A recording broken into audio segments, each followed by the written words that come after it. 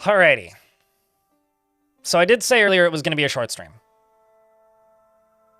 So in order for that to happen, we have to get started. But before I do that, there's a few things I would like to clarify. I don't think I'm going to stream on Halloween, assuming I can get that boat murdered video done for Halloween. That is my plan. I would like to get that video done, dusted, and out on Halloween. And then I will probably be beginning to prepare for a big patch, which means doing a big grocery shopping session and all that. So my plan today is to end the stream at like 3 and edit all evening. Yesterday I did about 2.5 hours of editing, and on the current video it looks like an hour of editing gets me about 10 minutes of video. I've edited all the way up to the hour and 50-minute mark on a 3-hour and 25-minute video. So if you want to do some like noodle scrambling on that and figure out how much more time it's going to take to edit that, it's going to take a bit.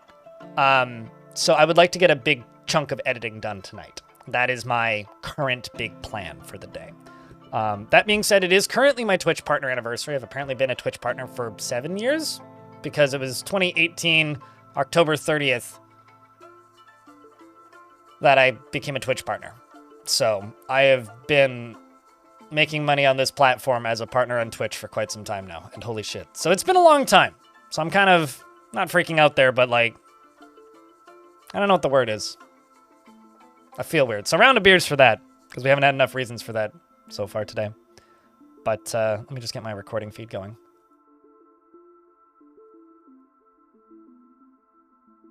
Speaking of gigabytes of footage. 2018 was 3 years ago. 2019, 2020, 21, 22, 23, 24, 25. Did I do my math right? On a foodie note, you have a slow oops.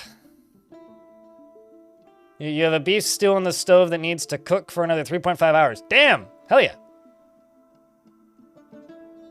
On a completely unrelated note,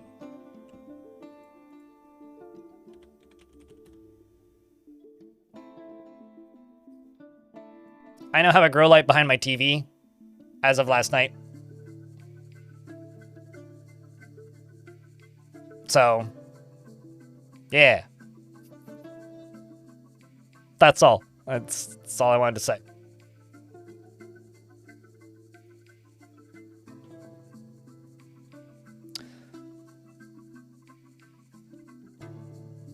So, as always, just as a reminder to everybody, this is a crowdfunded channel. I make the vast majority of the money that I make doing this from people who throw money at me every month. So I just want to say a real quick thank you to everybody who has a hat next to your name, because you're the ones who truly keep this channel funded. Shout outs to anybody at the top of the leaderboards here on Twitch, because you're the heroes that keep me from spewing HelloFresh propaganda. And thank you to those of you who take the time to tune in and watch. If you're watching on the YouTube side of things, don't forget to click on that like button, because that makes the YouTube machine go zoom. And as always, if you happen to like what I do, please tell a friend. And if you happen to have a Prime subscription, do think about me, because that was like 20 to 30% of my income yesterday. So like those numbers add up when people have Prime subscriptions that they're still paying for, like me, which I'm kind of embarrassed to say sometimes, to be honest. You see, I have a harder time dunking on Raid Shadow Legends, because that's just another shitty video game being shitty, and there's just a lot of shitty video games out there that are shitty, so it's like one of a lot. Whereas like every single time I go downstairs to take out my garbage on Thursdays, because that's usually when I do it, and I open the trash bin and it's completely full to the brim with HelloFresh stuff, and then I open the trash bin next to it and it's also completely full with HelloFresh stuff, and I open the one next to it and it's also completely full with HelloFresh stuff, and to my knowledge there's only one person in my entire building that gets HelloFresh. It annoys me. Jackie, thank you very much for the big raid. What's up? Hello, raiders. What brings you to this part of the world, if I can ask? What are we streaming today? How was the stream? What was you up to? I'm not fully awake yet, and I need to drink my bubbly. Degen raids, gotcha. Gotcha, gotcha. Jackie carried you? You must be strong. That'd be that's a lot of people. How big is the, like, bucket that you were in? Or who am I kidding? It's just a giant outhouse probably, right?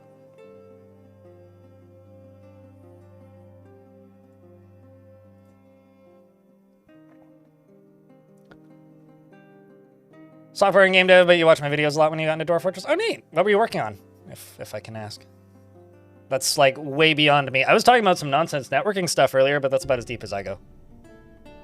I can, like, make an HTML5 page, if you ask me nicely. Maybe. Maybe not, even. Jack is, like, 8 feet tall. Ah, so you guys are, like, the borrowers? If I'm guessing? Little action roguelike? Ah, of like what flavor? Are we talking like the more hack and slashy? Are we talking the more like platformy? Are we making a Vampire Survivors? Like what kind of? Because to me that kind of says, at this point, saying you're making an action roguelike is like saying you're making an arcade game. It's like, all right, what genre though? Like Hades gotcha. Okay, because like there's so many different things that could mean in the current world that we live in. It's like, for all I know, it could look like Elite Dangerous. Because, like... Shit, what was the name of that game? It wasn't Rogue Space. That was a different game. It's like it kind of looked like Star Fox, but you're in a spaceship. I mean, obviously you're in a spaceship in Star Fox, but anyway. I fucked the surface up a little bit. This might not be the most obvious, but half of this is lava. Everything else is either burning or dead or covered in blood. There's zombies everywhere. Most of my fortress is dead or was dead, and is either a necromancer or undead, aside from the ones that are alive. And honestly, it kind of sucks to be them.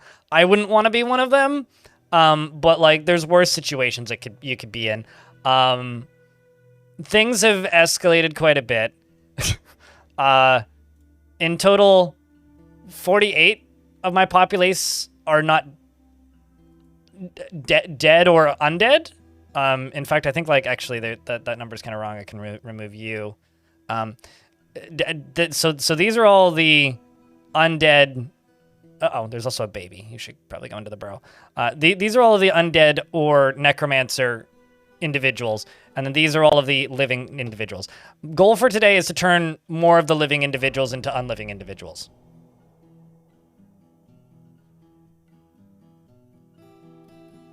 Yes, I as far as I know, Mortality for Everyone is currently a publicly available borrowable book in my library, which is the Necronomicon with, of course, the secrets of the lives and deaths. Everspace, that is not the one I was thinking of, but that is one of those, actually, which I'd forgotten about. They also made a sequel to it. You're gonna head out? You have a good stream? Well, thank you very much, and thanks for sending friends over to this part of the internet. Right before the sieges get significantly more terrifying. Like old Zelda plus Hades plus Blueprints. Presume from Blueprints you mean puzzles? Because Blueprints is like first person, but gotcha. Sounds neat. We've got a snake pit. Technically more than one. We've got lots of things to pump lava because that's fun.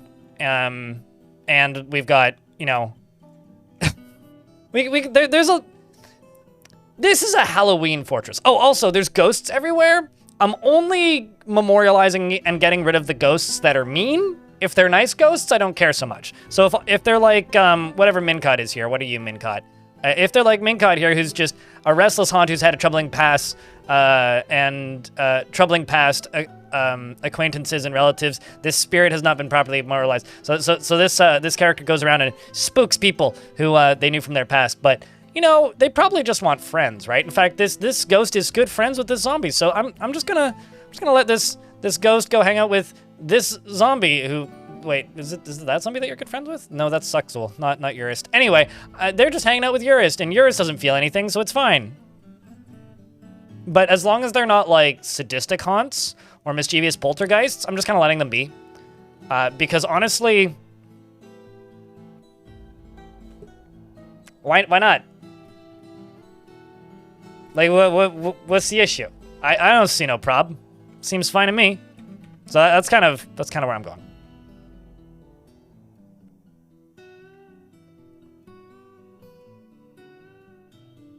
But yeah, that's the current, I guess, TLDR of the fortress. In the fortress, we have Felicia, who's still alive, unfortunately for them. We've got Bismuth. We've got Aliuk. We've got RN because their name doesn't load because their name. We got Iron. Oh yeah, also some of my military have like ridiculous skills. That's not even that ridiculous. We got Iron. We've got, what else do we have? We got Draken Soul. Snail is the only remaining gremlin. We got Dominok. We've got Chapeldine. Stormwolf, who's still in hospital. And has been in hospital for like a year.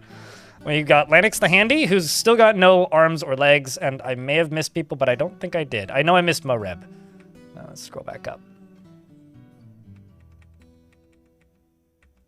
We got Dominok.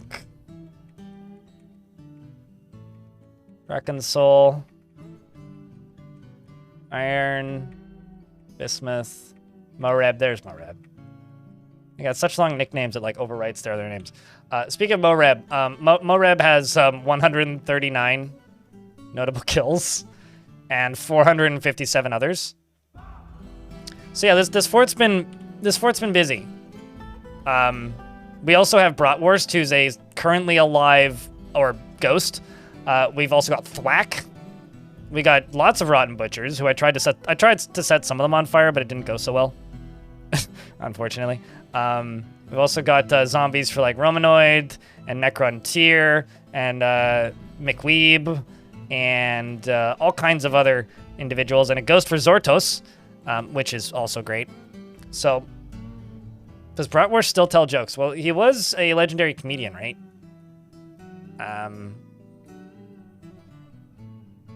So today I learned ghosts have to relearn their skills. Or their ghosts have to relearn their social skills because Bratwurst was a legendary comedian, wasn't he? Or was that somebody else who was a legendary comedian? I'm not sure. Maybe he wasn't the legendary comedian. Anyway, all the kobolds died, so... Or not kobolds, all the gremlins died. So that's kind of the reality of that. We are putting stuff away over here, and I need to kill some more dwarves.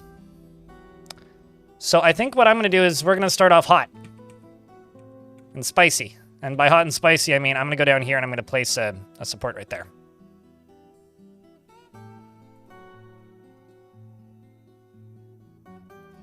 And then right above this, I'm going to place a floor piece. And thanks for all the partner anniversary wishes. Purple Izumi and Americancy. Thank you. Appreciate it. I've been a Twitch partner for a long time now. I'm like actually getting kind of crypt old. Especially when it comes to Twitch. Like scale of things, I'm getting old. For the forbidden hot sauce. Okay, can you please speak English? Time for the what? You mean lava? Why would I need lava down here? Is it because of the zombies? Because they're handy. We got nothing against the zombies.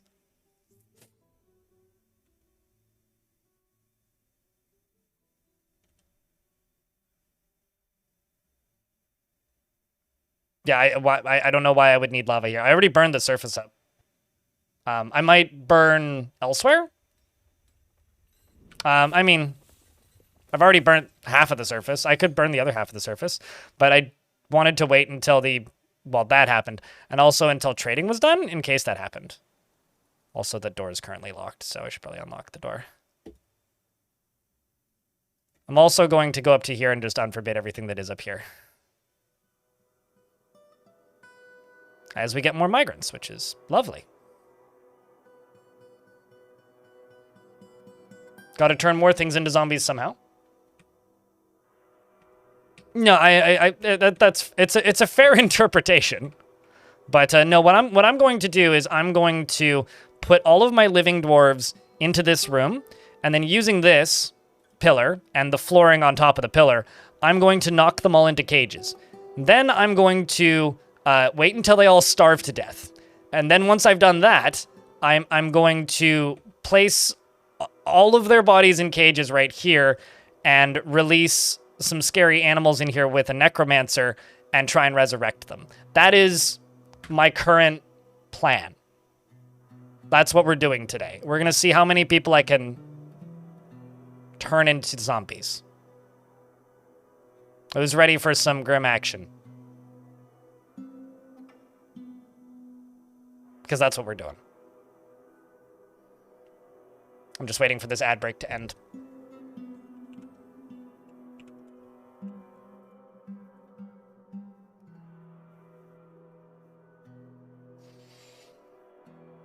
I thought it was tomorrow too, Benjamin, but Twitch has decided that it's today. I seem to recall this happening before, Benjamin in YouTube chat. Like Twitch does a 48-hour window for anniversaries because according to my dashboard, it's the 30th. Like starting when the first time zone hits the 30th. So, I mean, I guess it kind of makes sense, but it's a little bit confusing, I suppose, but.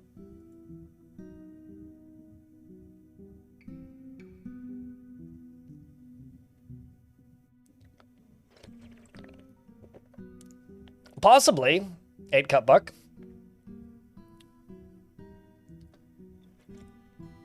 You're enchanted by the idea of a subterranean moat. In the fortress called Water Lungs, I didn't make a moat, but what I did do was I had a space in that fort that was... Oh no, this is the wrong thing. I had a space in that fort that was in... how do I put this? Underneath an ocean, and it was super far north, so the ocean was very cold all the time and remained frozen at all times. And something that I did in that fort was I dug out right underneath the frozen ocean and then pumped lava underneath it, which would thaw out the ocean so that water could hit the edge of the ocean and large animals could then wander onto the map. It was one of the most lag-inducing things I've ever seen in this game in the modern era, but it worked quite well, oddly enough. Let's just go through this real quick and just make sure there's no necromancers in here. I think I will leave my manager out of this. I will leave the bone doctor out of this. There's a few specific dwarves that I'm not going to lock in here. And so they should all just pile in here. With time, of course.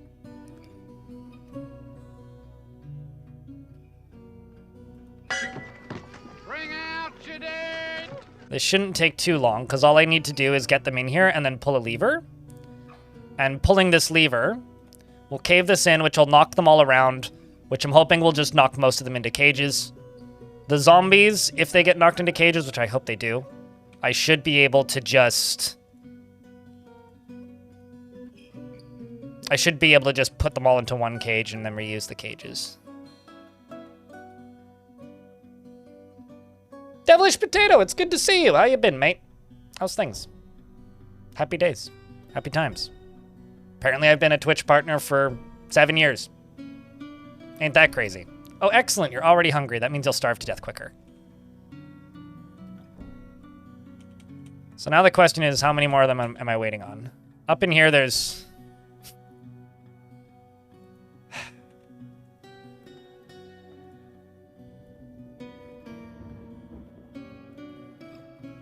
a lot of dwarves that still need to finish their tasks. Well, what I could do is I could do this. I could get this first round in here caved in.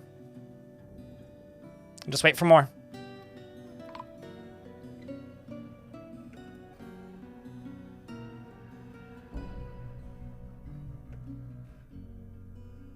I don't actually think those are new bodies. I think they've been there for a while. Although they might have been new bodies, I don't know. All right, let's go here. I didn't actually look at the population before I pulled that.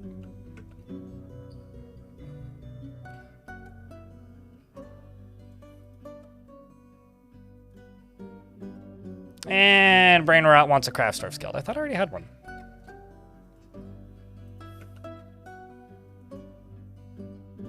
You're mutilated. You're mangled. I don't think there's much I can do with them.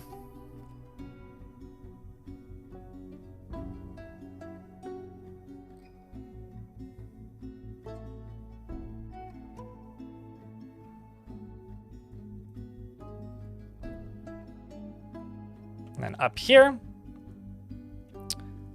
gotta place another one of these. We're also pulling all those cages out and sticking them up here. Also gonna go over to here and just put the useless corpses into here. Same with like all of the troglodytes and other things that like I'm not gonna do anything with anytime soon.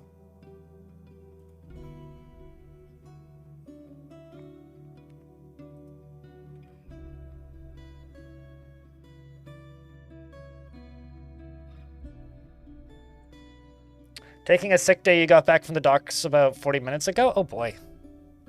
Is this like work injury related or you just feel ill? That's unfortunate, mate. Hope you feel better soon.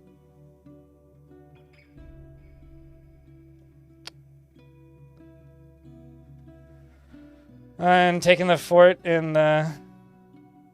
Okay, so this is from YouTube chat. I've watched one of your recent vids and... or VODs, and you mentioned digging several Y level, taking fort in the soon to be released siege update to counter digging trolls. How effective fall damage is? Fall damage is calculated based on what they land on, not how far they fall. So if they're falling like 20 Z levels but they land on dirt, it's not going to be very effective. If they fall 20 Z levels but they land on like platinum, that's going to be much more effective. So it highly depends on what they land on. Because once they hit terminal velocity, it's entirely dependent on what they land on. Okay, so I do have several dead dwarves in here.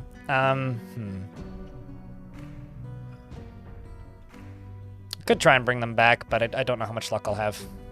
So I think I'll just wait.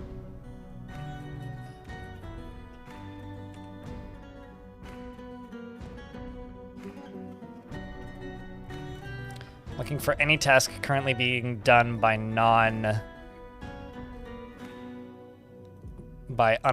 dwarves. Or non-unalive dwarves? Alive dwarves, I guess. Any tips? Make sure that you actually have containers to put your seeds in that are separate. Make a seed stockpile that's specifically seeds. And make sure that you are processing the plants into seeds. So if the plants are getting cooked, then you won't get seeds. If you are not using the plants that you've made, then they will not be made into seeds. So if you have like 500 plump helmets sitting around and tons of alcohol but no seeds, it's because those plump helmets need to be turned into spawn. So you need to brew the plump helmets for them to turn into spawn. Usually what ends up happening is people will have a lot of the plant, or they're just cooking all of the plant before they can make them into seeds. So you have to go gather more of it. That's kind of the TLDR on seeds. I need to butcher things. So let's go to animals and livestock. Ugh, whoever brought this is a monster.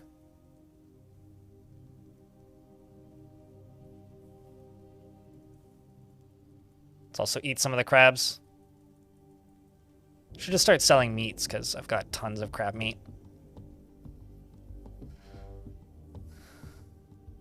I mean, I wouldn't even worry about unflagging plump helmets for cooking. Just make sure that you have a large variety of other things to cook, but like, if you click this button, then they won't cook plump helmets.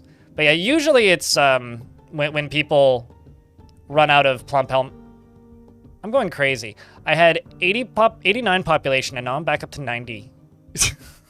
Like, the population went down and then back up. The hell? No. Cancel that, actually.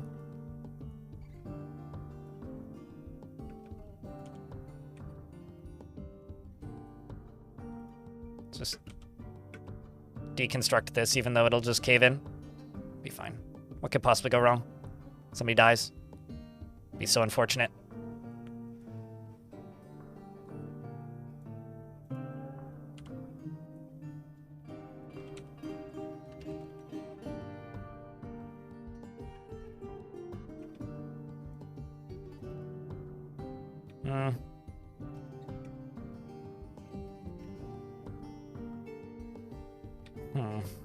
Here, you know what? Why don't we just deconstruct and reconstruct you? We'll do it this way. Just get the mechanisms from you.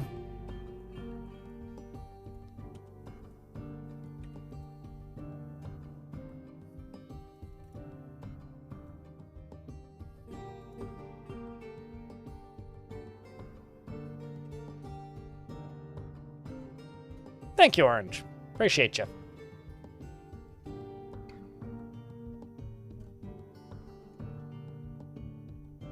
Yeah, I mean, that's usually, I think, why people run out of seeds for certain things is because they just don't have access to seeds because they haven't processed the plants that they got from the last round of seeds. Which is, like, mostly just the game communicating information weirdly is the issue there.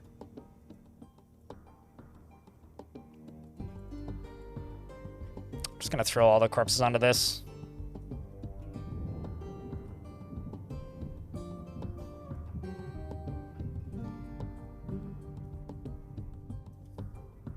Get rid of the rotten ones, but throw the rest onto here. Are you coming to construct that? Yes, you are. No, absolutely. Surface plant gathering can save you from that, and so can going to the caverns for stuff as well. Both of those can save you. Pretty effectively, honestly. Okay, let's also deconstruct this. Should be tons of load cage traps, right?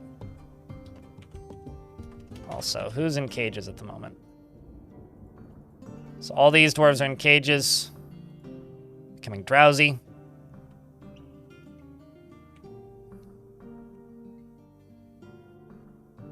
Could just start building those cages back here, but I think probably what I'm going to do is just assign them to this when they become available. Let's knock some more dwarves into cages.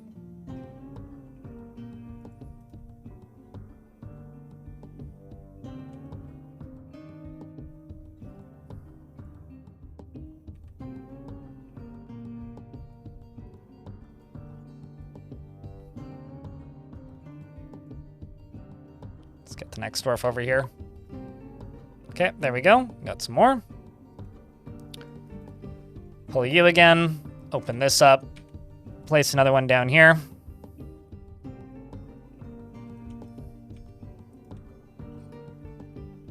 Move the additional dwarves who are now caught into the stockpile. This is an interesting fort. I'm making zombies. How are you, Rum Rusher? And I'm doing it like this because it's I don't know. It's just kind of convenient to just like stick them in a cage and starve them to death. I don't have to worry about mangling them.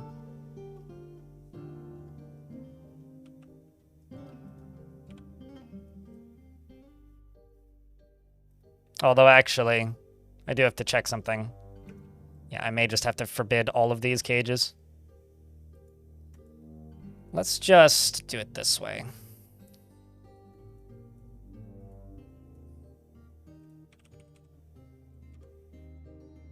So let's just go none, and then only dwarf cages, and then right next to this, I'll just do empty.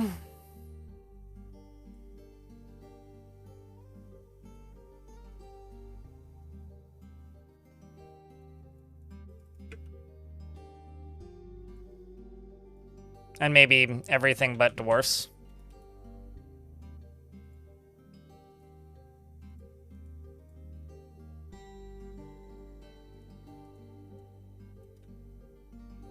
Just so that I can easily forbid them.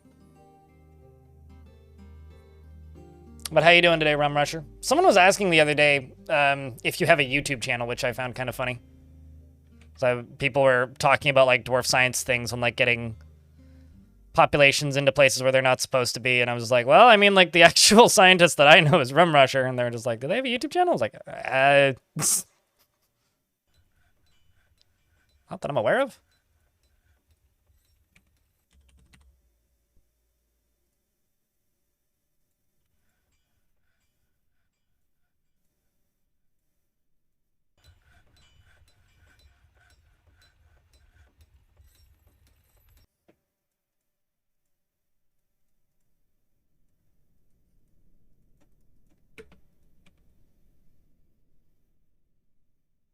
And also, hello, J Fever. Are you like a bandwagoning Blue Jays fan? Is that what that username means? By the way, I don't follow baseball at all, which is how you know that something must be happening in baseball when I start hearing about baseball-related things.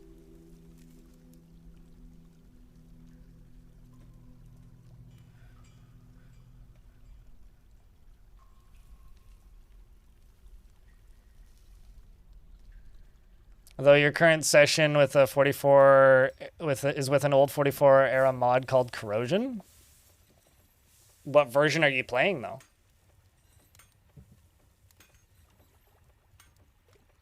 Not sure if this or Deadly Dust is more humane. Well, they don't die in fear this way. This is certainly not humane, but I guess like the bleeding Deadly Dust would be pretty humane. Which I did have one of those earlier, but I killed the beast, so. I did kill the critter.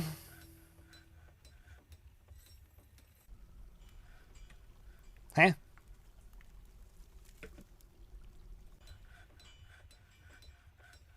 Item inaccessible, eh? There's literally 2 right there.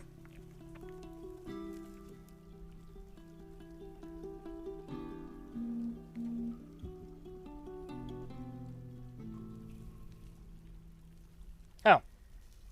Got a text message from my pharmacy saying that vaccines are available. Neat. I was actually going to ask them about that. 52.05 just ported the old mod to the latest DF build. Yeah, it's always interesting when like mods still function.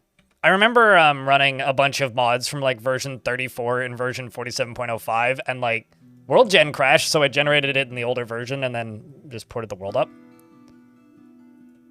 Which was oddly consistent. Okay, how come you're still not working? What the hell? Okay, fine, fuck it.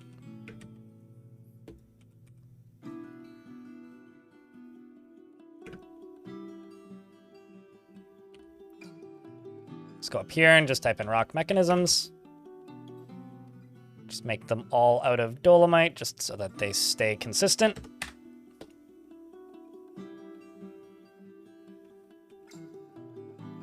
As we also do this. I don't think that they are... Oh, no, they are feeding them. All right, well.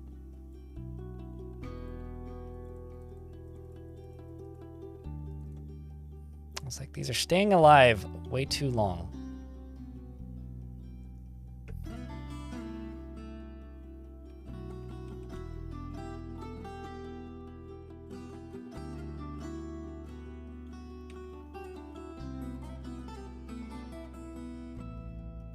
Just forbid you. Okay, I don't even know why that's canceling. Just have to wait until they put stuff away, I guess.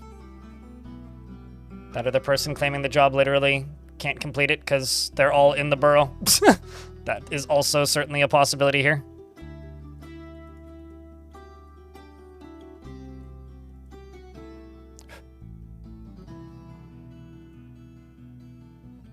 Seems to be the problem, actually.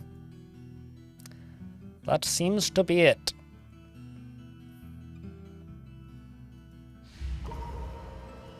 Fishery worker goes to make an object on a strange mood. I was gonna also make a doctor's guild up here, which I may do today, or should do today. Recently, vanilla-wise, you ended up learning about playable ghosts in adventure mode, with the use of necromancy and sending undead folks off on missions for 3 months. I had a ghost agree to give me directions in adventure mode once, but if I fast traveled, it would leave. Which is kind of funny, in a way. Also, do not want that KV in this fort, so I will actually put it down here.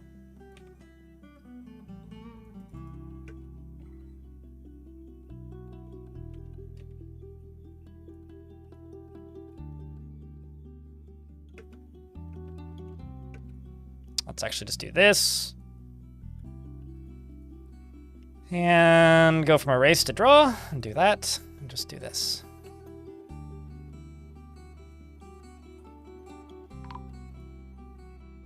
Knock the rest of them in.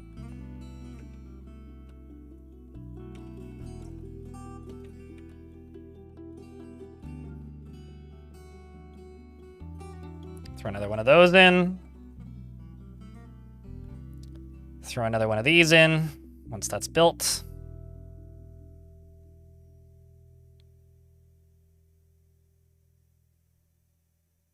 Good day. How you doing? T-Tron. Oh no! Dwarf Surgeon Necromancer has been missing for a week. Now, did you die of starvation, which is what I need?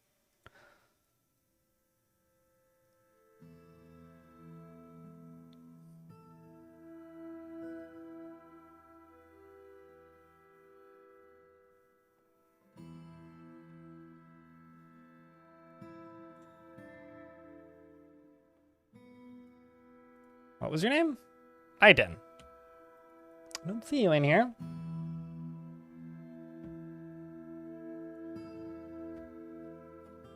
There's Aiton. That's just your bones, though.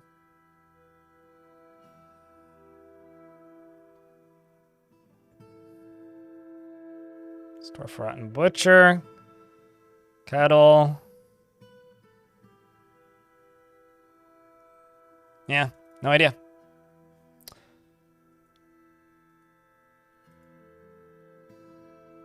Oh, it's possible they're in a cage. Let's just undo these and get these bodies out of here. If I've got an empty forbidden cage, then they're in the cage.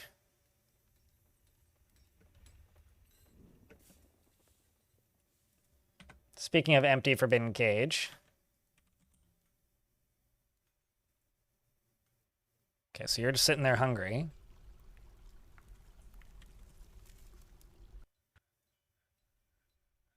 You're drowsy. Yeah, they're just drowsy. So I'm gonna need to like forbid this room basically, which isn't too big of a deal. Just need to wait until all of them are in there. So that's just gonna take some time.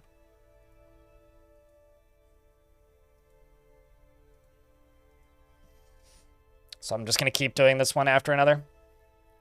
Cheers, Plump. On up. Yeah, I'm also hyped for the Siege update. Which is, like, almost strange for me, because I very rarely actually get excited for things. If that makes any sense. But no, I'm getting there. Like, we're close enough now that it's, like... It's starting to feel real, I guess, you know? Like, it always takes a while for things to start to feel real when it comes to updates like this. But I'm very much getting there, so that part's fun, for sure.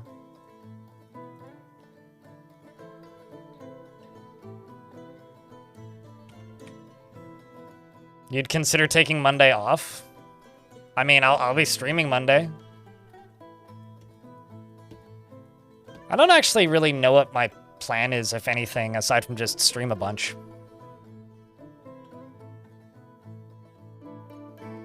Also, pay time off. I realize what that means now. I read that as photo ID for some reason.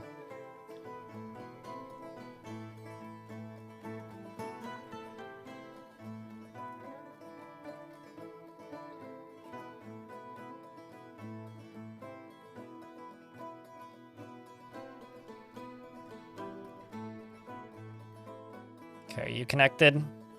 Yep. Pull this one. Knock some more in. There goes more of them. Pull that.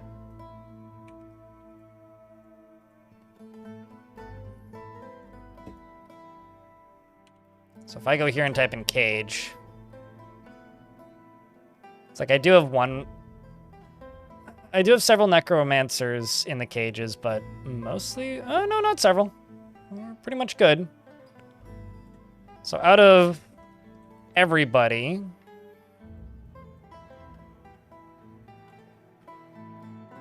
I think we're pretty much there.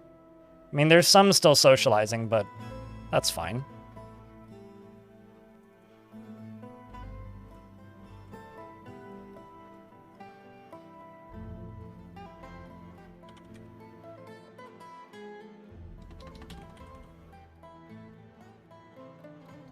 All right. Let's just put everything in here.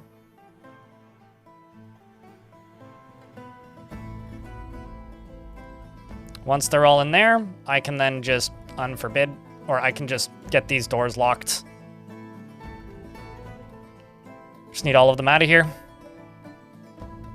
And then when they're all out of here, I can resurrect them. Wait, there's an updated Steam banner? I haven't looked. Oh, yeah. The new... That was when the trailer released, right? No, it'll absolutely be a new world and fort. I just don't know entirely, like, what my strategy is or, like, what kind of fort I want to build. Because, like, it's going to be a matter of experimenting and figuring out, like, whatever the new go-to thing to do is to defend your fort, right? Like, that really is going to be the plan. Kelladon, hello! And thank you, Raging Cave. I mean, wall yourself off and see what happens. That's probably going to be part of it, right? I like the idea that or an idea that I was thinking about last night, which is like, I think my knee-jerk response when it's like siege update is like to build big battlements and things, you know? I think that the reality of like what's going to be good is going to be a little bit closer to like still dig underground, but have like a spot that you expect them to dig into or want them to dig into so that they burst through like the Kool-Aid Man and then just get gunned down. Like basically building like battlements and a fortress underground, I guess. The Forgotten Beast, Egror Nosmul Mukong has come, an enormous quadruped composed of water. It has a stubby horn and it squirms and fidgets. Beware its poison vapors. It's going to become one with puddle. I think it's already dead. Yep. It got killed by this guy already, and there's a smear of water on the ground from where he died. Well done.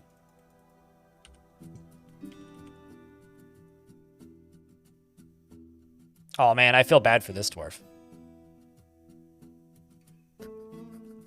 Imagine going into a strange mood while in a cage. Oh, that's actually kind of grim. Okay, so you're going to leave this. I'm going to lock this door. You're Miss Zombie right there. No. Just going to wait until all of the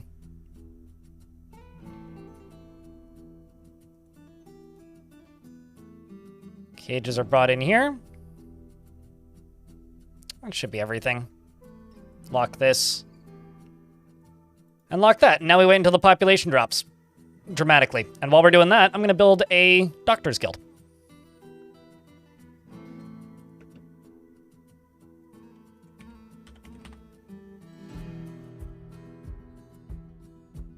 To R&D in the future? Yeah. Yeah, a lot of dwarf defense R&D. I could see that. I also need a Craftsdwarf's guild, so maybe I could build that too.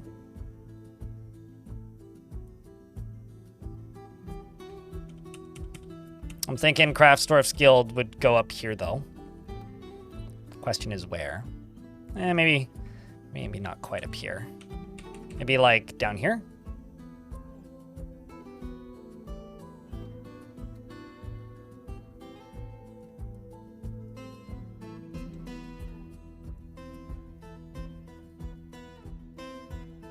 Something like that.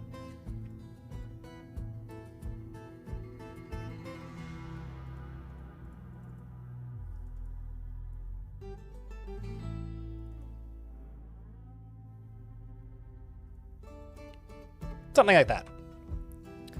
This can be the Craftsdwarf's Guild. How you doing, Necrontier?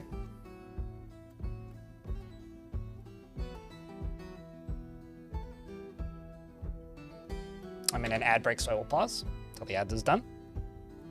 I think fortification on every wall underground so that you can have a small buffer to stop the surprise of digging through the fort. Oh, yeah.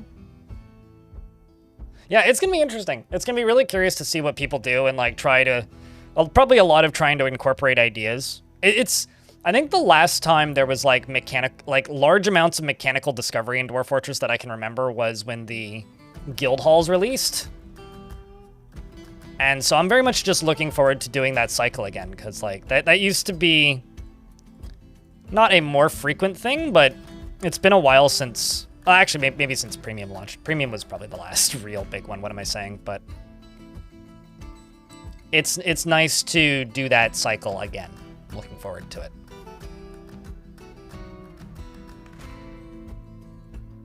Building invaders, digging invaders, all kinds of things. And then, you know, like, I have a feeling there will be certain things that they can do that are just going to get annoying is maybe the wrong word, but like not be things that a lot of people want to deal with, and then it'll be like the advice of like, yeah, turn this off and turn this off, but leave these on. I'm curious to see if any of that ends up happening, but yeah, at this point it's just like, I think the thing that I'm the most optimistic about, and this is just because I've played this game for too long, but historically Tarn would like to release patch notes and like kind of give a brief description of what the actual update was, and then put something in that you didn't tell us that's really mean. And I really hope that there's some stuff like that, because recently what's been making me really happy about the current developments about Dwarf Fort is ever since like adventure mode's been out, every post and thing that Tarn has said publicly has just seemed very happy. And the happiest I think I've ever seen Tarn, or heard Tarn, I guess, is in the old episodes of Future of the Fortress when he like cackles briefly when he says that he's adding something. Because you just know that that means that he's added something mean that he hasn't told anybody about yet that he thinks is really fun. And he's kind of done that a few times. He's got like, he gets like this weird look in his eye, like he's plotting something. More like Urist he'd miss them. Palping done.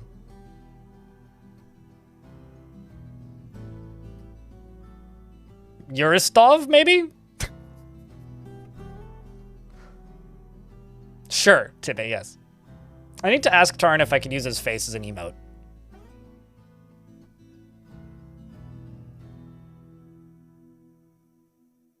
Well, I mean, like, because Benjamin in YouTube chat says better than, or wait, no, if you're talking about drowning chambers, they might be talking about me killing my own dwarves for zombies.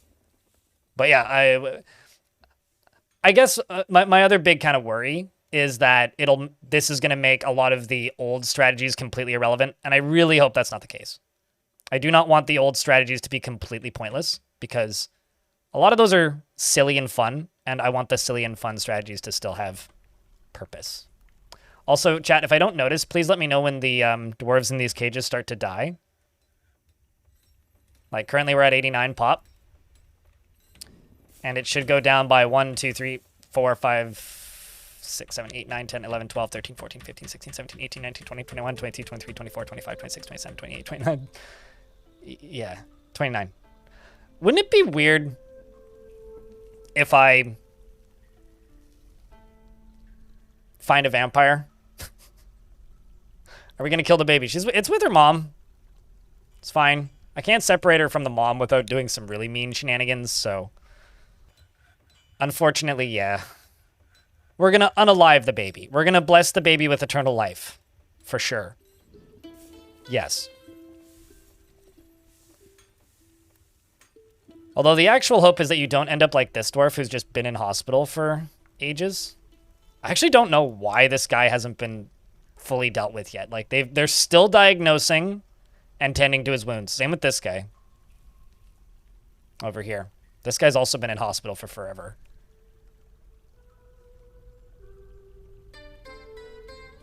Would a vampire like it if it rained blood? No. Because that would be congealed, not fresh blood. They like fresh blood. They like it direct from the source.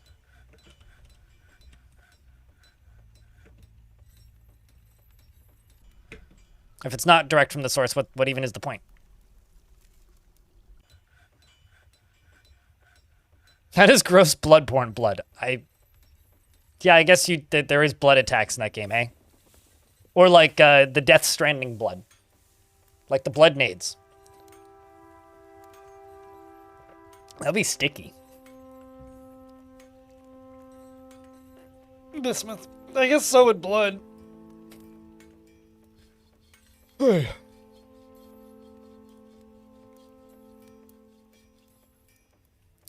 I'd like to plop that font of poli-sci graduate and see their reaction. There was an analysis of the economics plus political model of the canon dwarves a while back.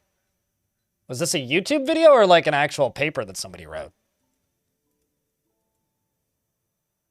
Because I'd be kind of surprised if they didn't know of it.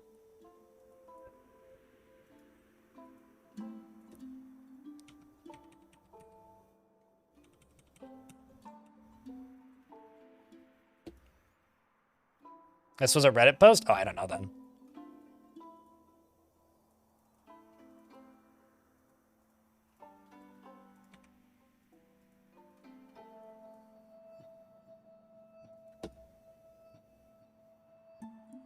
A lot of dwarves, I'm sure, are putting away stuff that they own.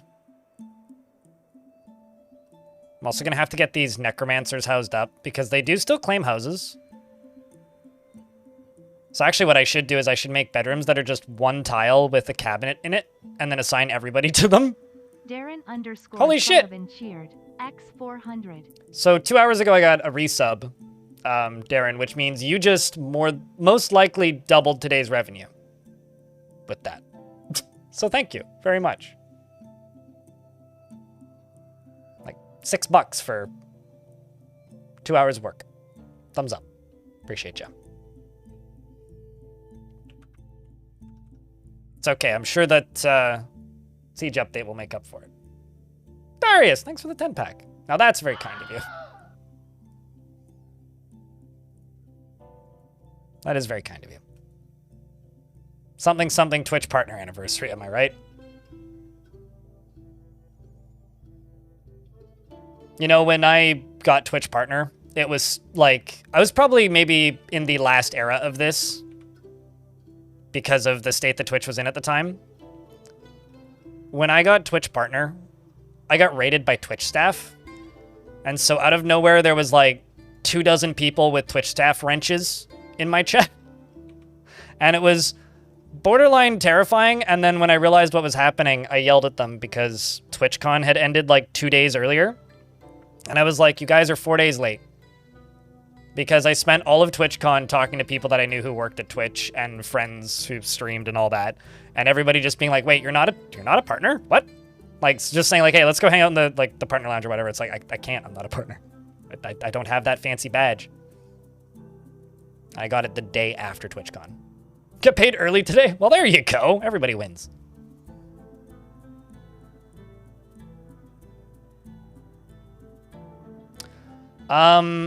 Because the way people become monarchs is by having a good reputation with the faction.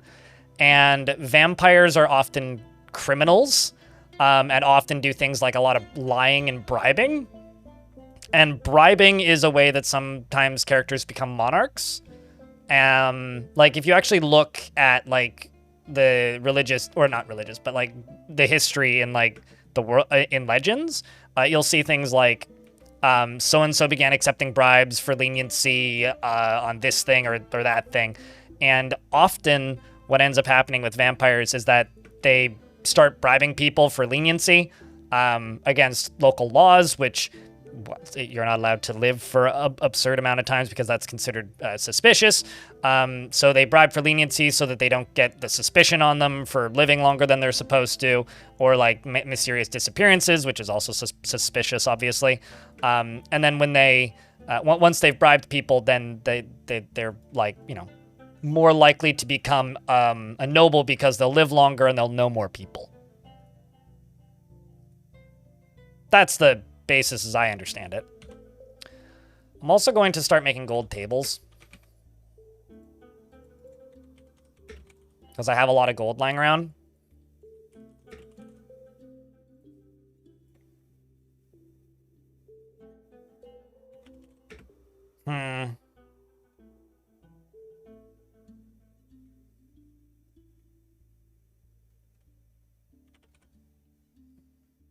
Also make some gold toys. And some gold goblets. 3, 6, 9. So I'm only going to make 3 gold toys and 5 gold goblets. And then let's do 2, 12, and 12. And the statue is going to be Kun, the Cat of Rumors, which takes the form of a dwarf associated with stars and death, our god. Yeah, it gives them more, like, bargaining power for their ability to stay hidden, is also a true thing that Tyrantos said. And also, I'm not going to put that gold bar there. I'll just put a window.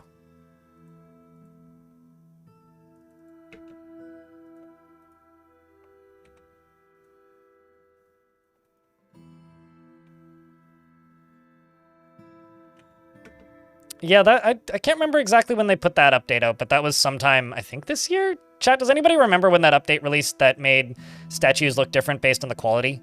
I'd have to go back and look, but it's been out for a little bit. I really like that update. It's a really nice little change. So this is going to be a Crafts Dwarfs Guild.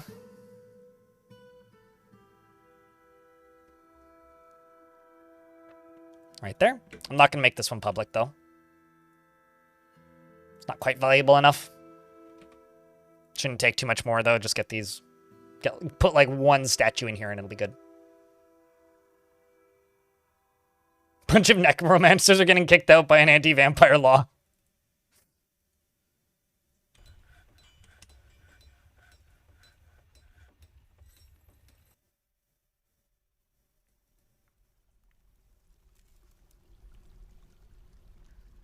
But yeah, they seek positions of power to avoid suspicion.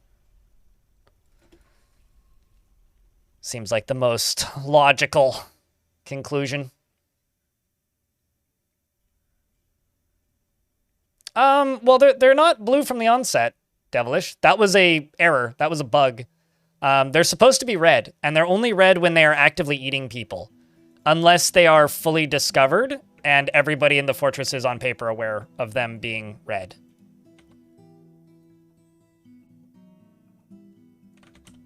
So them being blue was actually a massive bug.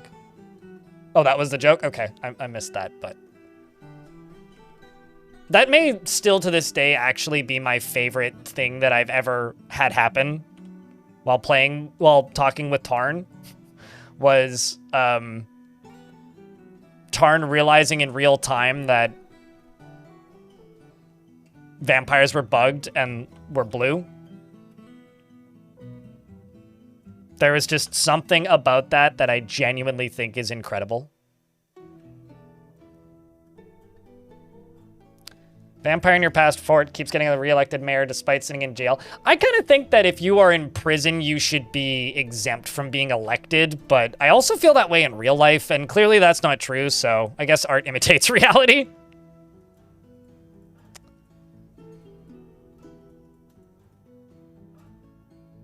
It's too real, right, Zapperson?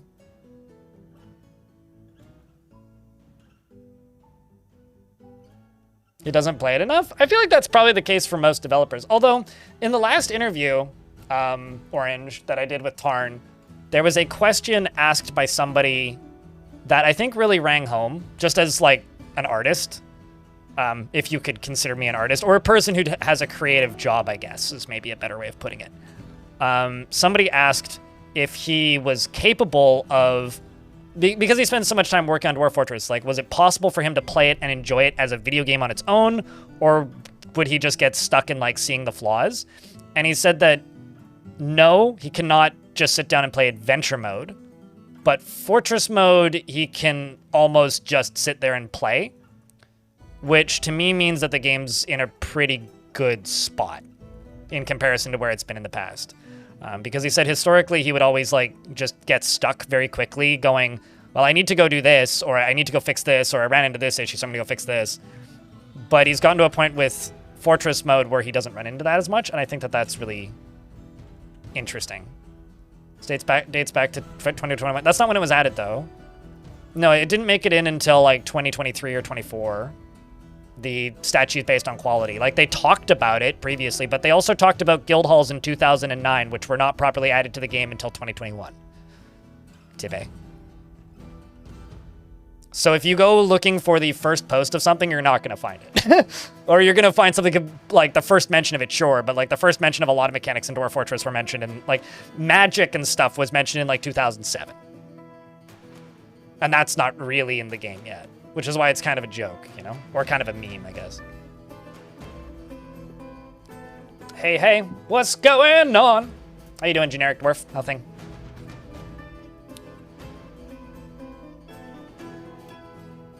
I do find it funny is that you wouldn't notice the vampire color thing unless you pointed it out. I mean, like, you would have just thought they were a zombie, right? Which were super common. And they did just look like zombies. Although, I guess zombies are almost common enough that the vampires just, like, blended in with the zombies. But, like, I don't know.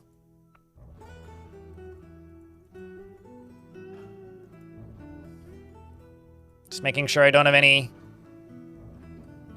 restless haunts, forlorn haunts, all fine. It's the poltergeists that aren't fine. Ooh!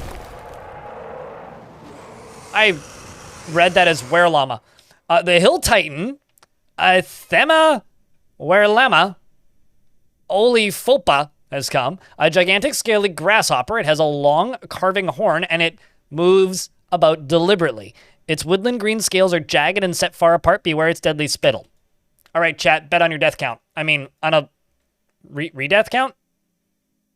What do you think the re-death count is gonna be?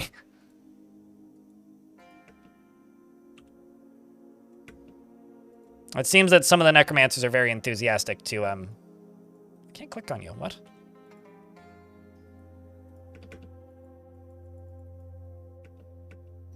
Oh, you were already dead. Well, that was very quick. But now you're dead. What even happened? Hold on. So the Hill Titan...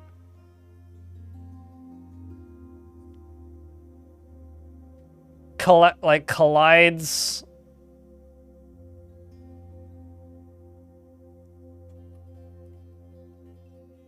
immediately kills Yushat.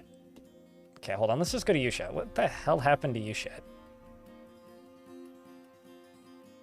Got kicked in the fourth finger. Okay, so I got kicked repeatedly and was propelled away by the blow and died. So you need to be regened, potentially.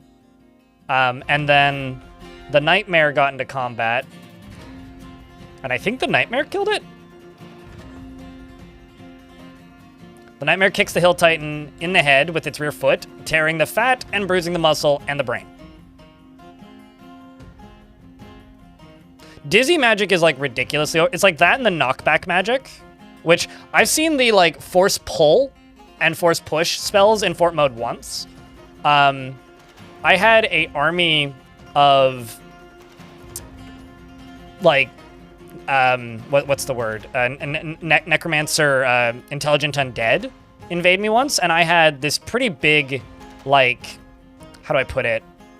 I had a pretty big setup where I was permitting, where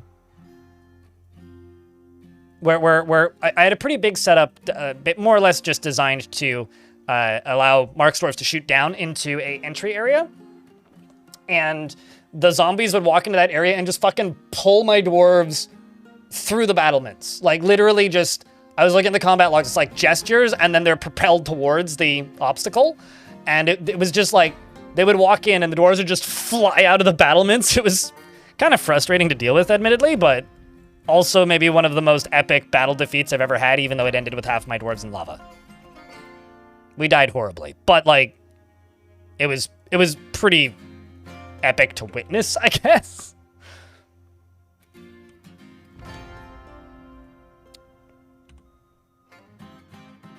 Like, for me, I would say that is maybe like top 10 most memorable battle ends.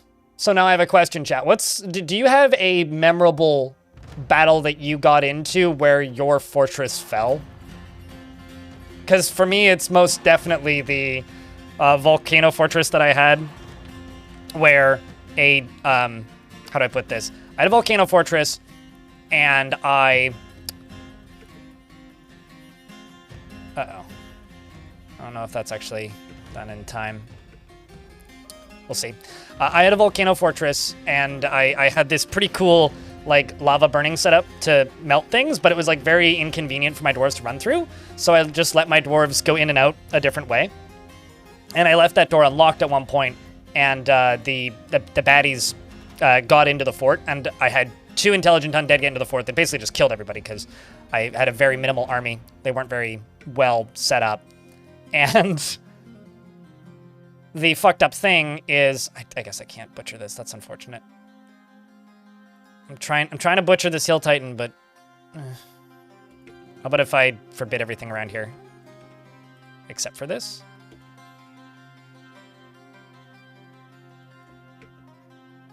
I guess it's not butcherable. Well, that's a shame. Oh.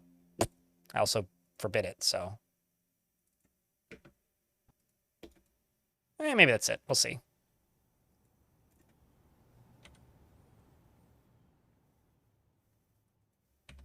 But anyway, one of the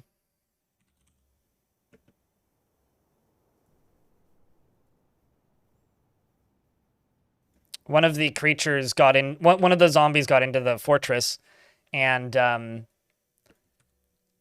I just kind of flipped shit because I realized that they were going to get into the fort, so I chiseled through a wall and let lava fill the whole fortress up, which was great because it burned the enemy as my fortress was falling, and I felt great about myself. And then I was like, but that fortress had an artifact I really want, so I sent a dwarf to try and get that artifact back from the next fortress, but that artifact was covered in lava, and then when the dwarf re-entered the map, the on fire tag had still been tagged on that item, so the dwarf arrived in the fortress and then immediately burst into flames upon returning to the fort. It was like one of the most distressing things I've ever seen in the video game. But also still kind of great. I mean, I'd be lying if I said it wasn't entertaining.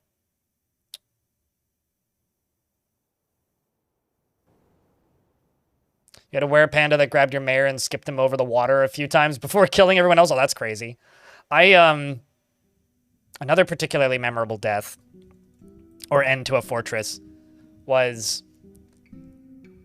not a were-llama, but I had a forgotten beast that was made of magnetite come into the fortress. And I had a mare at the time who was a vampire. And I was like, you know what, fuck it. I'm just going to get this mare to join a squad by themselves and just go invade somebody and hopefully go die. Just to try and get rid of them. And I sent them off map. And instead of, you know, returning or leaving, as one would expect, I got attacked by this forgotten beast. And my mare, unbeknownst to me, was still running around gathering up gear. And the forgotten beast killed 95% of my fort. Including my entire army. It had webs, by the way. Including my entire army. And I went from like 200 dwarves down to like 5. And then out of fucking nowhere, my zombie mare comes flying in from off screen, 2 shots the Forgotten Beast, and then leaves on the siege and dies off map. It wasn't really like, you know, the fortress ending, but one of the most memorable things I ever had. Was where a web-slinging Forgotten Beast got into the main part of your fortress and made a poisonous mist. You know, honestly, Sunbirths is probably up there for me as well. For those of you who never witnessed Sunbirths, Sunbirths was a Forgotten Beast with Deadly Dust, which got mixed in with snow, which basically made all of the snow like poison, like gas, essentially. So everybody who got touched by the snow died. There we go. It's beginning. Everybody who touched the snow died, and it was horrifying. It was just spontaneous bleeding as far as the eye could see everywhere. As soon as this dwarf goes, I will...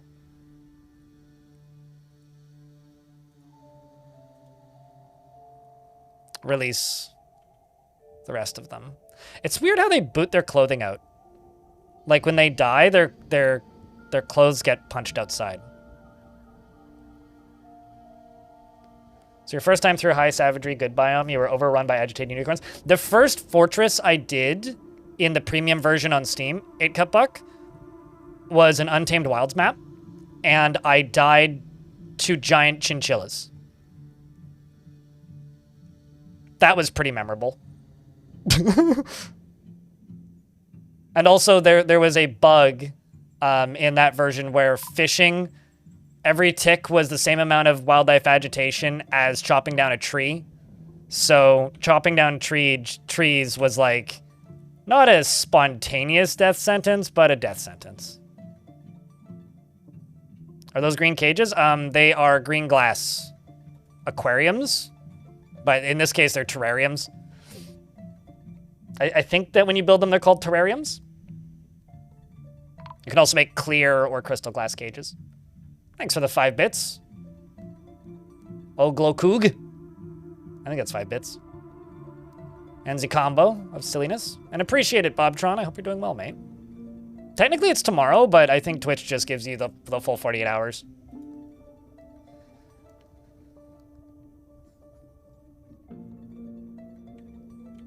Oh yeah, also that boat murdered video, I did a test run. As of right now, if I were to just render it as is, it would take 7 hours to render. It's gonna be, probably tomorrow night. I'll just start it rendering and let it go all night.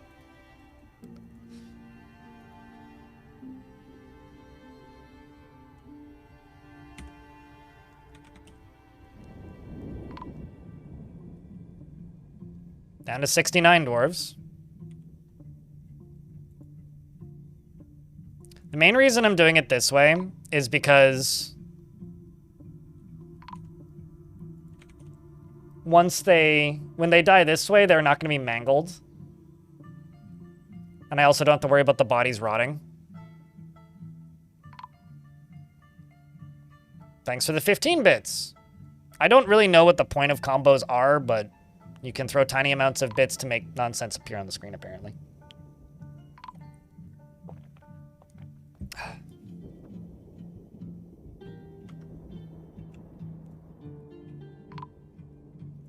And also to those of you watching on YouTube, don't forget to leave a like on the stream because it does make the YouTube machine go burr.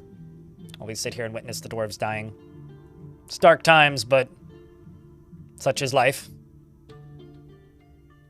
Also, looks like the Kit Fox stream is up, by the way, talking about doing the Mod Jam stuff. Or a Mod Jam showcase.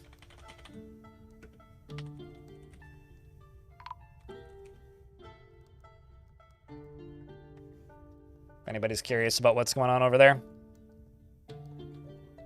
I'm mildly curious while I wait for these dwarves to die. So? If anything interesting pops up over there, do yell at me in the chat. Pop the stream up in the background.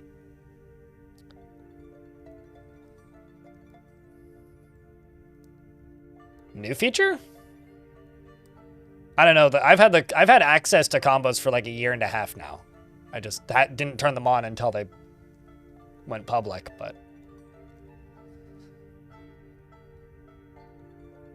so I don't even know if I would call it new. Slowly rolled out feature, maybe. How you doing, by the way, Reinhardt? I feel like I'm seeing a lot of people I haven't seen in a long time. Is it because, like, people get weird notifications because of my, partner anniversary, or is there something... Or is it because of the update coming out? I'm definitely in that party, Reinhardt.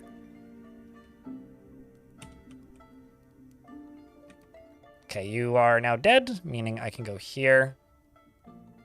And just start putting corpses...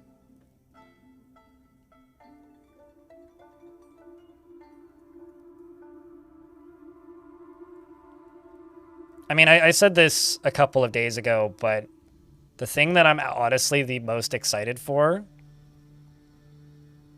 when it comes to the update is I want to see what it does to just the community, because I think Adventure Mode Beta was the last, like, anticipated thing that they did. And since then, this is the first thing. And I'm really curious to see what this will do to the number of people playing Dwarf Fortress and the amount of reviews the game gets.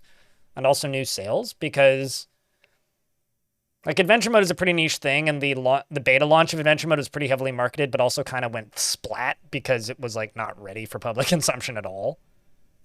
And then when it left the beta branch, the returning number of people was, like, a third of the number. Because, like, when it went into beta, there was about 5,000 people playing Dwarf. When it released from the beta branch, there was about 2,500. So I'm really curious to see what this does to the player count. Like, how many people does it bring back? Or how many new people does it bring to the game? That's what I want to know. And that's the thing that I'm the most curious to see about this update. Like, I realize that it's not nearly as flashy as, like, new features per se, but that's what I'm actually curious to see. For whatever that's worth. What's in the new update? Goblins can dig now. It's a siege overhaul. So siege weapons for the dwarves are getting redone. Enemies that invade using sieges are all getting redone and changed. It's a large overhaul to siege and siege related mechanics. That's what it is. It should be fun. Looking forward to it.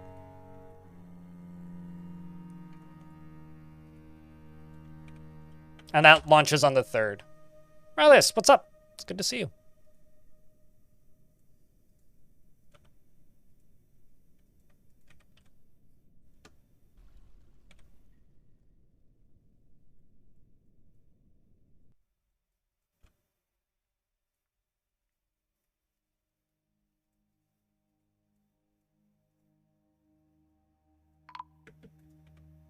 Yeah, that's the thing that I'm looking forward to as well.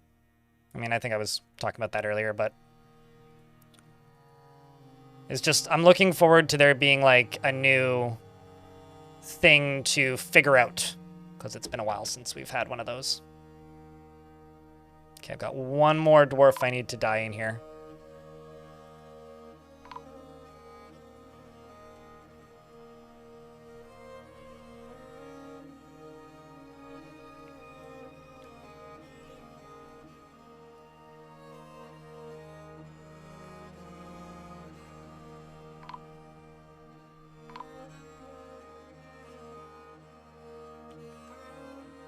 This is grim.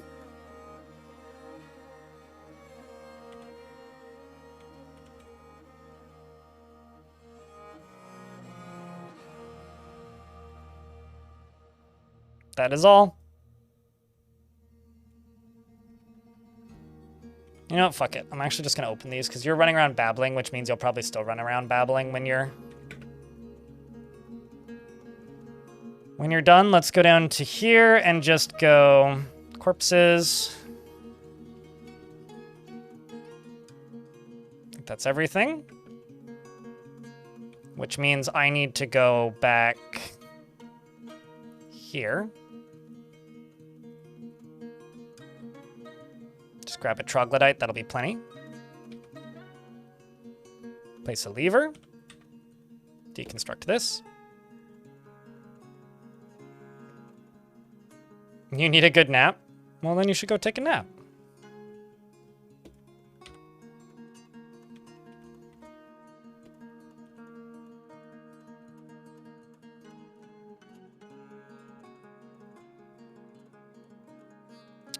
I had about 3 weeks of sleeping horribly, but the past few days I've been sleeping much better, so. Oh yeah, I did that once. Actually, I did that once at 2 separate jobs. I fell asleep when I worked in a factory, and I fell asleep at work when I worked in fast food. Surprisingly, only once that I'm aware of. Or once that I got caught. When I worked in fast food. Literally woke up to the sound of my manager at the time going, Greg? Greg, are you dead? Where are you? Greg? Greg? Greg? Greg? And to which I finally responded and said, I think I fell asleep. And he says, good, don't tell your boss. And I was like, all right, works for me, man.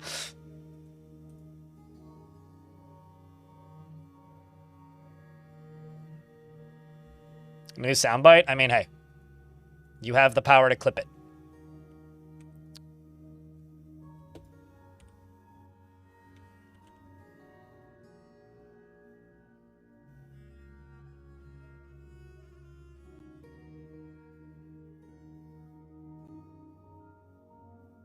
Just putting all of them items on display. Let's see if there's more that need to go in here. Everybody's already assigned, it looks like.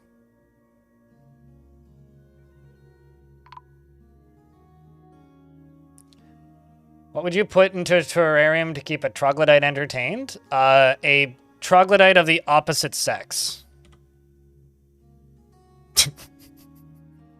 And jokes, and then you have a family of troglodytes. I don't know. An elk bird? I don't actually know what the chance is. Oglo, Kook. Like, there's somebody... Rum Rusher might know, if Rum Rusher's still in chat, but I don't actually know what the odds are. All I know is sometimes I have really high success, and sometimes I have extraordinarily low success, and there seems to be, like, no in-between.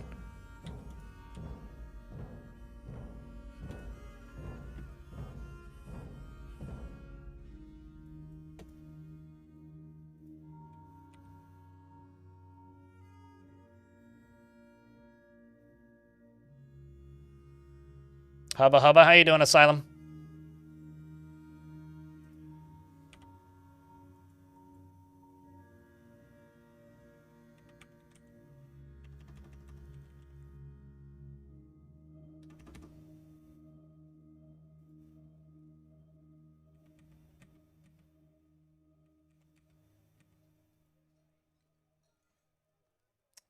Got a lot of things on display here, but nobody's really putting them there.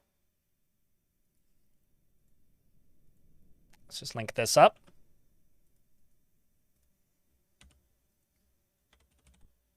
Just get this first round rezzed, I think.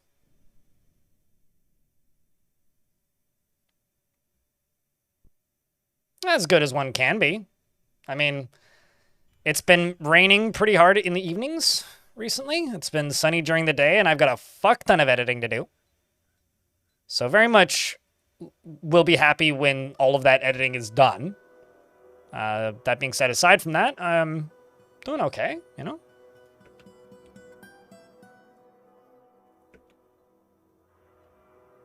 Doing okay for sure.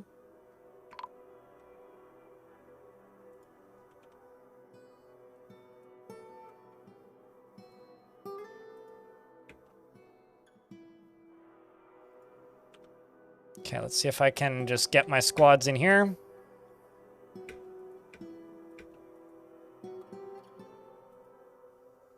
Okay. Who's putting things on display? Someone has to be. Okay, nobody is currently putting things on display, so I will forbid this. Turn this off. Station you back there. And pull the lever. So this should resurrect a bunch of these. Well, it did. My population went up, and there is now a bunch of nightmares in the room, which is fine, because theoretically, all of these dwarves who are now in my fortress are undead and can't feel fear, except for that poor baby troglodyte and presumably the cavey, but they ignored the cavey and killed the troglodyte, which is fine. I can now deconstruct this. We can open this up and start getting more in, and all of my successfully resurrected zombies who have no injuries can now all just leave. Part 1 done. Time for round 2. Also, I took too long to get that dwarf skeleton in there, which sucks.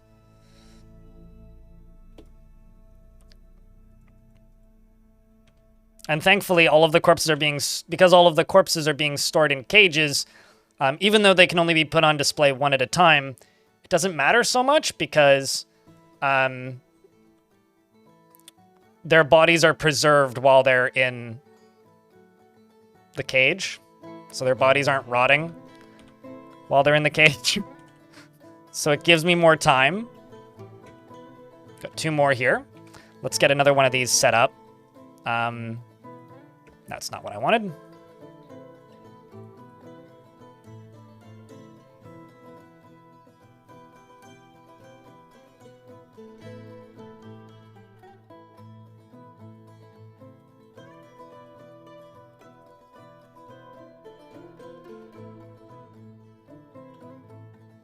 Let's just forbid this and actually just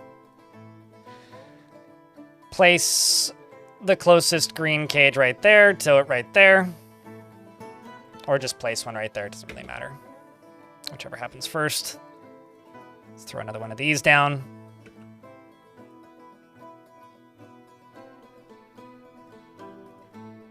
It's going to be hard to increase the population of this fort. It's been really easy, so I don't really know why you would think that. I mean, I was at 90 dwarves, and then I killed almost 50 of them. So no, I've been, like, intentionally decreasing the population of this fort. We keep getting migrants. I mean, I was at 18 at the start of yesterday, and then I ended at 80. We still trade every year. Well, no, because I've been giving them piles and piles and piles of wealth whenever they trade with me. The mountain home, that is. And wealth from the mountain home redoes it. So, yeah, they arrive despite the danger, but I don't know. We're doing fine with keeping the population up has not been an issue ever since the little kerfuffle at the beginning. But since the kerfuffle at the beginning, keeping population up has not been a problem. But that's also not a huge deal because I plan to end this fort tomorrow anyway. Like, I plan to properly end this fort tomorrow. Which is why tomorrow's going to be a longer stream than today, because I think tomorrow's going to be my last stream before the siege update. Yep. Got something emptying cages down here, but I don't want to reopen that unless I have to. I also might dig too deeply and greedily in this fort for funsies. Eh? Oh, that's not good. Well. You guys want to resurrect those, you lazy bums? No?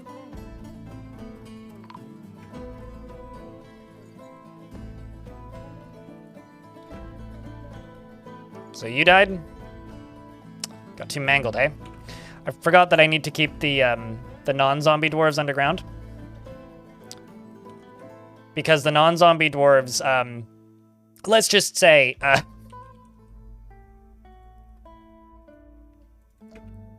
are the ones that have problems when there's nightmares. And the nightmares are very useful. They very quickly deal with, zombie problems and things. Or, I mean, scary animal in disguise problems things. Because there's currently birds or something. Yeah, I don't know. All right, let's get back to what we were doing.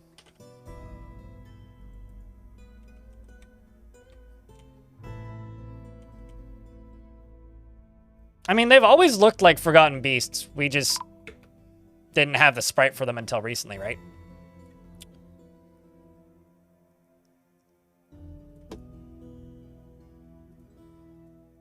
Oh, come on. Do you mind? It's very inconvenient, you twerps. I have to send the military up here to deal with this.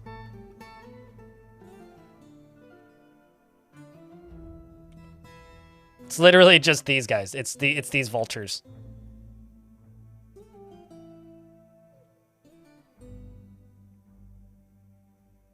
And it's only the pathetic living vultures that cause us problems.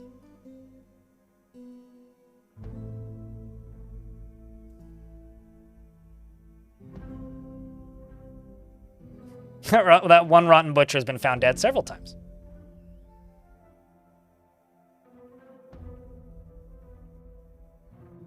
I may actually just deconstruct and reconstruct these doors.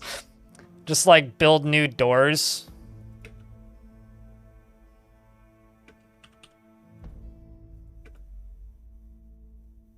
Let's just get everybody underground.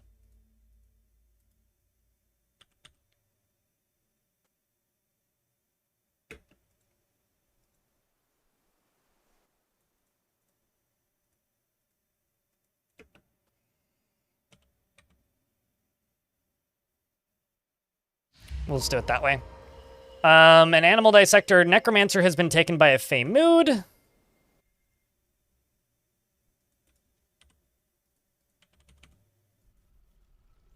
You're seriously injured. Well, good for you there, Dwarf. How's this doing? Still got a lot of things that are not on display yet.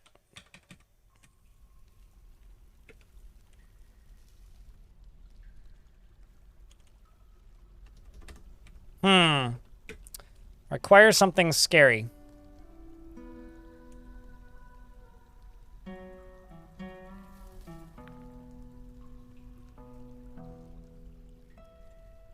Just gonna pause a whole bunch of jobs. Because I need them doing stuff that's more convenient at the moment. We don't really need drinks or anything. I just need to get this task done.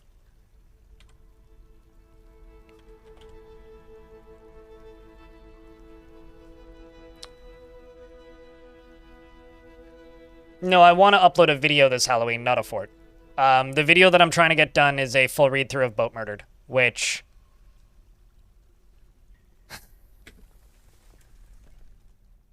probably has about 8 hours worth of editing left to do. And then probably 8 hours at least of rendering.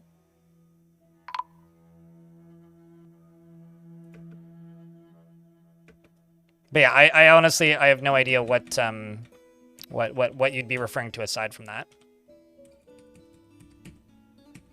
But I want to get this fort done on Halloween. And I want to release that video by Halloween. Or I want to get this fort done before Halloween, and I want to release that video by Halloween. Those are the two things I would like to do.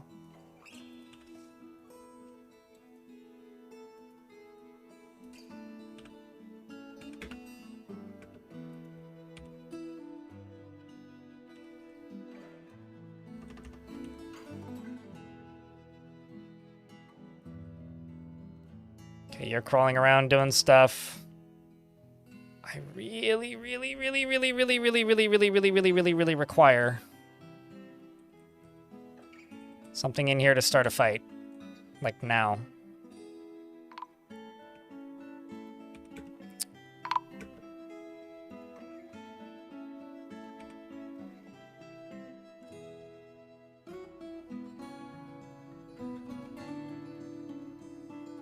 Shouldn't have stacked them all in one cage.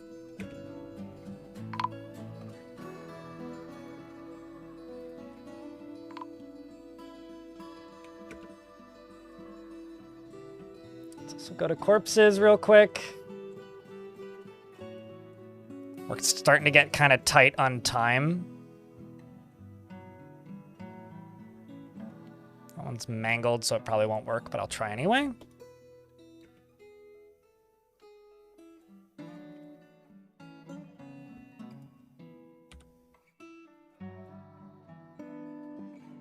Wow, you are strong. Just running straight through with that iron cage.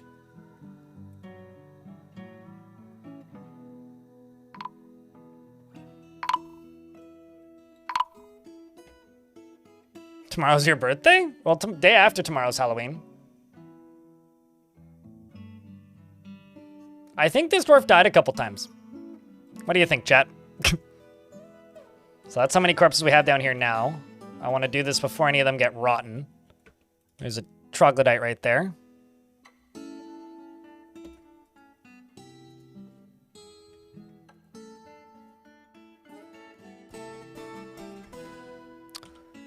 And my army is down here.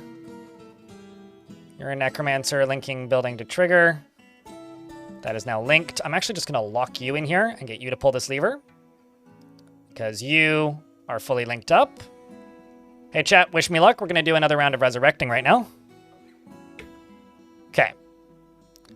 This one seems to be a 100% failure. It's weird. You either get like a very high success rate or an extremely high failure rate.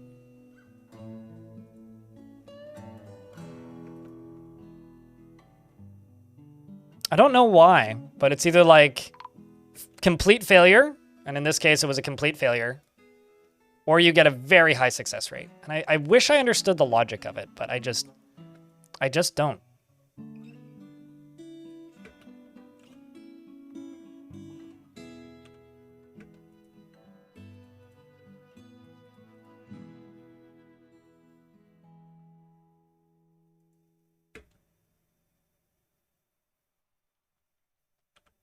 This is going to take a little while.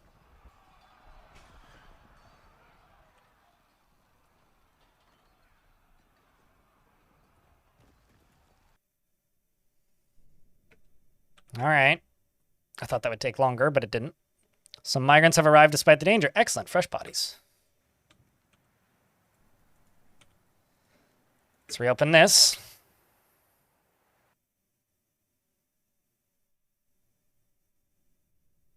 It's probably, yeah. It's probably something like that. Or whoever uses the spell first.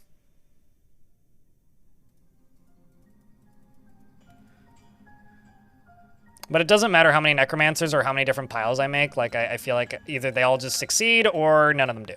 And there's very rarely a middle ground there.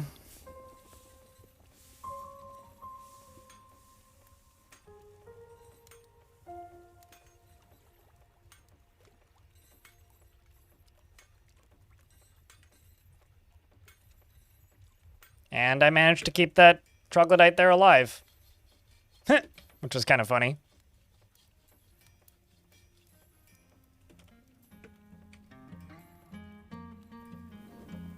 Also, it looks like Fath and Atir want to join the fortress proper. And we're back up to 70 dwarves.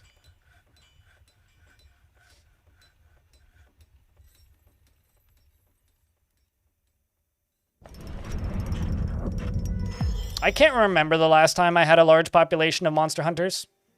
Since YouTube chat is talking about having guests in their fort, but I literally always disable the ability for people to join my fort. Einod, the animal dissector necromancer, has created Zolith Zolok Unal Gasis, a chalk coffin, and offers it to the bloated baker of cooks, which actually I'm going to throw into here.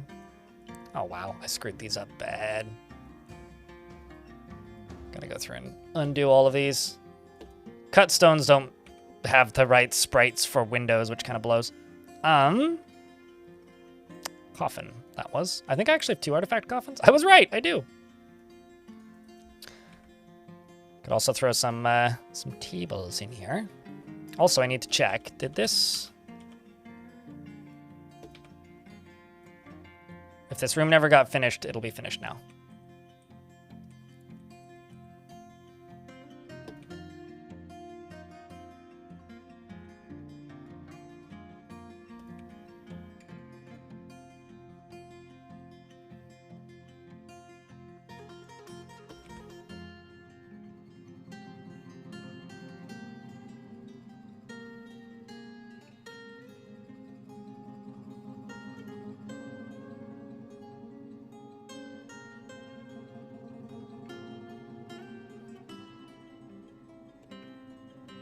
This is going to become my Doctor's Guild.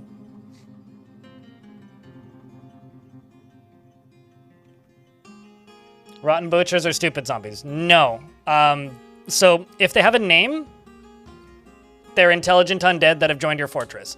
If they don't have a name, then they're intelligent undead that are friendly but useless. So these ones don't have names, so because they don't have names, they're irrelevant, and I don't need to have them around. I only need to have them around if they have a name and they are in my fort. If they have a name and they are intelligent, if that makes any sense. I need to unforbid cages, I think. So no, rotten butchers are the intelligent undead, but that doesn't mean that they join me. And if they don't join me, then they're never going to join me. Trust me, I've done testing.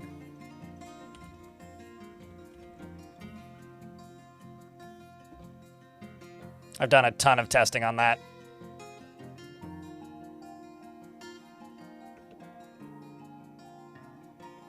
I also need to start disposing of zombies.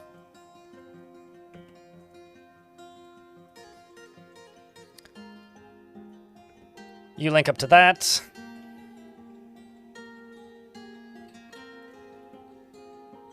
Another dwarf joins. But regardless, you need to wait a whole year for them to, like, fully join the fort.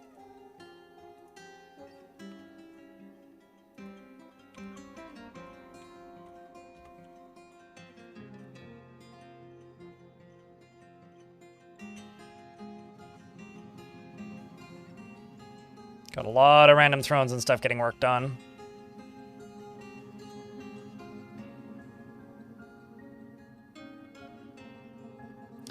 wish I could prioritize stuff in here, but...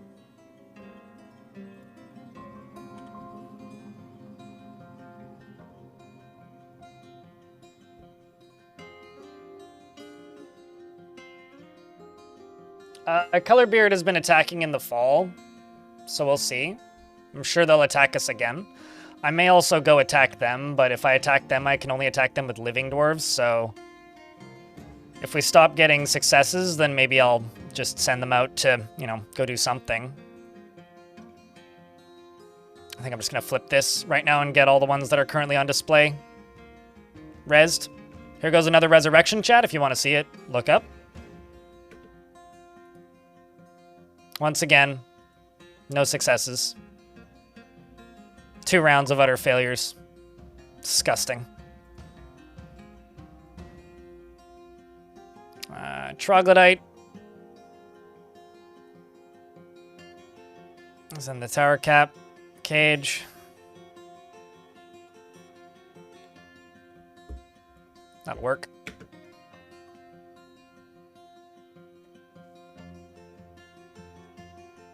So, chat, I'm not trying to blame you, but I think that the streamer way is that if chat didn't do the thing enough and the thing didn't work, it's obviously chat's fault. So you didn't post enough beer, which is why we're not getting successful resurrections. I hate to break it to you, chat, but you guys are really letting me down here.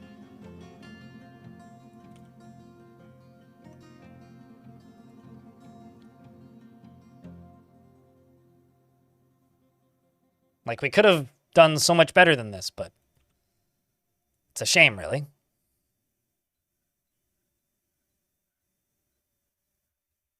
It's too late now. I mean, I've had 2 total failures in a row attempting to resurrect dwarves, and I mean, what really do you expect? Like, if we fail to resurrect my dwarves, and it's definitely not my fault. I mean, whose fault could it possibly be other than chat's?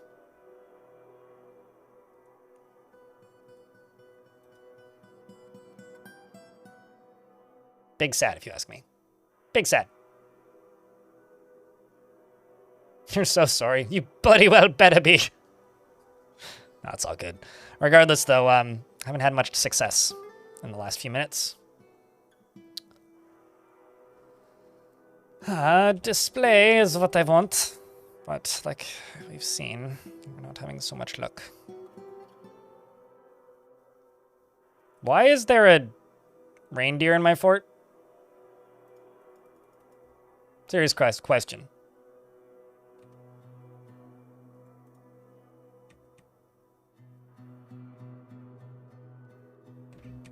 I will, however, go all the way down to here.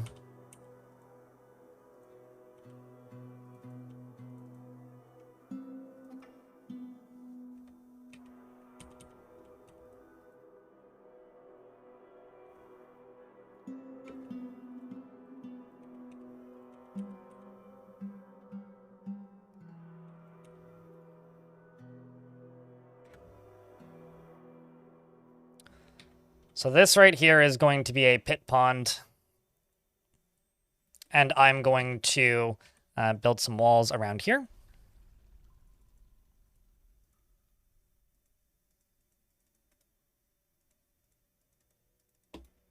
And then I will just simply drop some zombies into lava because I need to get rid of these zombies. If you're looking for merch, MERCH would be the command that you're looking for. If they are, I don't think that you can do it using the adventure mode method that I've been using. I've seen them read before in fortress mode, T. Chorton, but I never saw them do anything aside from stand with no job in random zones. But these ones were pets that were tame that came from adventure mode, not randomly caught. The ones I've caught in the wild read books. So I don't know. I think like bringing them as tame pets makes them do less than if you catch them. Yeah, I mean, Mech would just post this, right?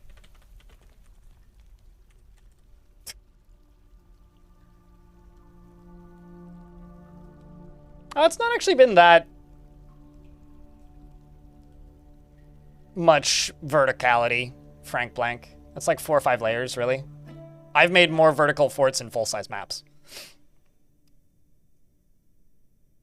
You don't even understand what you're trying to do. That's why you need more alcohol. Shanrion. It's okay, I don't understand what I'm trying to do. It's fine.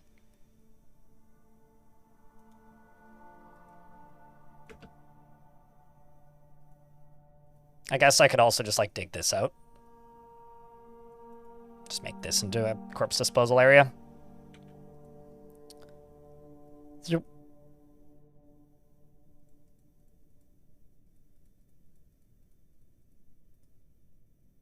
Start dealing with that.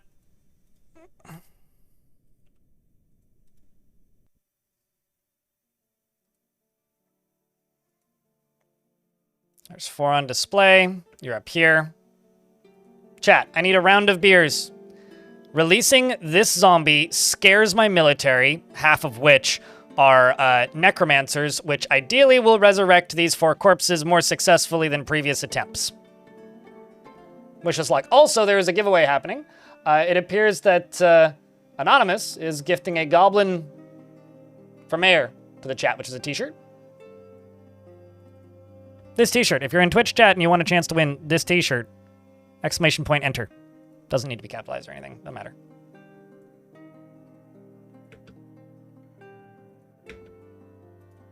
Once again, 0% success rate. All right. I may need to just, like,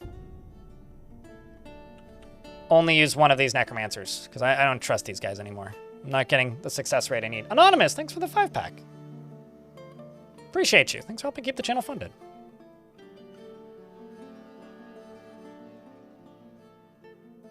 Not only that, but we also lost a dwarf.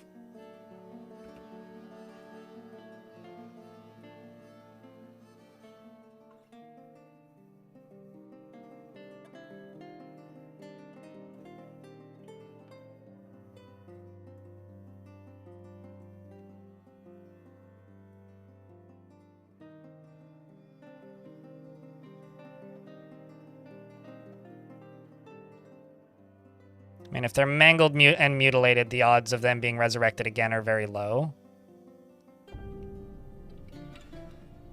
Ay vey.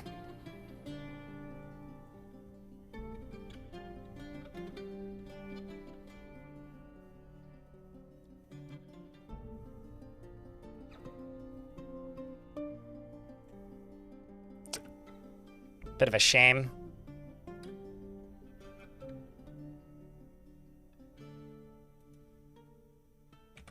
Massive shame, even.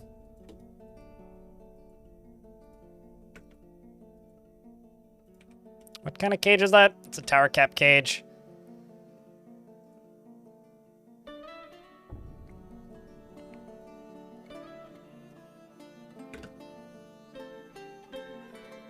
Zortos, congratulations, you've won that that t-shirt. If you click on that link, you can receive your thing. I think I know who gifted that, but since they did it anonymously, I won't out them. It's up to them. They want to say who did it. But yes, it is in fact partner anniversary, which is crazy. 7 years, man. I do look at the YouTube chat, but the YouTube chat didn't move for almost 30 minutes, so I've got less reason to look at the YouTube chat. YouTube chat. Santa's coming.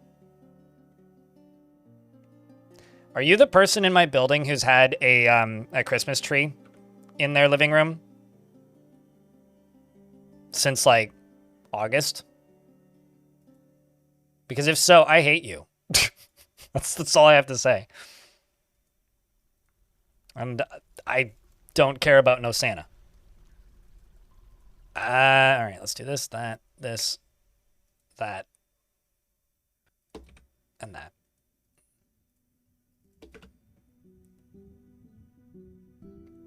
Congrats to the wiener. Indeed, congrats to the wiener.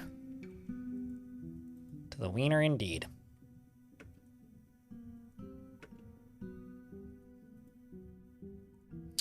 I'm just going to set everything here to be dumped. Link you to that. And go down to the bottom of the map.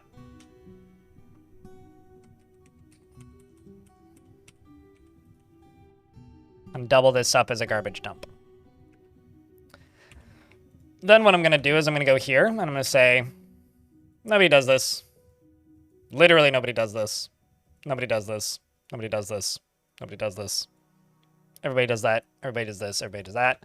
Jump up to here. Grab this. Grab this. Oh. Go back inside, you lazy son of a...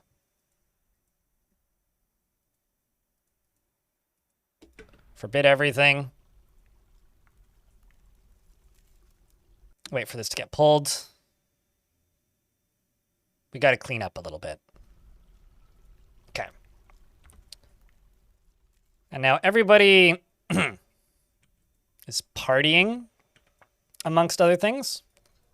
So I'm going to remove...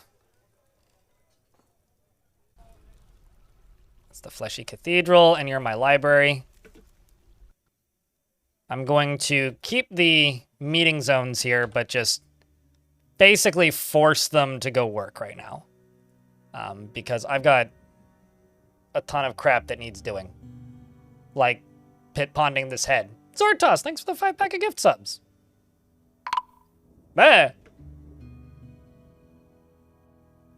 I think that mechanic has been missing for a week, chat.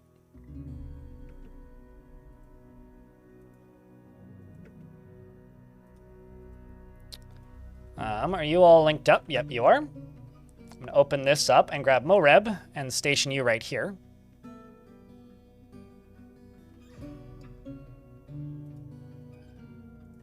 Actually, you know what? I'm not just going to do that. I'm just going to go here. Go body parts, kerplunk. And corpses. I'm just trying to clean stuff up more than anything. Just get rid of stuff I don't need.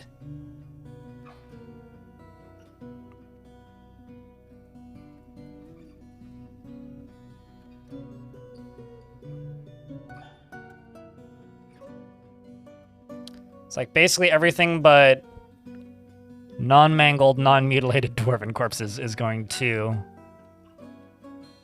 be dumped, is how we're going to do this.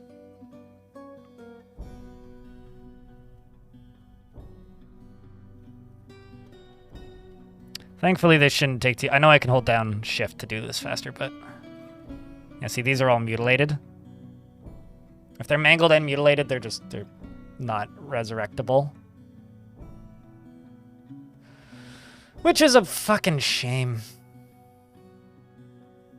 Or if they're rotten, they're not resurrectable.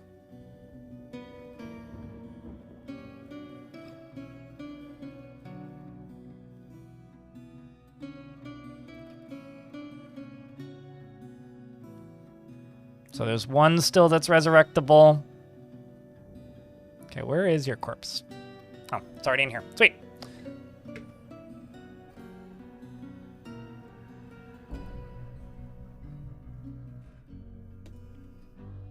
So I'm going to just pull this lever.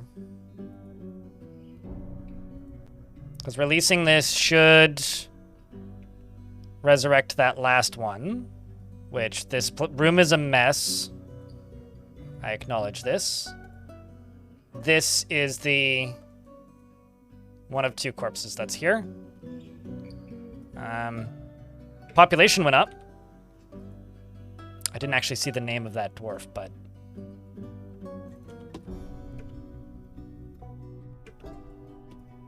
Is there a wounded? Nope. But the population went back up to 70, so somebody got resurrected. I just didn't... I honestly can't tell who, because this place is too much of a mess, but... It's good to see.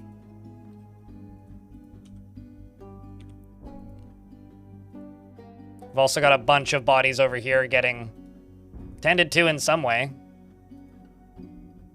That alert was loud. Yeah, they get loud when they're all stacked on top of each other. Which is often a little startling, I'm not gonna lie.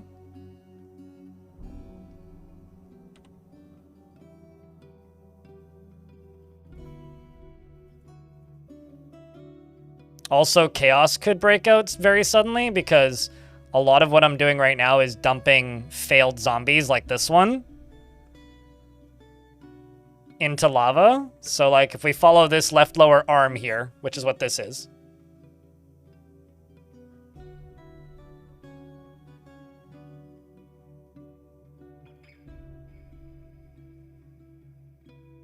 Oh, no, absolutely. I have stuff of everything. The only thing we don't have is plaster and soap. And infection doesn't matter if you're undead. And plaster is exactly the same mechanically as splints. So I am positive I don't have everything.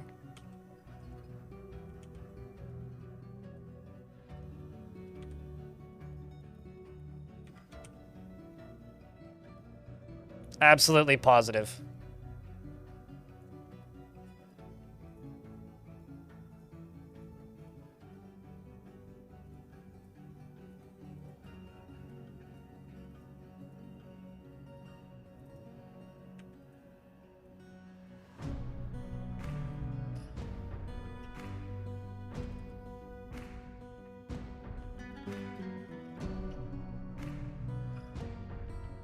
You thought they were separate? Nope. The game is like eye candy and addicting. I'm glad you enjoyed it. I really like that game. It's a game that I've spent a, not an uncomfortable amount of time playing, but a not small amount of time playing, you know?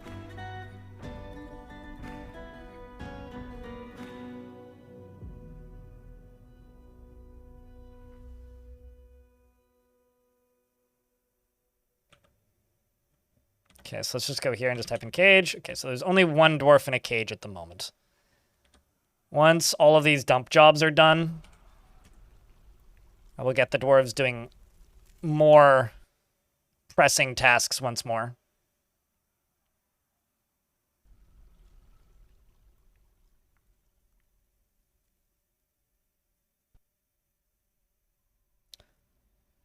Today I learned to hell with plaster and Dwarf Fortress. You always go out of my way to make it to make a lot of it. Wait, what do you mean to hell with it? Like you like plaster or like fuck plaster? I don't know if this is an argument in favor of or against plaster.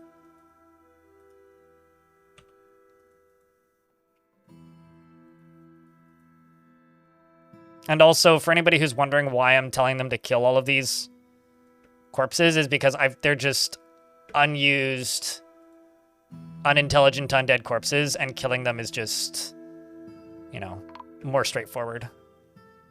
Oh. Wait, was that one of mine? Well, I don't know what killed you. That's unfortunate.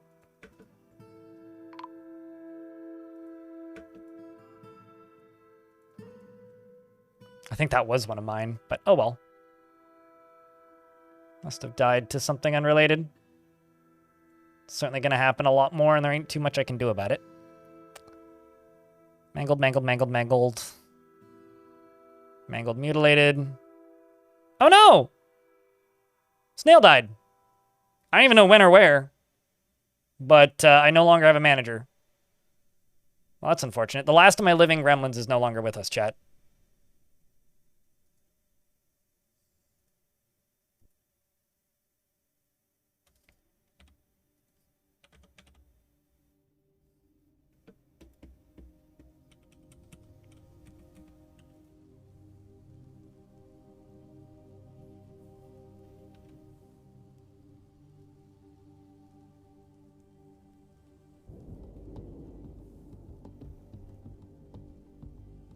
We truly live in a society. We certainly live in a...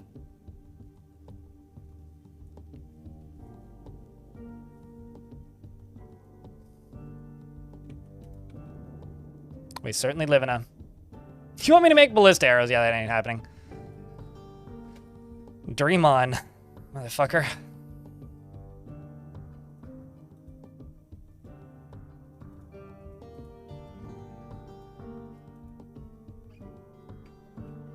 Let's just go down to the lowest possible level right here.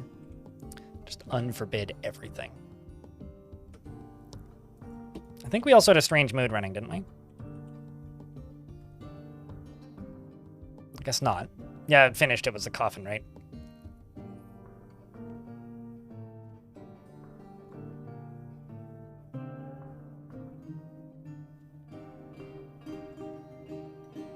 Also, yes, YouTube chat is correct. The default size for the map is 4x4. And this is certainly not a 4x4.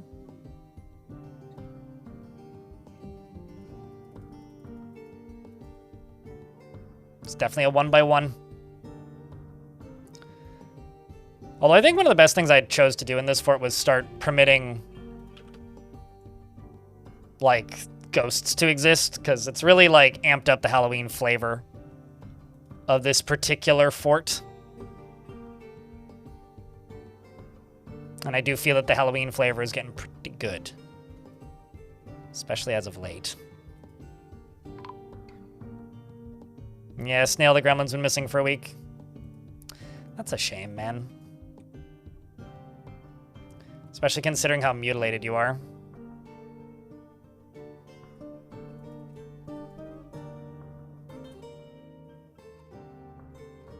The only thing we need is a night troll and a vampire?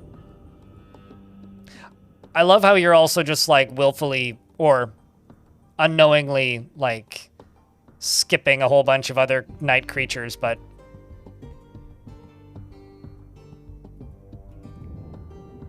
there's a lot more different night creatures in the game than that, trust me. I guess is the tilder. Oh, this is the other problem. Everybody does this. I don't have everybody set to hauling right now. I only have the intelligent undead and necromancer set to hauling, and not even all of them, so I have to increase that number so we can get this stuff dealt with quicker. This should speed up now. I kind of did that intentionally, but also kind of by accident. I did that intentionally because I didn't want the necromancers going to the surface and starting fights, but if I go back into here, it would be the rotten butchers that do the hauling. The reason I want them doing it, also I'll just actually specialize some. The reason I want them doing it is they are not going to resurrect things when they go above ground, which, believe it or not, is actually very helpful.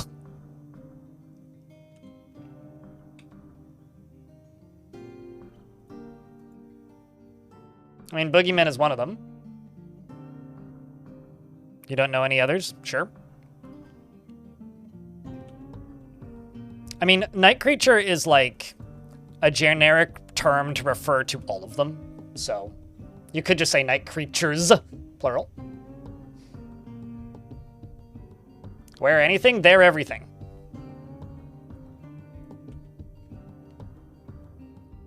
That's all you really need to know, anyway.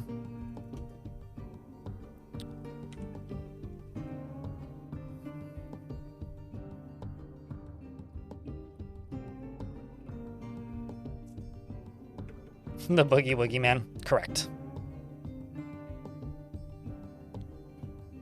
So many bits and pieces. This is how many dump item tasks are currently running.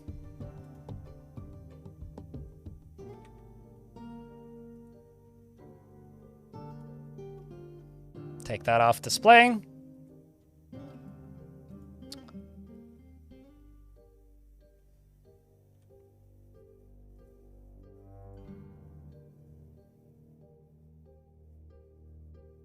Saturday Night Fever, yeah. That or just some weird guy with a ski mask and a machete.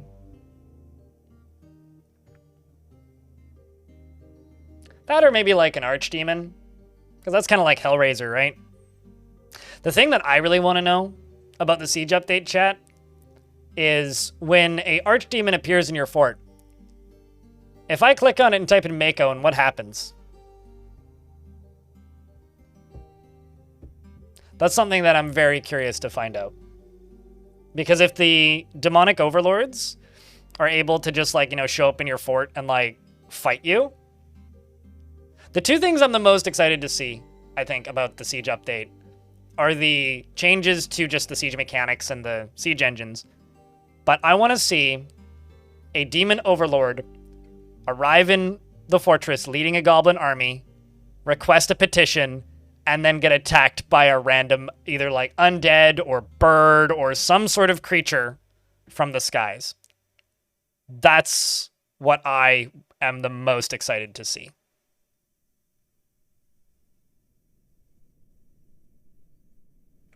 I highly, highly doubt it. In fact, I would almost 100% guarantee you that's not what would happen in regards to you becoming the capital. But it would be cool. But yeah, I want to see one of those guys arrive on the map with deadly dust and then expel their deadly dust everywhere and then immediately die. That is the thing that I want to see. I want to see a creature with what has deadly dust arrive on the map, get attacked by a random bird, and insta-gibbed.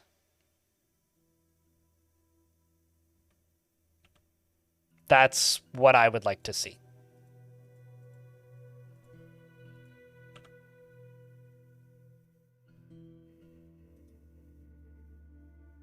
I hope the game doesn't crash. Like, that is my biggest hope, if I'm going to be honest with you, Xylium, is that under no circumstances do I want the game to crash.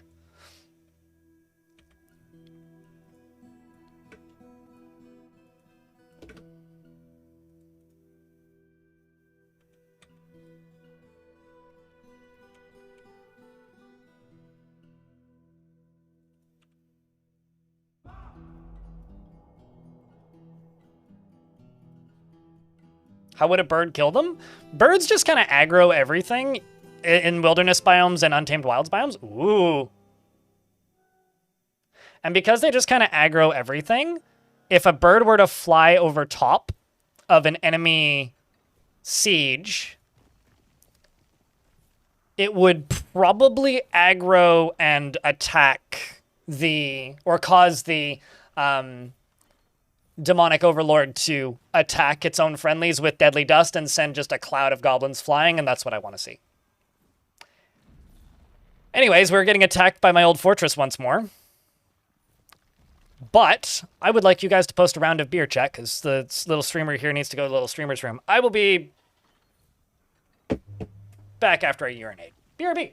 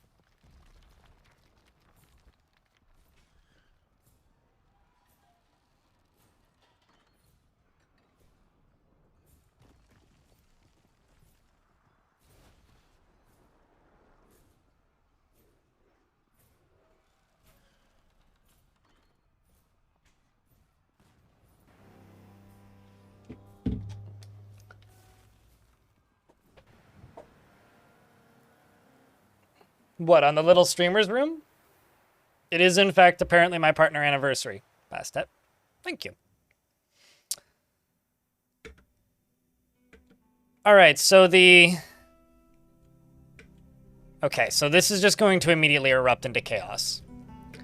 Because there are zombies on the surface that clearly don't like this faction. Okay, so I could just turn the lava on.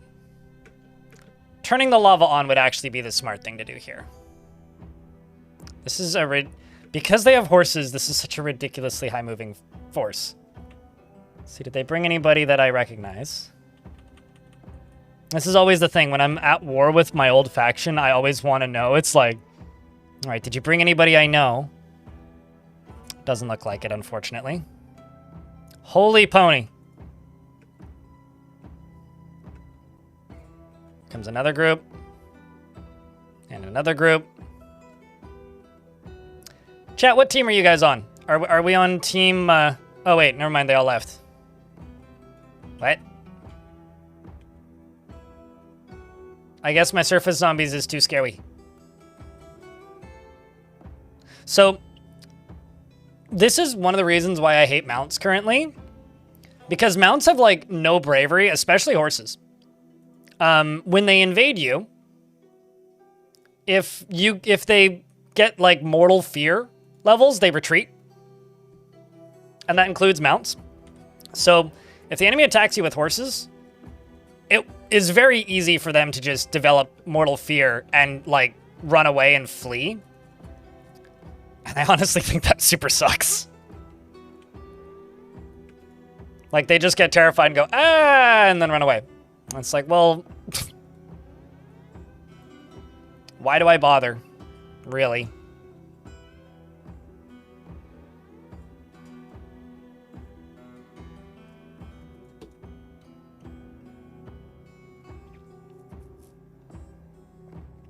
Anticlimactic? Yeah, exactly. Actually, no, this is not the best way to do this. This would be the best way to do this.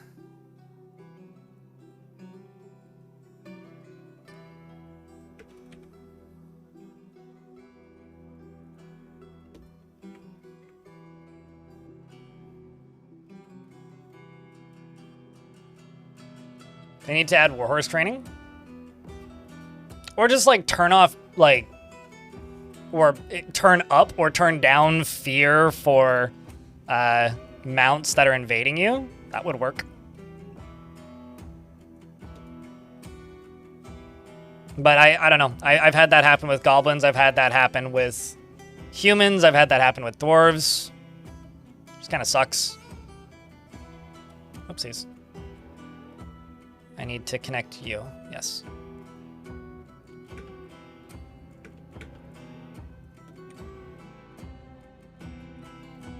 And hopefully there's nobody alive in here anymore.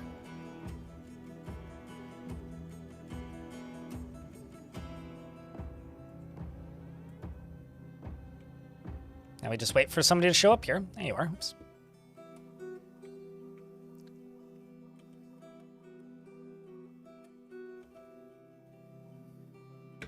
And then I could also easily just do this to stop it from going to the surface, which is what it's currently doing.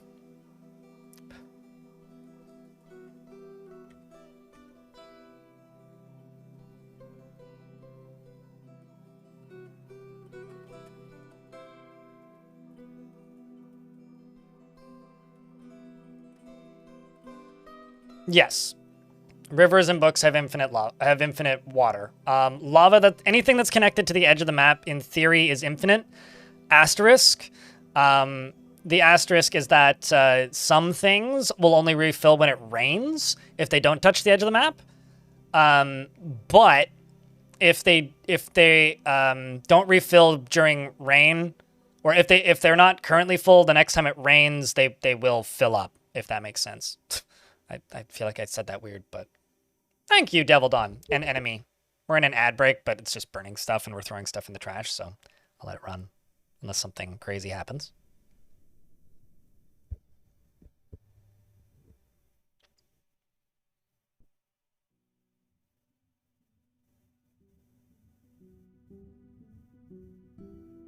I mean, I have like a dozen steel anvils, YouTube chatter, so I don't get super concerned when Ikea steals my steel anvil. Also, if you've gotten to the point where you have steel anvils, you probably have more than one anvil. What do you mean? It's afternoon. It's 12:30. Still early. Dalkin, you have a good night's sleep, though, if you're heading out.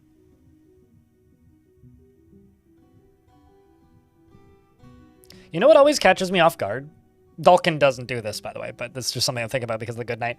Is every now and again you'll get people on like streams and stuff who don't ever say hello, but they always say goodbye.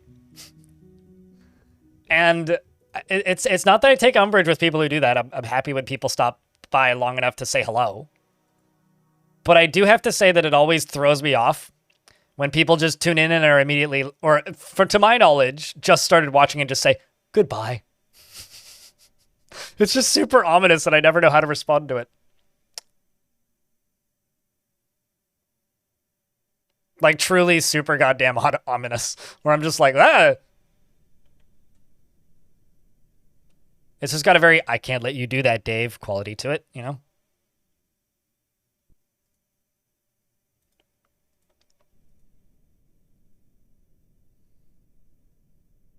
Let's just let this fill up a little bit.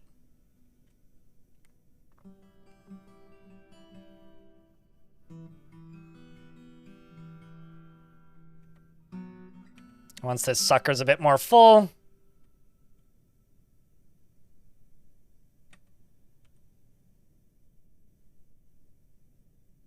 It does actually fill up pretty quick.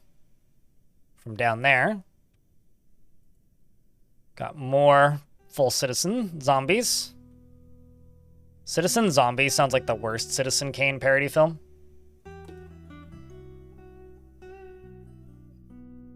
I wish you a pleasant farewell, Dave. Now everybody in chat's like, bye. Yeah. I asked for that one.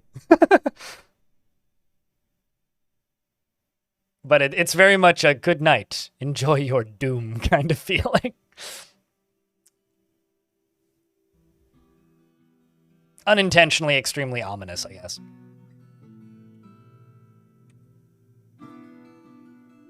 There we go. We'll just let that pump for a little bit. Down here is starting to look much more clear. All right. Let's get another round of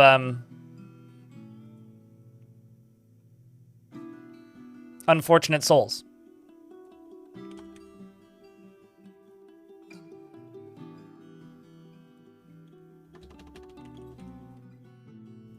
Oopsies.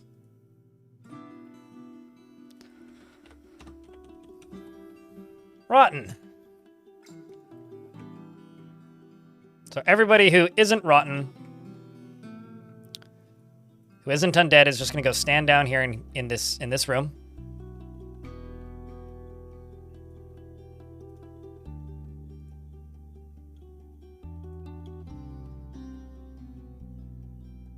Is there really that? Wow. There's so few living dwarves in the fort. This is actually a little bit ridiculous. I swear that the number was higher. Wow.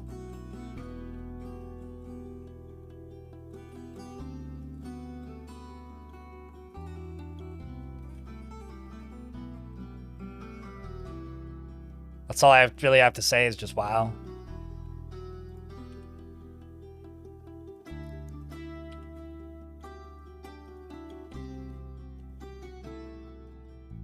Okay, why are you up here telling a story?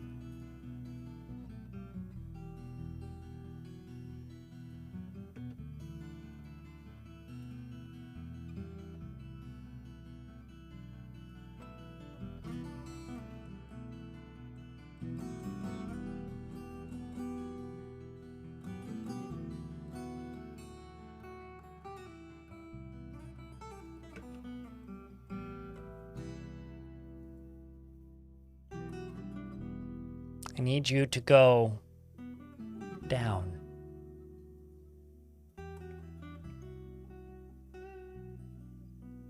Or don't.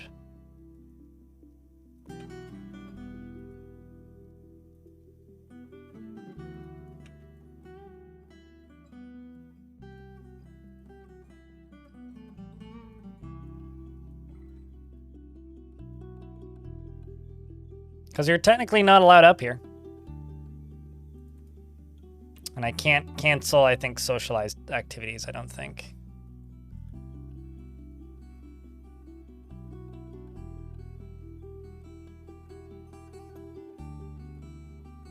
So all I can do is wait.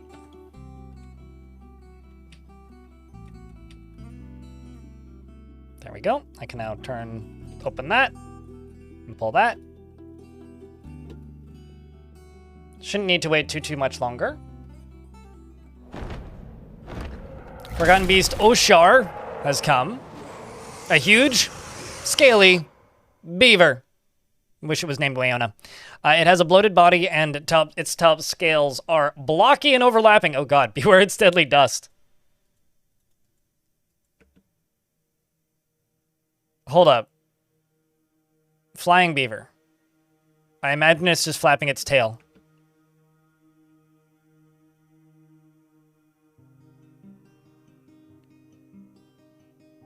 Well, it just killed a plump helmet man. Rip. Poor guy.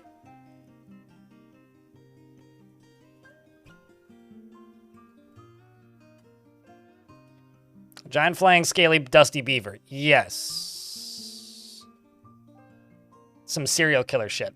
Cue adult jokes. I mean, I was gonna make serial killer jokes, but I guess that counts.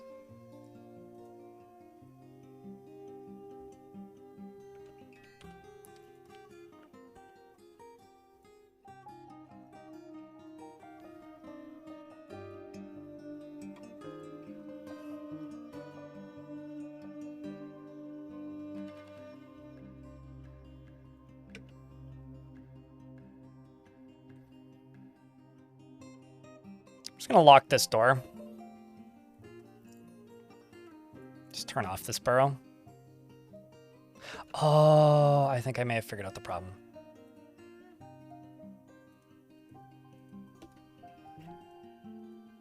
I think some of them may have actually been in 2 burrows. I thought I reset the other one, but I don't actually think I did.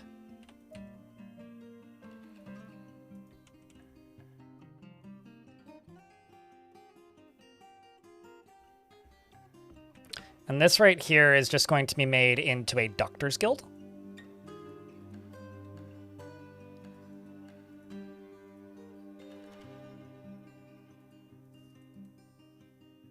New guild hall.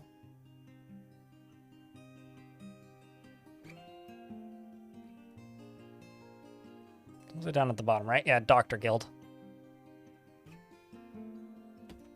Except I'm going to make the front half of this up to here into a dining hall. Not that they'll use it for that, but I mean, maybe somebody will.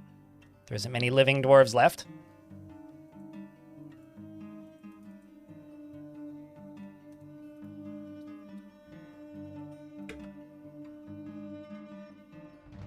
Cheers, Cyrolac. Stream hitch for anyone else? I didn't drop any frames. And I will set this to citizens only.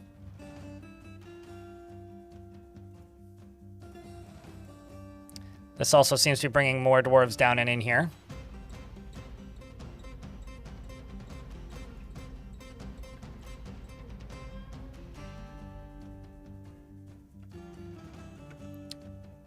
I could just get them to pull the lever or just wait until they all starve to death. Let's pull the lever. There we go.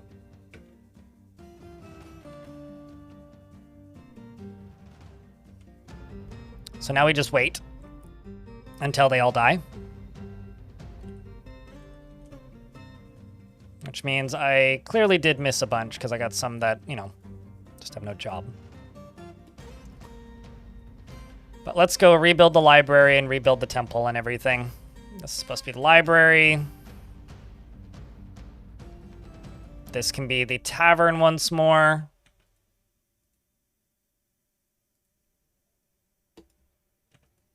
It's like as much fun as I make of the little pit of horror. You are the stoneworker guild. You're done, you're there. Assume this got satisfied. Yep, it did.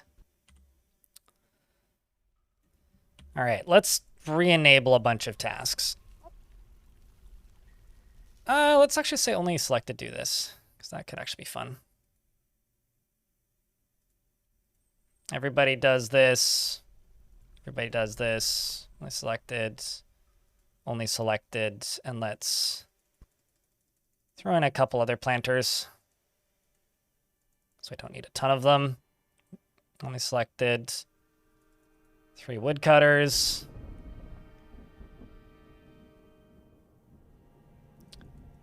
And you only selected.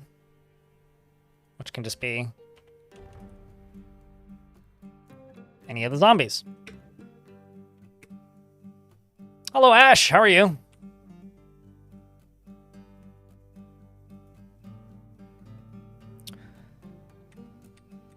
All right, let's also go back down to here and say where, and wonder out loud, where on earth did I put my clothing setup? Back here.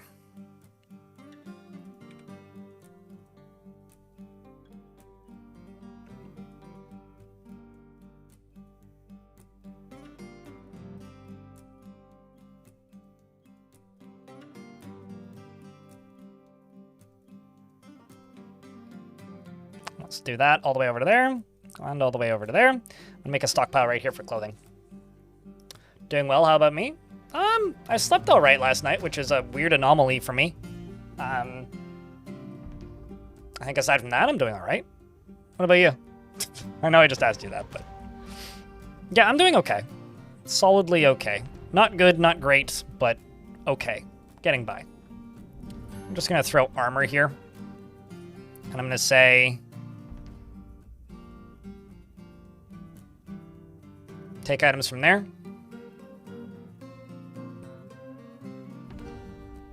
Oh, did I set you as just, like, use whatever's closest? Okay, I fucked up.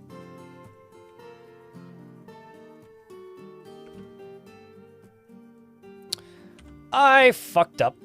I'm over here trying to starve dwarves to death, which I acknowledge is kind of messed up, Ash, but, you know, it is part of the Halloween vibe of the fort, you know? I'm also trying to keep ghosts that are non-combative alive. So, ghosts that are just restless haunts or forlorn haunts or, like, ghosts that are not immediately a threat to our people are kept around, and everything else are, you know, chucked into the river, as one does.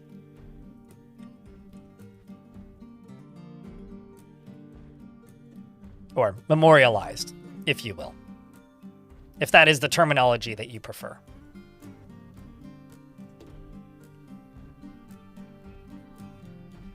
But yeah, I would say it sometimes feels like sleep is non-existent for extended periods, and then it just like comes back, and then I'm able to sleep again. Usually because I start like smoking weed again.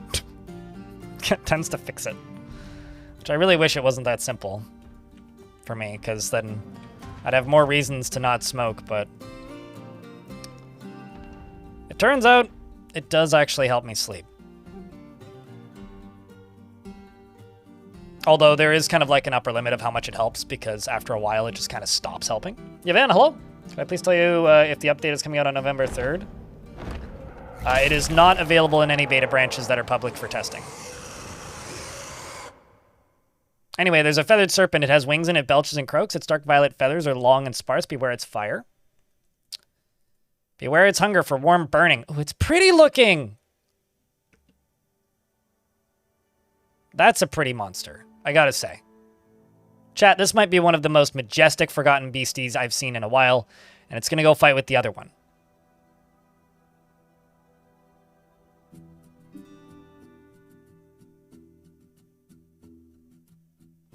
And also the poor plump helmetman. It has no kills.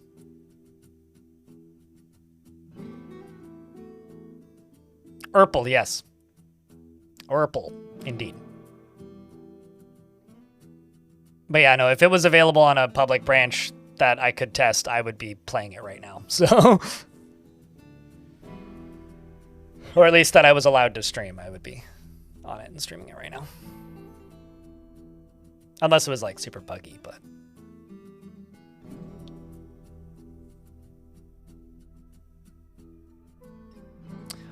no, I mean, it's always a good time to be a Plump Helmet Man, YouTube chat. It's just not a good time to be a Plump Helmet Man in that particular cave system at the moment. You can just live there for right now.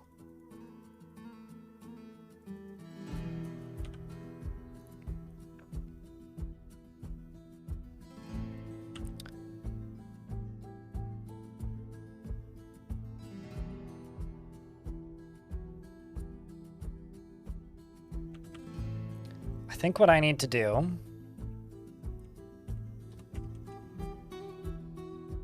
I'm a little bit worried. Because if we're just going to get attacked by that one faction and they only attack that one way, we're not actually going to get that much insanity. So I'm just going to grab a random necromancer here, tell them to start a squad, and we're going to go start wars with things that would be interesting to fight with, such as goblins, as an example. So we are right here. Where's the nearest goblins? Those are dwarves. Those are also dwarves. So I guess the nearest goblins would be down here. I'm gonna go demand ongoing tribute from them. I can't remember which squad it was. There and back again. It's the Grim War. Smiley face. Happy to see you again, blind. Hope we're well, smiley face. There and back again? Where did you go, if I can ask? But it's good to see you too. I hope that you've been well.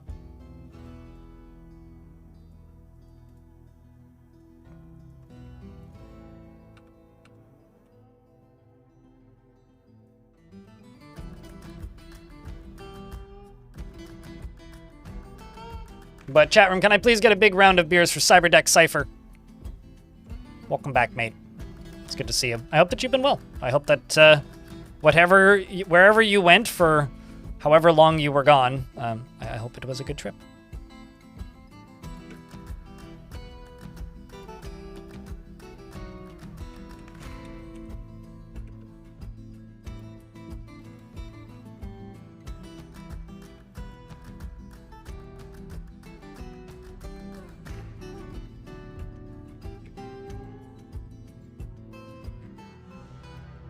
To get to know other civilizations?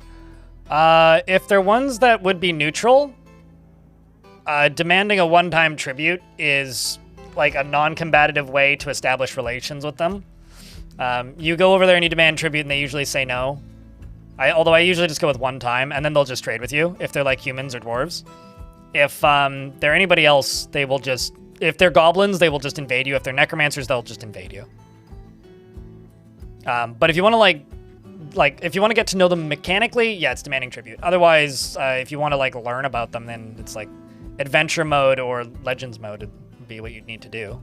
If you mean like learn about their history, then yes, that's what you'd need to do. Otherwise, it's just demand tribute once, and that'll usually get you done.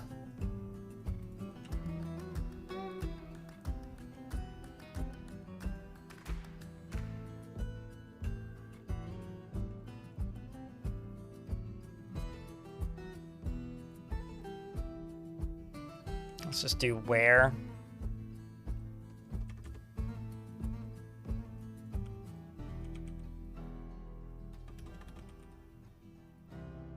And armor.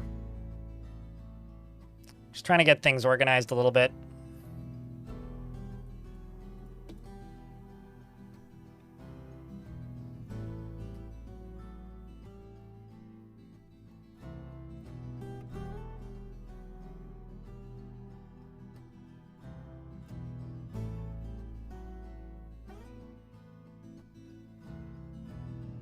Also, chat room, because we're just a few days before the next major update, it appears that a lot of people are still in periods of not playing Dwarf as much. So it's been a little bit quiet the past few weeks, because I don't know about you guys, but when an update gets announced for a new game, I tend to just want to do anything but play that game until the update releases.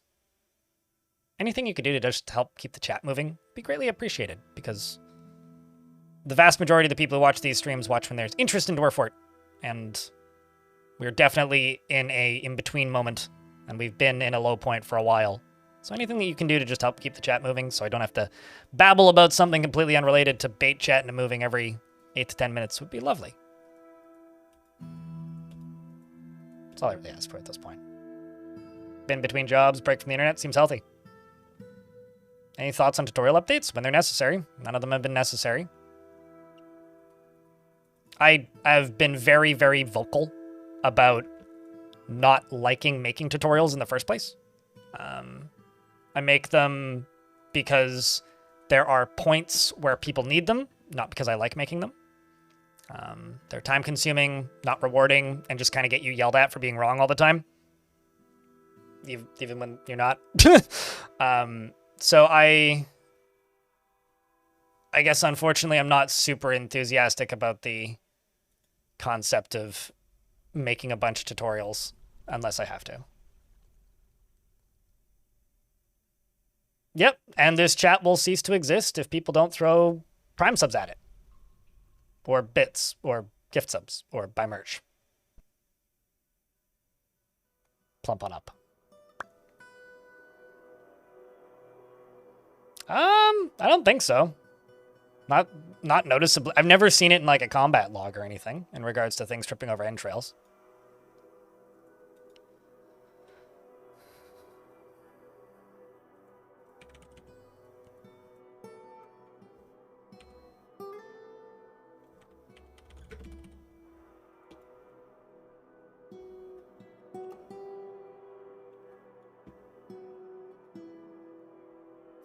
That one necromancer's returned. All right, sweet. Now that you've made contact with the goblins, let's go make contact with more goblins.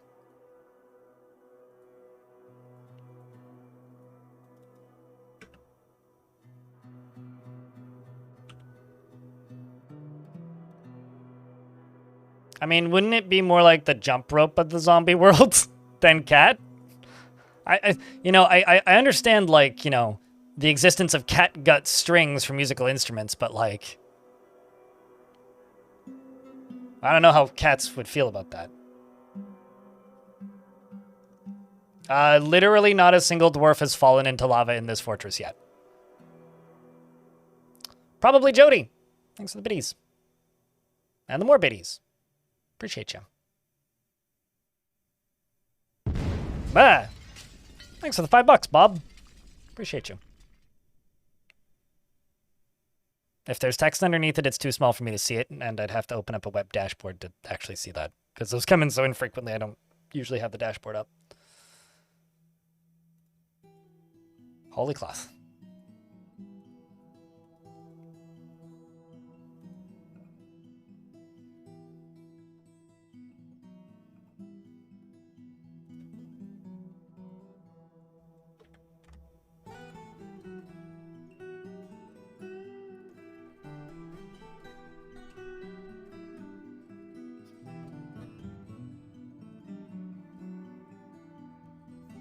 Honestly, I don't know how people knock...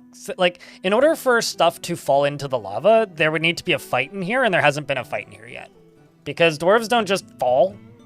Like, people always talk about dwarves tripping and slipping and falling and stuff like that. And if that was ever really a thing, I think it's been exaggerated. But at the very least, I think that's been exaggerated. But if that's ever really been like an active going concern, it hasn't been in a very long time because I've literally never encountered it. Do I still have liches? I mean, liches are just necromancers. I renamed it to liches.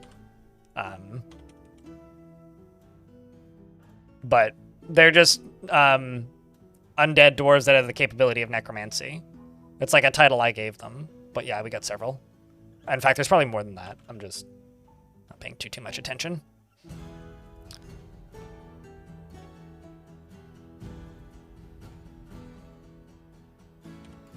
How's the cage dwarves coming along? Oh, cage dwarves are all dying now.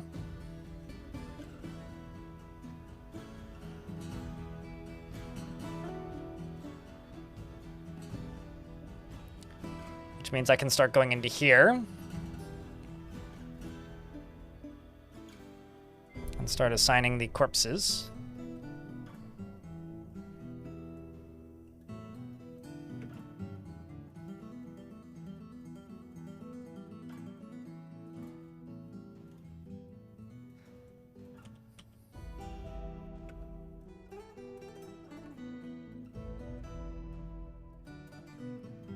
Because at this point now we're just waiting for them to be found dead.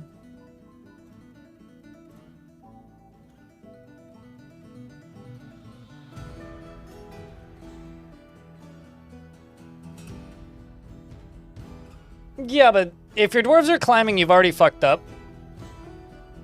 Like, I'm aware of this, but like, if you have dwarves that fall while climbing over something, you've got bigger problems than them falling into lava. Like at that point, like if they've already like almost died while climbing somewhere, like clearly there's some pretty major issues with the setup of your fortress at that point.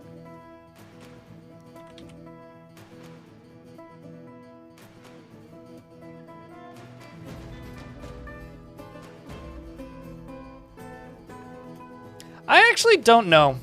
I think they can learn it after, because like if I type in Lich here, I'm pretty sure these ones learned it after because they retain their purpleness if they learned it first. And they can still read books, so I'm like 99.9% certain that they can. All of the done.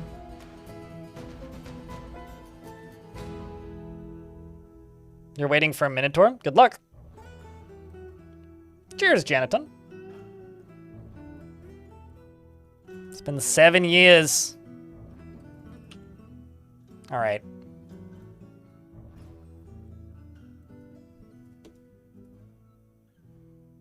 You can now go off duty again.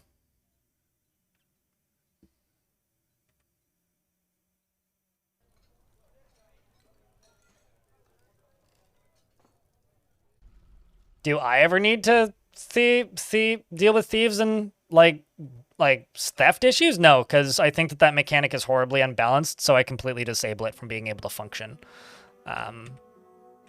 Whenever you create a zone, except for maybe the hospitals, I just set it to this, citizens and long-term residents only, so that even if they wanted to, they can't go in there. So when it's set to citizens and long-term residents only, no guests arrive, and that just kind of deals with all of the issue from the get-go.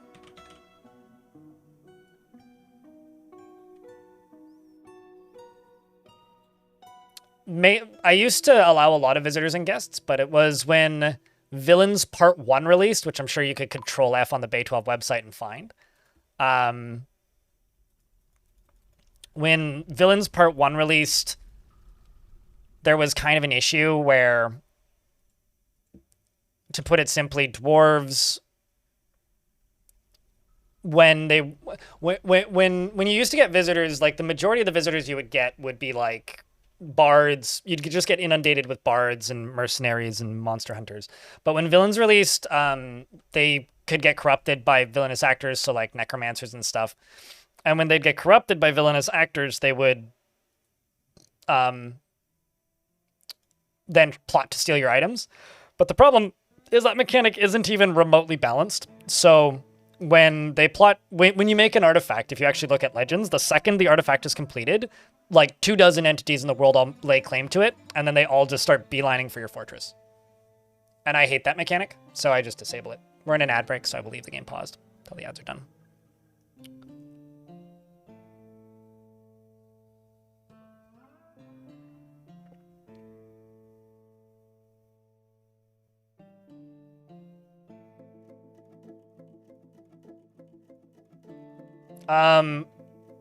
So two things. One, that doesn't work for things that... So Crossflame in YouTube chat says if you use Make-Own to make a Minotaur join your fortress and you tell them to forge, they will make stuff for themselves. They will not make stuff for themselves if the armor doesn't exist in the game. So if I go like breastplate and say, I don't know, a fucking blistered metal breastplate, and then type in... and then click on this little magnifying glass, I can resize it for something. So if I type in Minotaur, as you're suggesting, that doesn't exist. So they will not make them for Minotaurs. And I'm pretty sure they also can't make stuff unless you're doing other modding shenanigans. However, you could do Elephant Man, which is probably big enough, and specify the size of that. But if the armor doesn't exist in the game, so unless you've modded it in, if the armor doesn't exist in the game, it doesn't matter if they're making it, they won't make it for them. Works with giants? Sure, but giants have some clothing in the game, I would assume then. But I'm under the assumption that you are using or you are unknowingly. It's not a recent change, because this is something that I've done in literally every fort, and would have been able to do with the gremlins that are in my fort right now if it worked. It's not a recent change. You're either using some script that I'm unfamiliar with, or you have modded your game in some way, because that does not exist in the vanilla game. Period. I'm not trying to just be like a sarcastic know-it-all, but straight up that is not a feature in the vanilla game. What's the thing about artifacts as a mechanic if it's intended to exist or something else? The thing about artifacts in the game is a mechanic intended to exist. I don't know what you mean, Cyberdeck. Could you explain what that means? I don't know what that means. How the heck would I know what's on the patch list for the future? I don't know. I go at Putnam and ask them.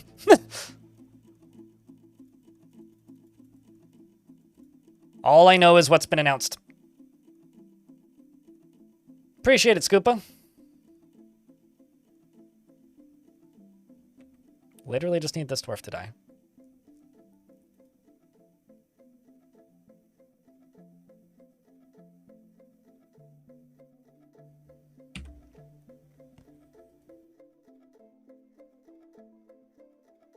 All I'm saying is if you're going to give people advice on how to do things, Crossflam in YouTube chat, figure out what scripts you're using that make it happen and try and replicate it in a vanilla format. If you can't replicate it in a vanilla format without DFHack running, then it's not in the vanilla game. So figure out what scripts you're running and just tell people what to do, because Macon doesn't do it. Macon is a DFHack feature that is like literally cheating. It's this. It allows you to force anything to join your fortress, but it can cause conflicts, it can cause loyalty problems, it can cause things to die unexpectedly, it can cause fights, so just be cautious when using it. Please, yeah, anyway. I don't like talking about DFHack because if you are giving people advice on how to play this game and you're talking to somebody who's brand new and doesn't know how a lot of the game works, one of two things usually happens when they start using a lot of DFHack commands. They either convince themselves that a bunch of things are vanilla features and then start explaining to people how to play the game using a lot of terminology that like is useless to most people. Because like less than 20% of people who play Dwarf Fortress use DFX. So that's people playing actively. So it's a very small minority of people who play the game. When you start giving people advice on how to play a game and all that you're telling them is stuff that is quite literally mechanically useless to them, it's kind of drives me bonkers. Because as like, this is part of the reason why I don't make many tutorials anymore, or I don't prioritize them anymore, is because I'm tired of having to just combat with people just giving advice that I know, looking at it, is very much not the way the game works. But then nobody believes me. It's like, I don't know. Oh, that's good.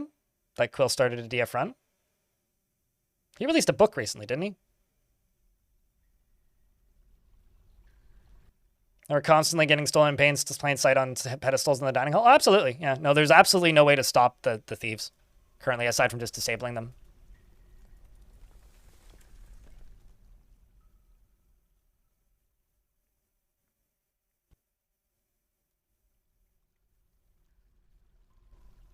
There is no way to teach others how to swim in Dwarf Fortress. Dwarves have to learn how to swim on their own. Emil in YouTube chat. Every single evil entity that decides they want it claims it, yes. Does not spread the same way other notices, like when a merchant arrives. It does not. No, it's spontaneous for the entire world. It's an intended feature that was unfinished and released because Tarn realized that if he took another 6 months to finish it, then he would never get the Steam version done. Like, literally, it was what Tarn was working on before he started working on Steam, because the Steam version for Dwarf Fortress was announced in 2019? Yeah, spring 2019. Tarn didn't start working on it until summer 2020, which was when the villain stuff was released. Because Tarn was working on, like, basically this screen, all this stuff, and then villains being able to send lieutenants or agents to steal your stuff, which are the thieves that show up. Villains could be mercenary groups. They could just be random necromancer number 432. They could be a overlord. They could be a, I don't know, Gobby McGee. They could be kind of whatever. And because of that, I could actually go into here. And because of that, there's just so many of them that it doesn't spread organically. It's just spontaneous. If they have agents, they immediately send them. Which is why, like, if you have a singular artifact in your fort, the only visitors you'll really get in most worlds, and there, every now and again someone will comment on my YouTube videos and be like, you just have really evil worlds if you have less evil worlds than you want of this issue. It's like, well, it doesn't really matter to me because, like, that it's literally my experience with every single world I play in. But the evil actors just send stuff to steal your stuff, and there's no way around it. You just have to deal with them. Kid Fox, thanks for the raid. How was the mod jam? Any fun results? I'm just bitching about bugs. Well, maybe not bugs. Unfinished features. Say lovey.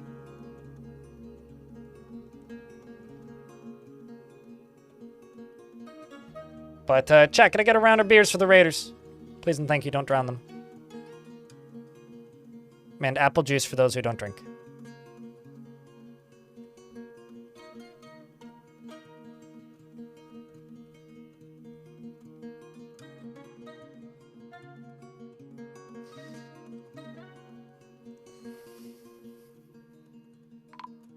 I'm starving my dwarves to death in cages. And currently I'm just waiting on one more, which is this one. And then we're going to put their bodies on a pedestal. I hope so. Tibe. Hey, Kit Fox, who are you? This is my first time playing this game. What were you streaming today? Is that the response that you're looking for?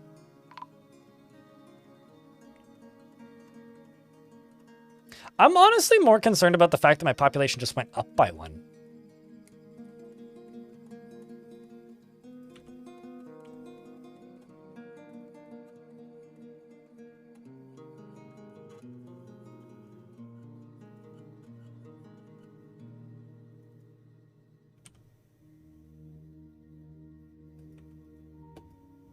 I'm still waiting until I stumble upon a vampire doing this.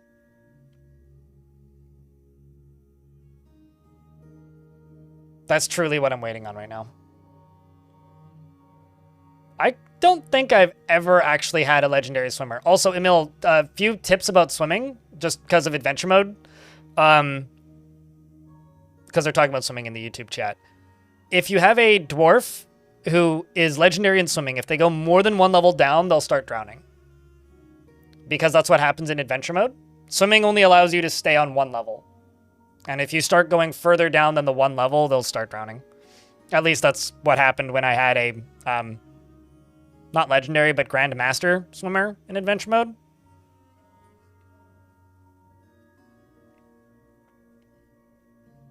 There we go. Last of those dwarves finally died. Now I can go here to corpses and go boop. I think that's everything. So now what I gotta do is I gotta go here and I gotta go hauling and say everybody does this and then open this up.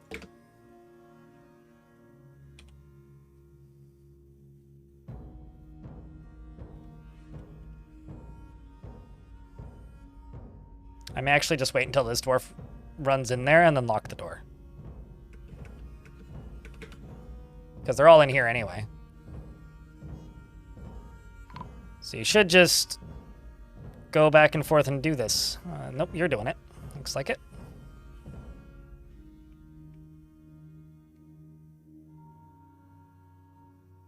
So we're taking all of these bodies and putting them on here, which means 2 more.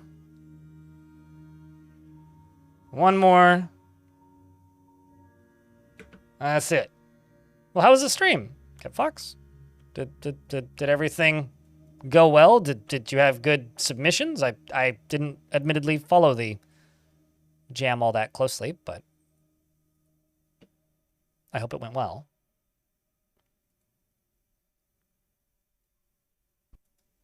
Let's get somebody over here to pull that lever. Getting all these cages reloaded. Okay. Should be linking, which is being done by Nish. This doesn't happen very often, speaking of, but I did actually get a Goblin Slayer who's visiting. And I think that that's probably because of the hospital. But they also already left, so.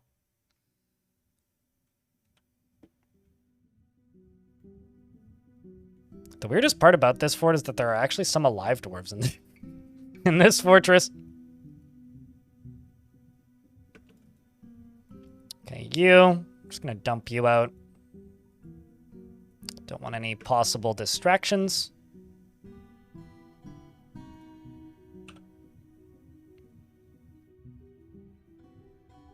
Yeah, 10 submissions, and the mod pack ended up being super fun because they interacted well with each other. Oh, neat.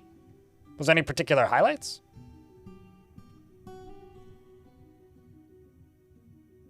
You know, Rum Rusher, that story kind of reminds me of when I ended I had to end a Caves of, well, didn't have to end, but ended up failing a Caves of Cud run because for lack of a better term, everybody just kept getting reinfected with Pax Clank, the mushroom guy.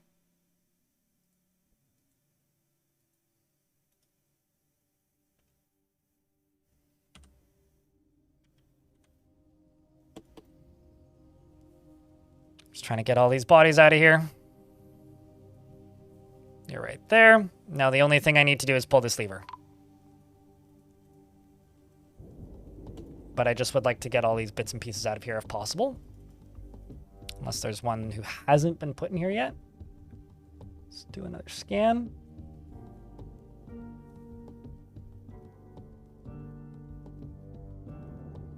Doesn't look like it.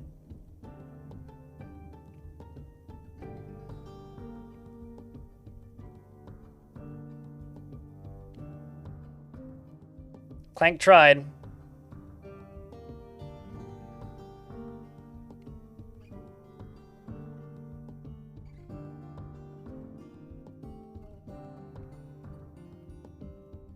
There was a few jump scares during the Kit Fox stream?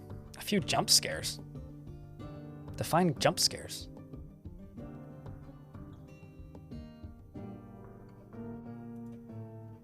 I watched The Barbarian recently, which had one really good jump scare.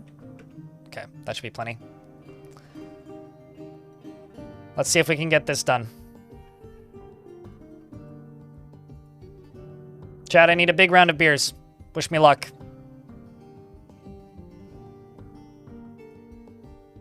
Trying a less chaotic response this time.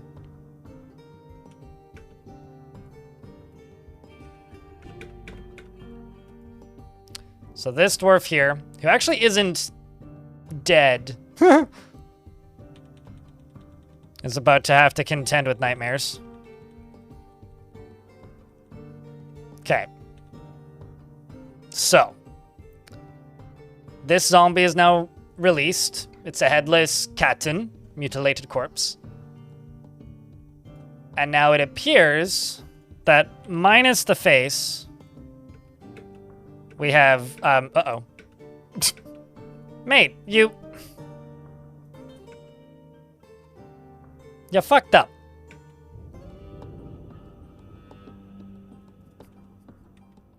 Gotta love the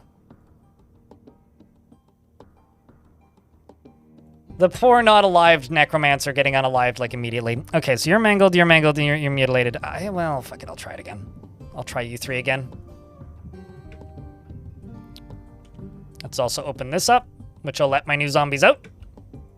So we got Stokos, we got Aiden, we got eyeless or bodiless eyeballs, and Libash, amongst others. And because they died of starvation, they're not in pieces, which is very helpful. Which might be surprising to some, but I think is pretty true. Okay, you are just going to get deconstructed, and let's reconstruct a liver right there. And let's go cage. Grab a zombie. How's the crabs and cobras doing? They're not all that useful, but they're there. I was kind of hoping I'd figure out a use for them, but I really haven't found a suitable use for them that's consistent in any real meaningful way. Which kind of sucks, but is what it is. And I will assign just a Rotten Butcher to do this one.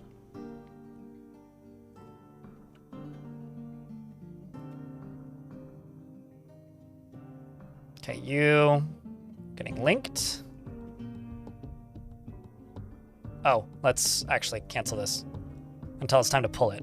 Then I'll assign a Rotten Butcher because I don't want a not dead critter doing this task.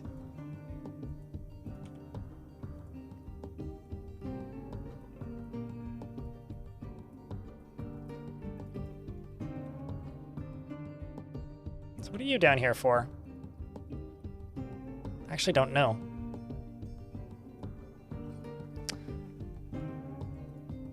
I'd be mildly concerned if I saw a zombie that was naked with an axe. Be like, what are you doing?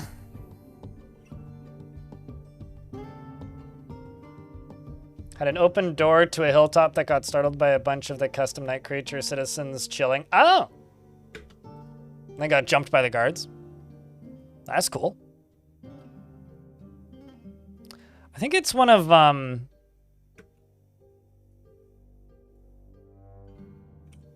that's fine. I think it's one of Rydern's mods, but Rydern has a mod that's like this pile of skulls.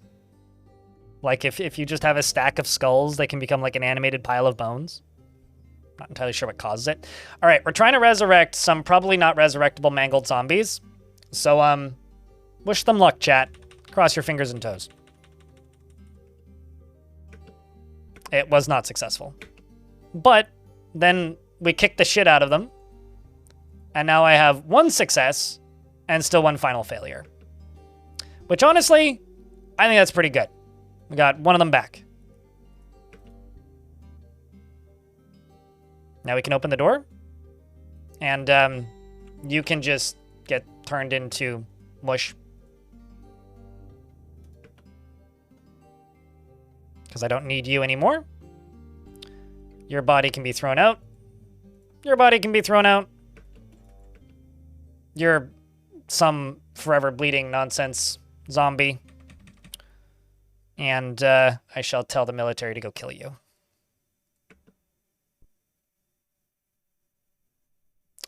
That didn't go as well as I'd wanted it to, but hey, I'll take it.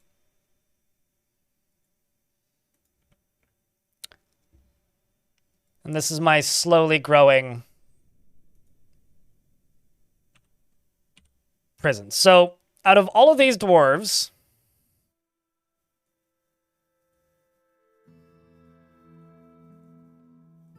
I was gonna say, is zombie a profession? I don't think zombie's a profession.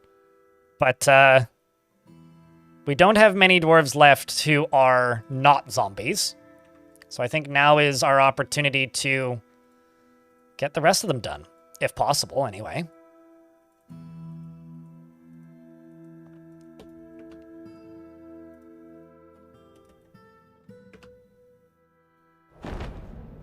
Do you understand that I have a zombie factory here? Yes.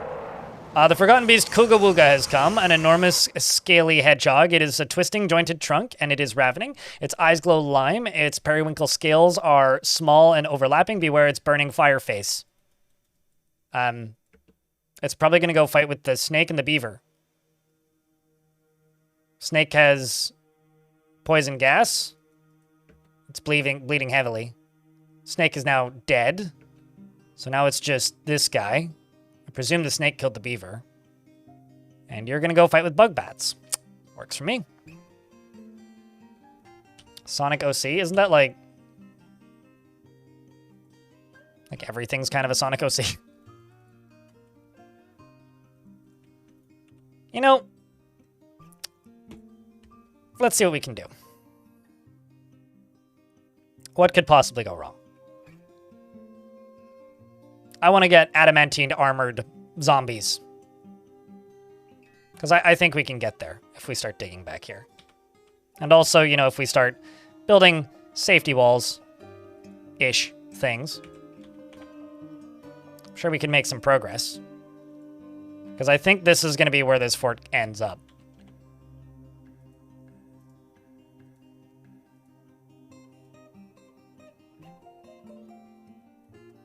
I'm also going to swap out the...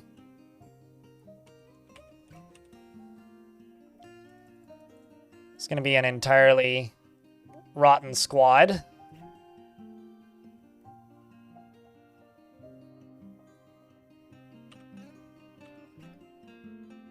And let's send them both down here. Keep them both set to no orders.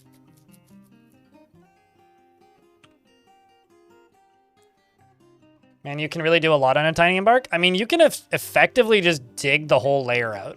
Like, more or less instantly. Okay, so they're hitting lava. If they run into problems, they'll find those pretty quick. Seems I got tons of gear.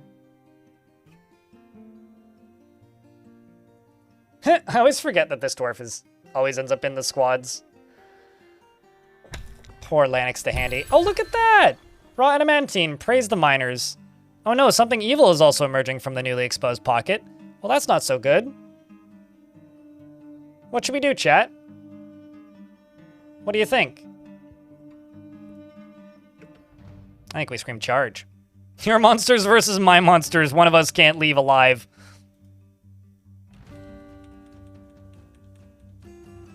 We've got Einod here who's being bashed backward. I don't even fucking know what's happening, man.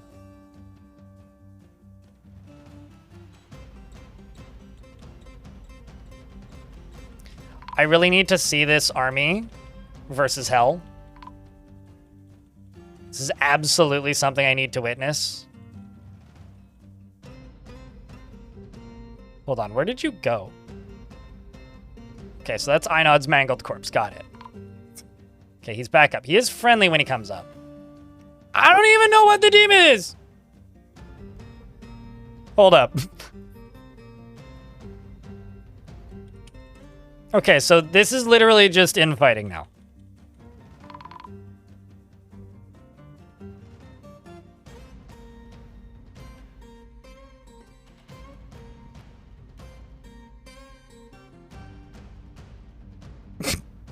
What a clusterfuck. Correct. Well, okay, so the good news is we won.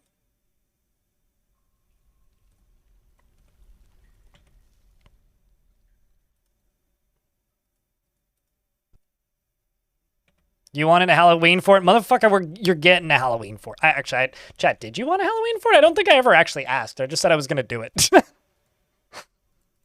So maybe you didn't want a Halloween fort, in which case now is your opportunity to scold me and say that this isn't something that you asked for, and I apologize. Mostly. I'm sorry for your loss.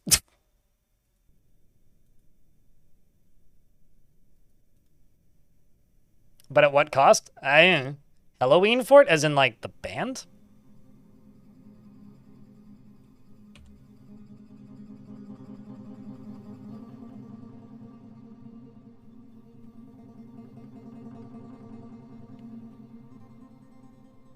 At this point, I think I'm just taking all of the alive dwarves and just being like, grab a pickaxe and go dig.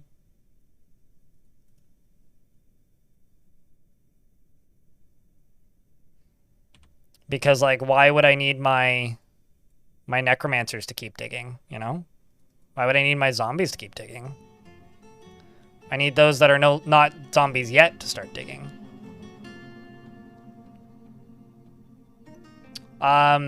This was a brute. I didn't even get to see what it was. It, like, chaos just erupted immediately.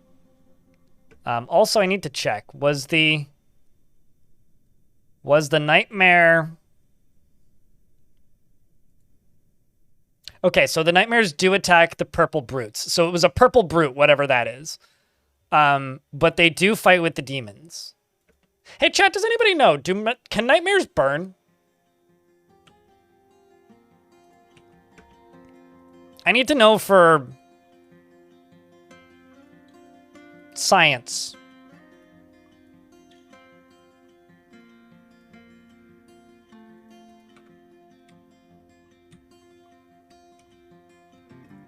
Because I don't actually know now that I think about it.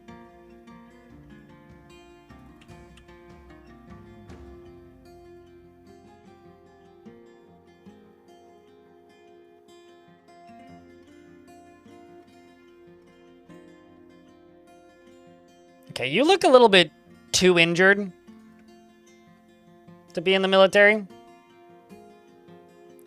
So I'm going to swap you out with whoever this is. And for you, Urist, I'm going to swap you out with whoever this is. Are you dead? No, you're not. Well, that means you might turn into a pile of red mist when something fucks up, but that's fine. They're not flammable. That's good to know. I'm just wondering if, like, undead squads like this can defeat the Hell Rush. That's really what I would like to know. Like, genuinely, that is my biggest curiosity about this fort.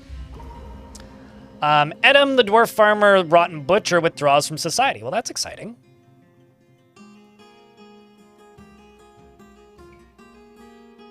And he's claimed a crafts dwarf shop. Hopefully he makes us something good.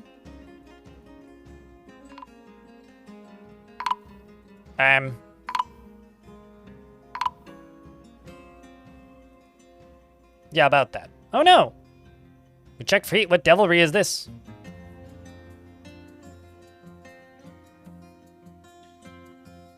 We checked for devilry. What heat is this? Oh, hey, look, a ghost. Are you friendly? It's a restless haunt. Should be fine. Just a little spooky. So they won't run dizzy, magic, nightmare summoning, plus infinitely scaling combat skills? Well, not infinitely scaling. But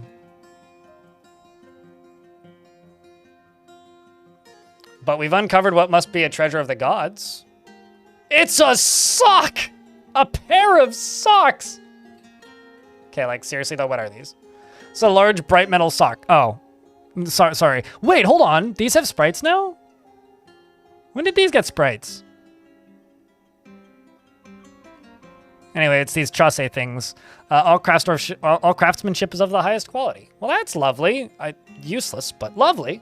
Can you melt those? No, because they're named. If they're not named, then I can melt them. Deep within this strange place, we've uncovered another treasure of the gods. This is underwear! Oh, it's large.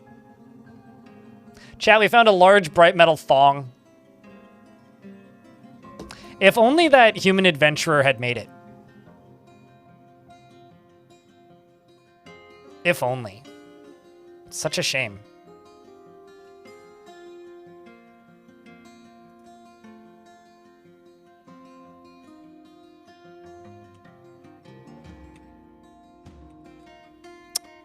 I'll just let them dig. We are in an ad break at the moment, though.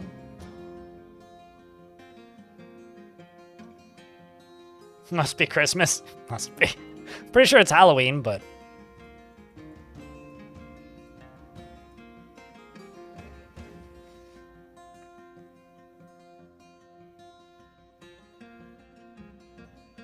Make a tomb for the adventurer that came here and put him in there. He's already got a tomb. Yeah. It was one of the few that got tombs. Oh, that's exciting. I'll wait until the ads are done. But Edom, the dwarf farmer, rotten butcher, has created Atith Zin, a granite figurine of Monom splattered crypt, and offers it to the bloated baker of cooks. Am I going crazy, or are sapphires bluer than they were before?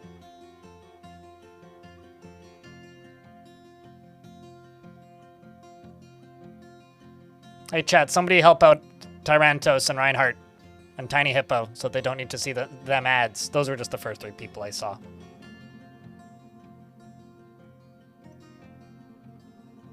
Streamer over here is trying to sell out and trying to get above 800 subs again. Such is life.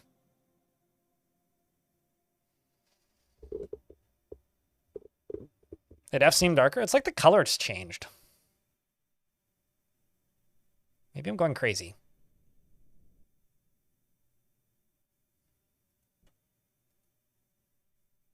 I presume I'm going crazy, but... As for this artifact, this is a granite figurine of Monom Splattered Crypt. All craftsmanship is of the highest quality. It is a masterfully designed image of Monom Splattered Crypt, the dwarf and dwarves in granite by Edom Lokanlogem. Manum Splatter Crypt is surrounded by the dwarves. The artwork relates to the ascension of the dwarf Manum Splatter Crypt to the position of king of the alchemical books in the year 180. It is encrusted with rectangular granite cabochons, and this object menaces with spikes of Sangaro rib wood. What's your name? Manum Splattered Crypt.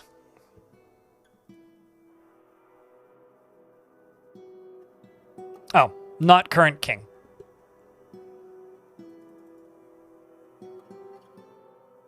Used to blend in a bit more. Yeah. I don't know. Weird. Funky. Elmiran, thank you so much for checking us up at Tarantos. Now you don't need to see those gambling ads for 30 days. Appreciate you. I'm sorry about the ads, man. I wish I had some control over what we're shown.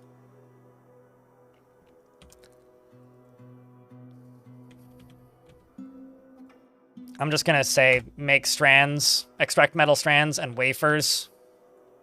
Just set all that to 0. They'll just make them as they come.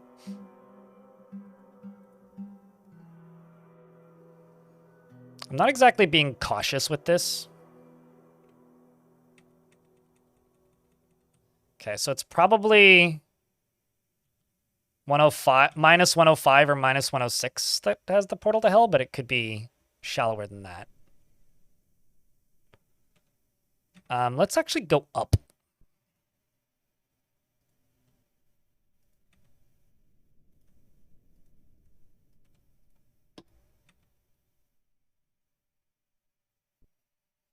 Okay, so you go up 1. Let's hope that that doesn't dump lava on us. It doesn't, which is lovely.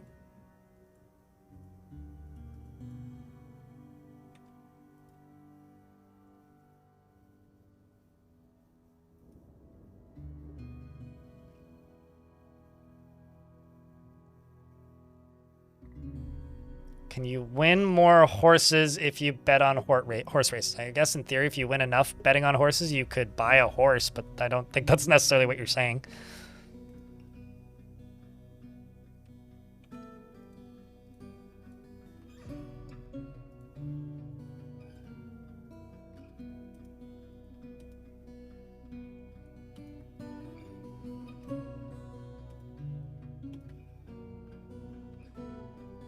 It's a little smelly down here.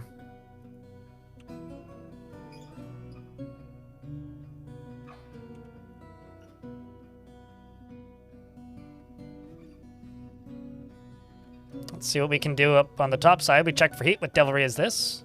I'm gonna say thankfully there's water everywhere, so that shouldn't be too big of a deal. So either we're about to find a portal to hell, or things are gonna be totally fine.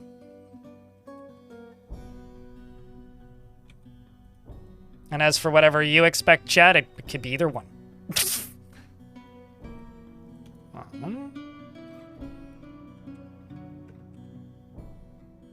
I've gotten weirdly confident in the last little bit of time in this fort.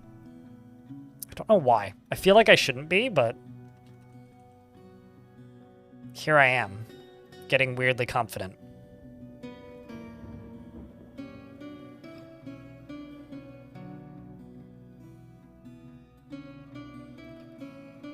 Just gonna make a few more of these just to get strands going quicker.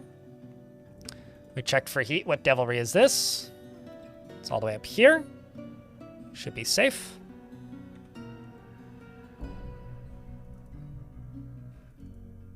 Let's dig out through these.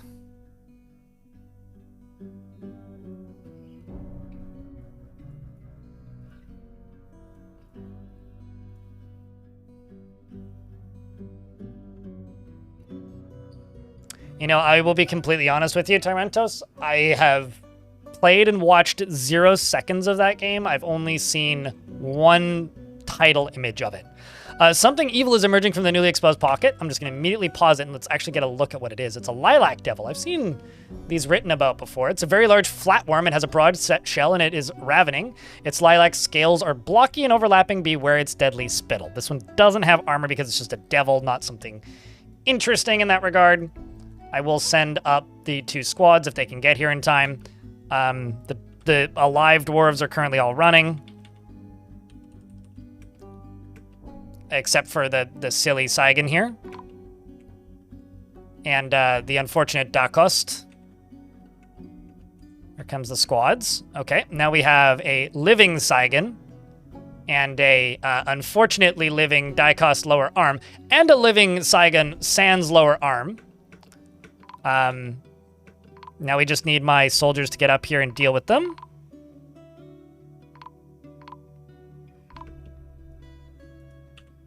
Who don't seem to be doing too hot, I should mention. Because they appeared to have put all the nightmares in the wrong spot. But they were able to kill it. The population definitely went down, but not by all that much. And it seems that all of the nightmares are just murdering my... are just, you know, murdering the miners. How many miners do I have left? 3. Well... At least 2 of them got resurrected. I shouldn't be laughing as much as I am at these poor dwarves, but I am. And that's just the reality. Friendly undead fire. Well, not friendly, but fire. Yes.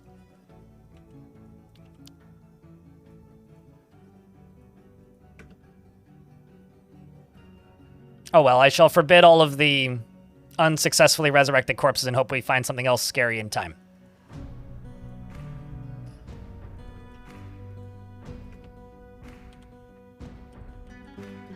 Look at all of these recover wounded tasks.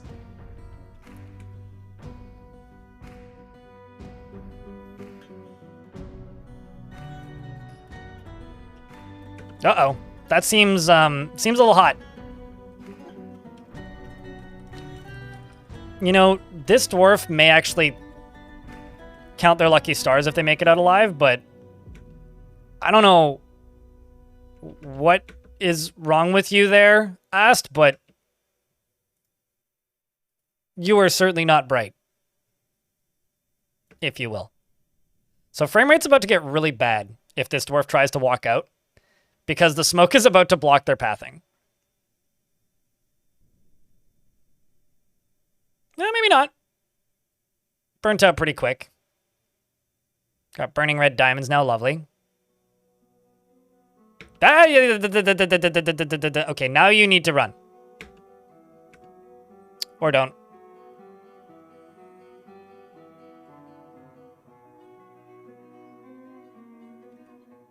You know, based on all the ways you could die in this fort, that might not be the worst one.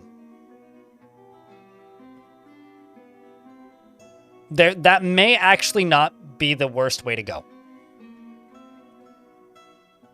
If anything, I would actually say that might be optimal to some of the alternatives.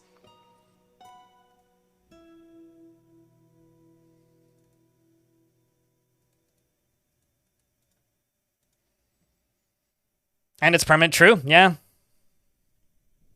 Clearly that dwarf didn't care. Tried to do it intentionally, you know. Maybe it was their aim to die gloriously. Although I'm, like, certain that that's got lava in the middle of it.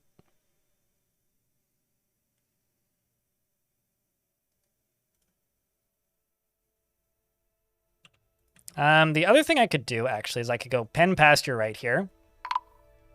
And pen pasture a zombie right here.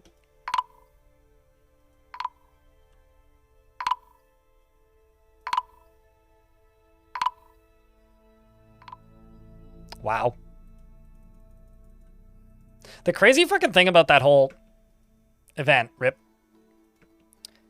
is that wasn't even that much, like, in the way of death.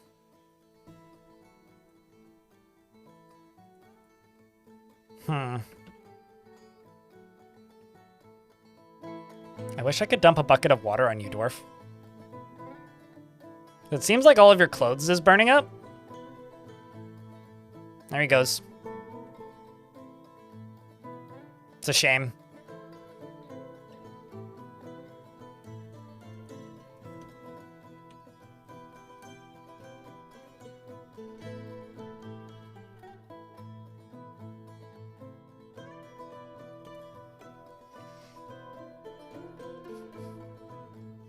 Oh, I've got several...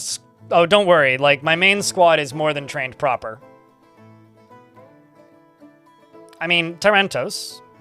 I'm literally doing what you're suggesting. But in order to do what you're suggesting, I need to acquire adamantine, right? It's like at this point, I've got 2 adamantine strands. I've got 37 raw adamantine and 1 wafer bar. My main squad is almost entirely legendary warriors. I made a second squad so that I would have more backups to be able to work our way into this, and you're suggesting exactly what we're doing, so. The issue with candy is I think it's 7 times more items that you need to make things in a lot of cases, so things that would normally take 1 bar take 7.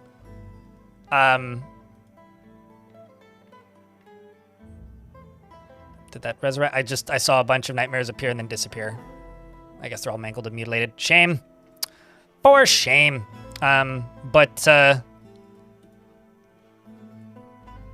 The issue is you need a significantly higher amount. Like, that's barely enough to, like, get a dwarf dealt with. You know? That's barely enough to get, like, 1 suit of armor made. So I need to mine quite a bit to be able to get a bunch of it going. So it's going to take me a little bit to be able to do much of value with it.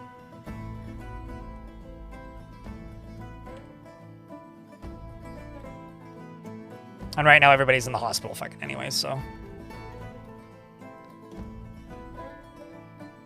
Cheers, Raul. What's weird is, like, tomorrow's my partner anniversary. I don't know how Twitch calculates the dates, but it seems like Twitch is always a day off on it. Regardless, though. Appreciate it, mate. The dwarf died. Tyrantos. They burnt to death. Like, they disappeared. When they disappeared on my screen, they died of burning. So, yes, they did burn up completely. That's why they disappeared. Initially, it looked like it was just his clothes burning, and I was curious how long if he would stop bleeding before he burnt up, but no, he did burn up. It's just his name didn't start flickering for some reason. Probably because I had the screen up before he was burning.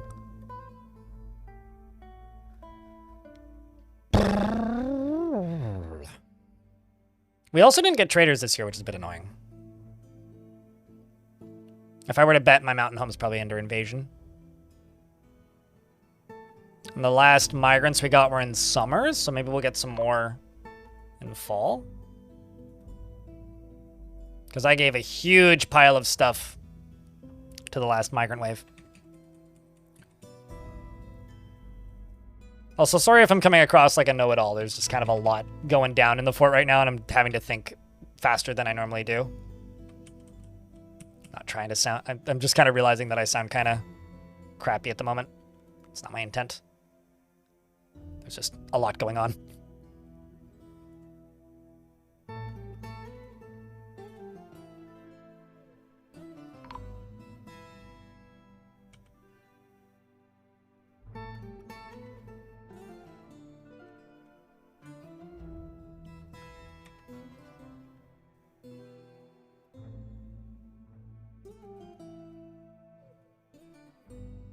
See if we can get this stuff dealt with. It's a time zone nonsense, but drugs, yeah. Or like the first place in the world that hits that date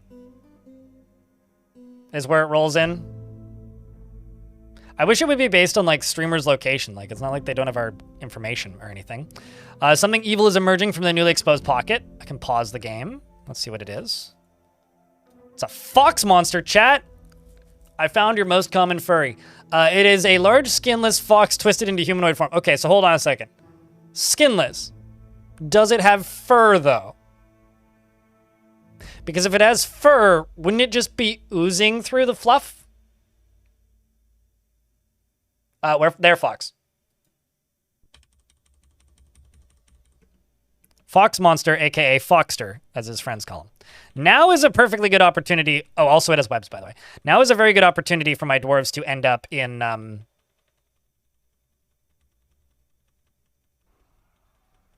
lava. But it doesn't appear to have happened yet. Dwarves are doing a pretty, with the exception of this one. Moreb, don't you fucking dare. Don't you? Don't you? Oh my god. You stress me out, you goddamn dwarf. Speaking of goddamn dwarf, this monster is now pale and bleeding. As the dwarves surround it, it dies. And we appear to have resurrected one dwarf from previous fights, who is now just random headless nonsense, who hopefully will be able to use some abilities and help defend us, if nothing else.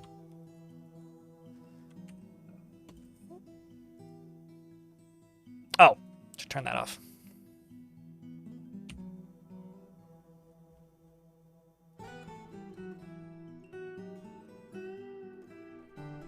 Currently, we're just kind of in this issue where everybody's in the hospital.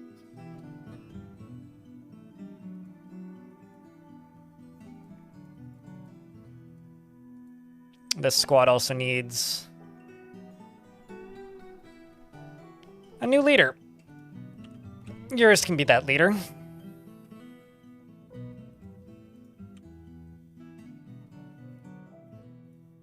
This stuff will be safe to dig out, if nothing else. Although, let's actually just do this on normal digging orders.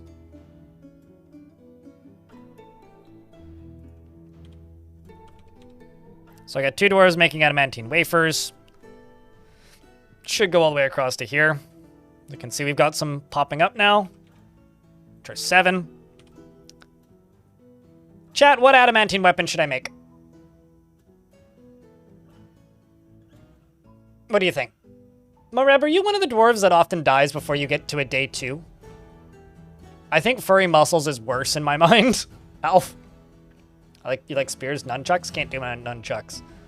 Thongs. That's not a weapon, but I see your point.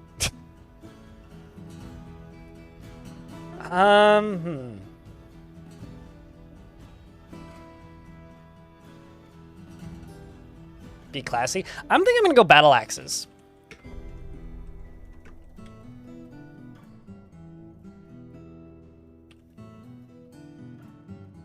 Let's do battle axes.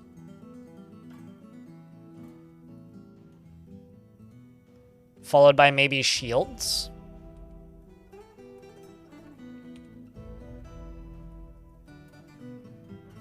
Although now I'm wondering just how many dwarves are going to end up with adamantine stitches. But they're always exotic. You know, daggers are one of the few exotic weapons that it weirds me out that dwarves can't use. Like, if I were to make one mechanical change to the combat, it would be allow dwarves to bring a dagger with them instead of a flask or a backpack.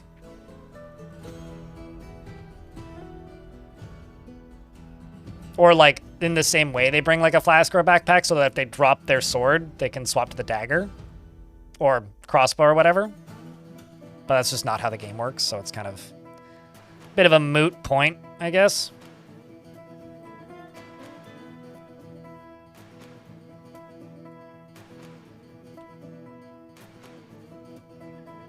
My spin thread tasks still paused.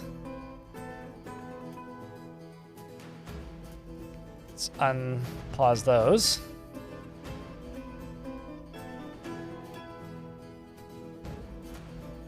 I love the dwarves with their entrails out just giving stitches. It's like, I think you're the one that needs stitches, man.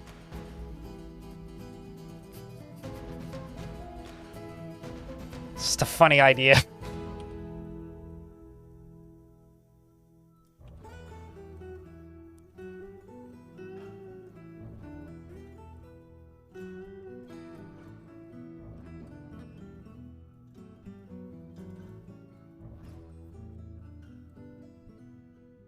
Also, I don't think Stormwolf is ever going to become useful. So I'm going to chuck one of these proficient fighters in. Because Stormwolf has just been in hospital for literally months. Like, literally years at this point. Dagger wielding a dagger seems a little strange. True. I don't know, maybe like a hand axe or something.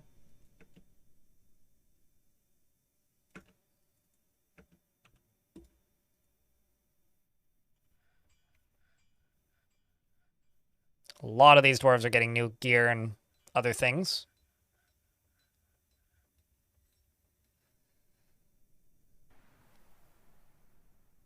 Turns out there's a lot of available new gear out there. Also, you're our mayor, Dominoc. I'm going to remove you from this squad and throw in... not my manager.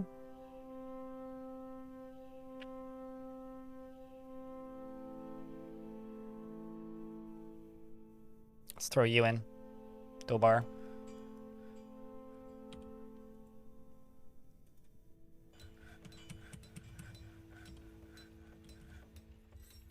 And there we go. We're now making adamantine axes, which take 4 adamantine wafers to produce. Got 10 adamantine wafers at the moment. We've got 2 adamantine strands. And we've got 33 raw adamantine, which is pretty all right.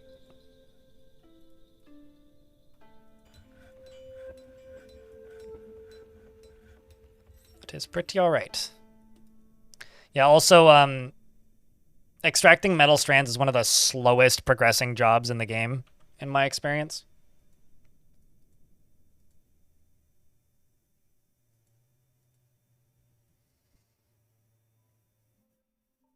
Enough for 1 breastplate. Yeah, I don't actually know the number that they need for breastplates. I love just the random nightmares appearing on the surface and then disappearing. It's like, oh no, they see a vulture. Anyway, there's now a nightmare.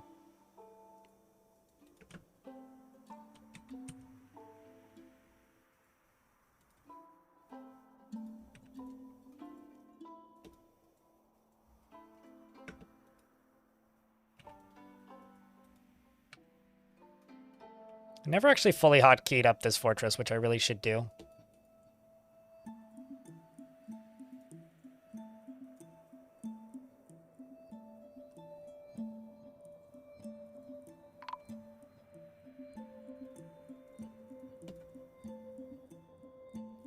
Dwarf Carpenter Butcher's been found dead. Edom wants to join the fort.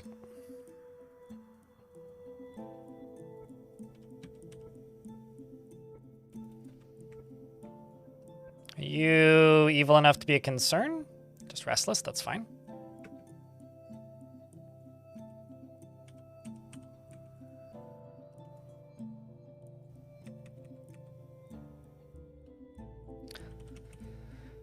Although, I think right here...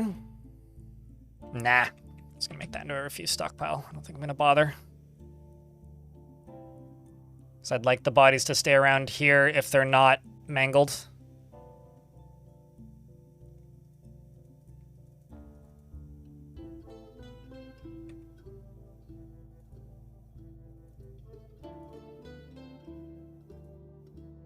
I think this one might have lava behind it, but I don't actually know for certain.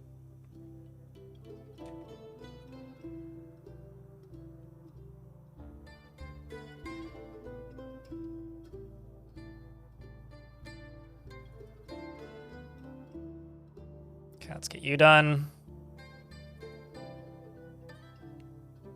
Also trying to mine at angles where if lava does come out, it's not going to set everything on fire. Like, sapphires just melt. Diamonds catch fire. So sapphires burning actually isn't that big of a deal. Diamonds, on the other hand, kind of a big deal. Because then they just burn for forever, which is just kind of annoying. That's gonna... maybe we can't... Nope, no adamantine. Or no obsidian, rather.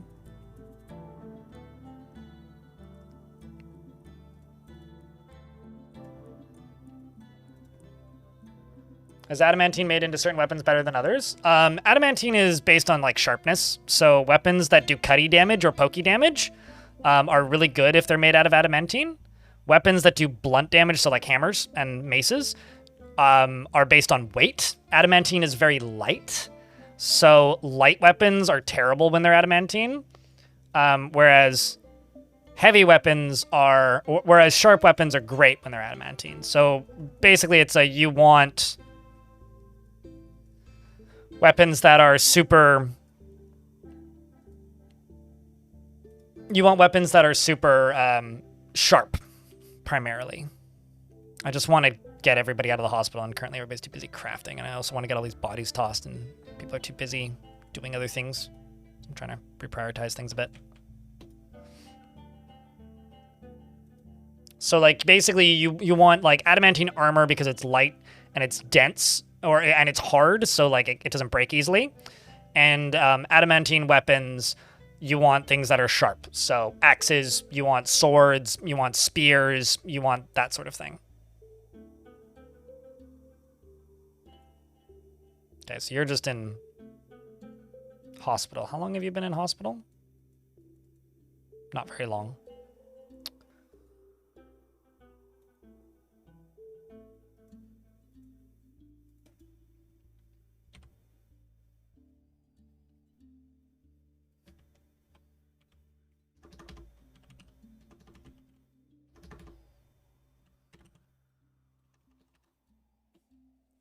Well, the good news is it does seem that doctoring jobs are getting done.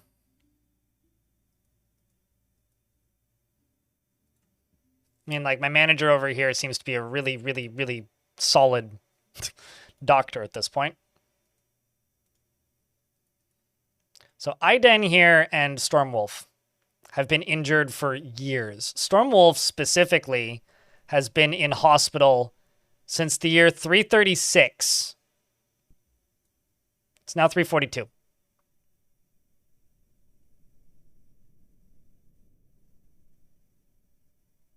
What does hate cloth feel like, Hate Weaver? It says that you're Hate Weaver, right? So if you're weaving hate, what does hate cloth? Is it like rough and coarse and unpleasant, or is it like soft to the touch? Got me all curious now. I'm also going to take these squads and just set them to off duty. Just let them go do unrelated things for a little bit. And this can be F3. I'm also just going to straight up stop farming because we just don't need to. I mean, there's only like a small handful of alive dwarves in the farm. We got tons of plants, so.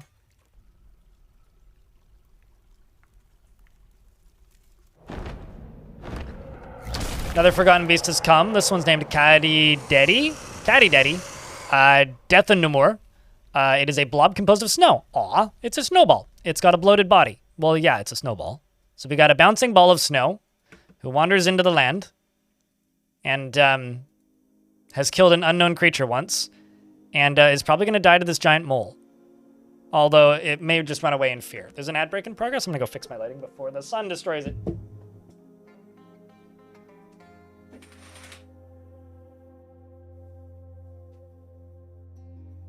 was quick. So what do you think, chat? Who's gonna win here?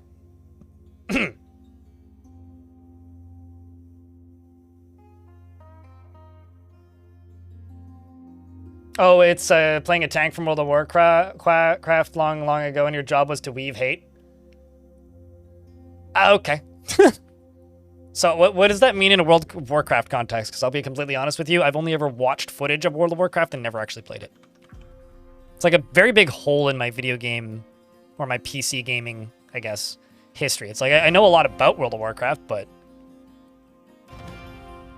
I've never actually had the pleasure or displeasure, I suppose, of playing WoW. Oh, is it not on? I'd swear that I turned it on. If I didn't turn it on, then that's entirely on me today. Hold on, let me look. Yeah, looks like I forgot to turn it on. You should have said something, but thanks for letting me know. That's my bad, mate. What's up, Martin of the Woods?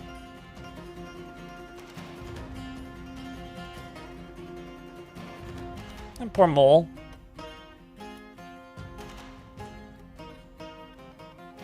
Poor mole.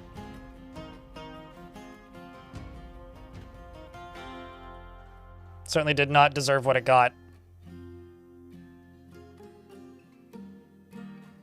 You know what I could make for, like, extremely silly reasons? I could make adamantine backpacks. Bearded dwarf Tibbe. Necromancy?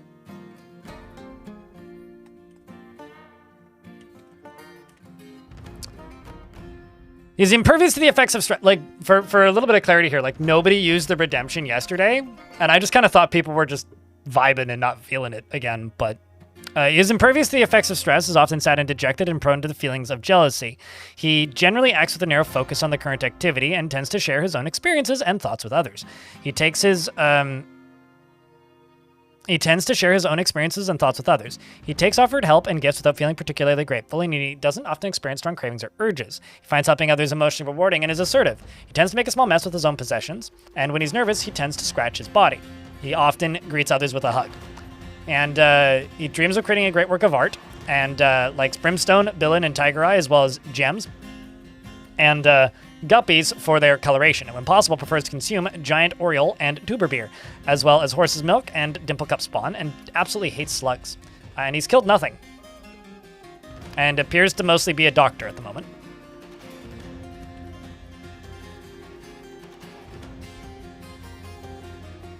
I may actually do this. Nobody Hall for the moment.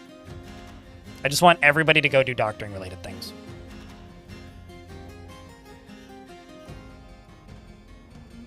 You can also click this little hollow person icon, which removes the worker from the task without actually getting rid of the task if it's an important task.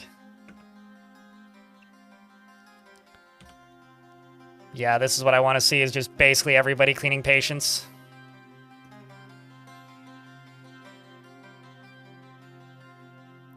Guppies are a... Oh man, I should make adamantine crutches and splints.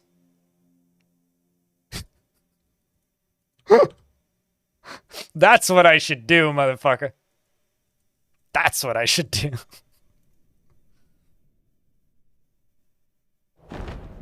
Another forgotten beast, this one's named Sun, has come, an enormous feathered mite.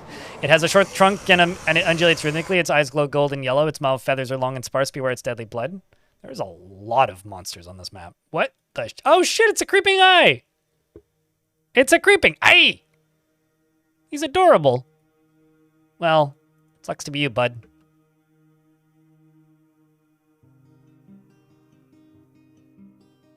You sewing their arms back on? It's like, I don't know. My headcanon reason as to why zombies need doctoring is like, well, like, they've just got bits of flesh that's hanging off on them, and they can't move properly because there's, like, a chunk of their arm sticking into their other arm, and, you know, you gotta patch up the holes where blood just keeps spewing. And other such things. Like, in this case, it's like, yeah, they're resetting bones and stuff. I don't fucking know what's going on with these forgotten beasts or why there's so many of them, by the way. Nightrake the Assaulted is fighting with something that's making things catch fire, and I think killed it. No, just a Crundle. Oh, do you breathe fire? Is that what it is? Ah, you breathe fire. Hey, you'll deal with all of the bodies. Oh, that's lovely. How sweet. Please go around burning up the skeletons for me. Thank you. I appreciate you. You big monster. Oh, now you're fighting with the other one that's down here. The other one that's down here is a towering humanoid composed of crystal glass, which can't burn. And it has a long swinging trunk and it undulates rhythmically. Beware its poison sting. Meanwhile, its friends, beware its fire, an enormous hairy ankylosaurid. It has a short trunk and a bloated body. Its mouth top hair is patchy. Beware its fire. Rip. So much for that dream. It'll deal with some of them, though. I may actually just, like, remove dump on all these and then just forbid all of them instead.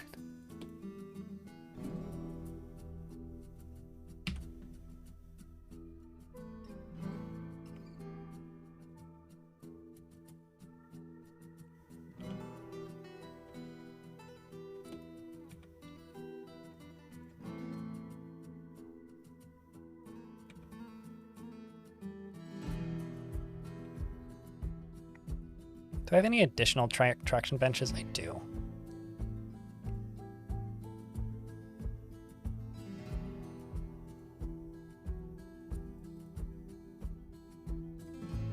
Gotta turn hauling back on. Only select to do this.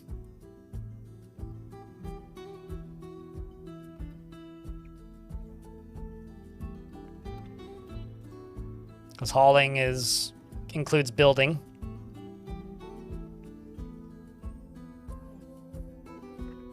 Coming out of the side of its face. Kind of reminds me of like a horror picture graphic novel thing that I had years ago. I just remember this storyline in it where somebody's face split in two, and I cannot remember what it was from. Like, I have zero recollection. I kind of just want to, like, full heal this dwarf or kill them. One of the two. Or just expel them. Because, like, you've just been in hospital for forever. Although you've been great for, like, training my doctors. If nothing else.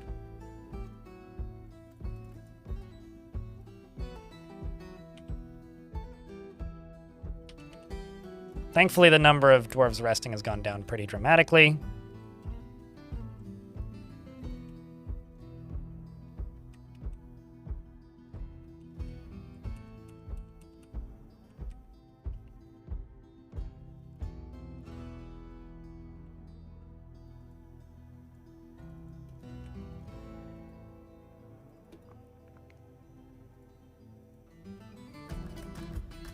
See what else there is that you can go grab. You appear to still... There we go, we're getting some adamantine axes and some artifact axes up in here. See, adamantine axe, iron battle axe. I don't even know how I discovered this. What? Apparently I wonder if they summoned a nightmare in there somehow. That would be funny if that was the case.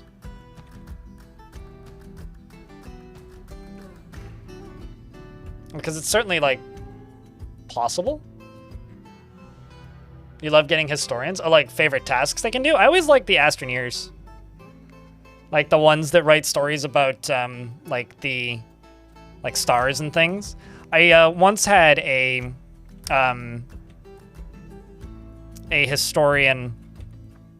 well, not historian. I once had a dwarf in a fort who wrote a bunch of books about pulleys.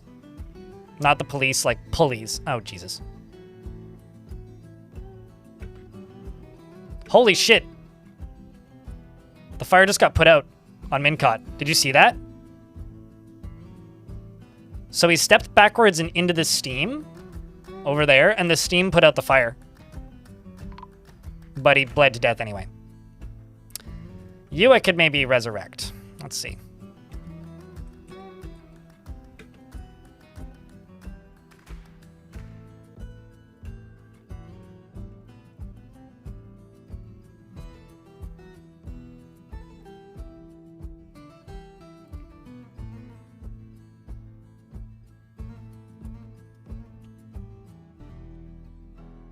Let's just go here, place a lever.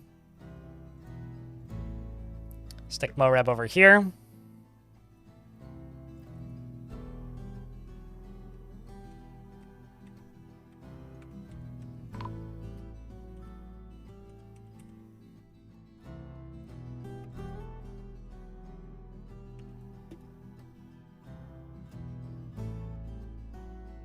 And a necromancer was found dead. Are you mangled? Nope. Okay.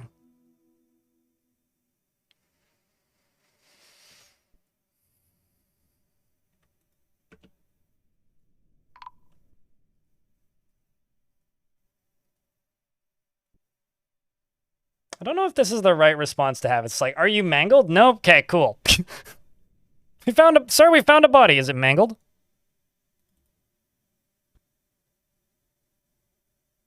Mincott the miner's found dead.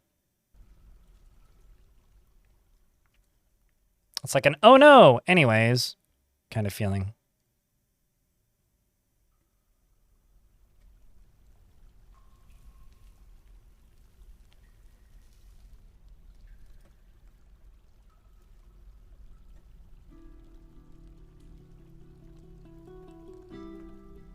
Okay, so we're waiting on this.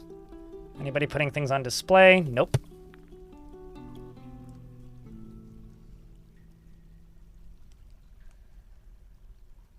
Is the body still usable? I mean, it wasn't mangled, so as long as it's not mangled, it's usable. I can resurrect any dwarf that doesn't have a mangled body or is fully decomposed. So as long as it's not mangled or completely decomposed, I can use it in some way.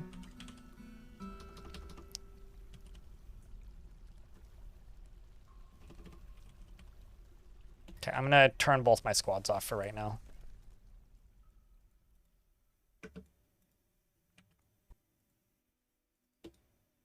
Except you are going to stay stationed right here.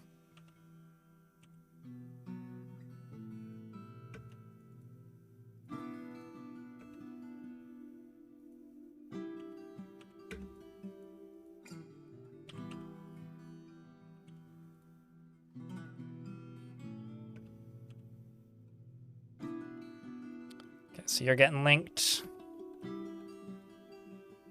There we go. That's what I need to see. It's this. Kazoom, what up? Appreciate it, man. It's been 7 years. I mean, it's going as planned, George. I think they could be going better. So in YouTube chat, George says, looks like everything's going just great. I mean, I'm not going to deny that. Like, it could be going better. But it also could be going a lot worse.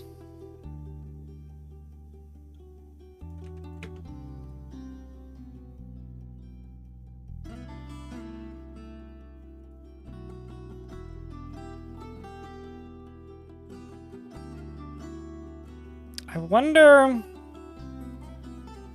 if it's possible for a dwarf with no arms to do doctoring jobs. I presume not. But like...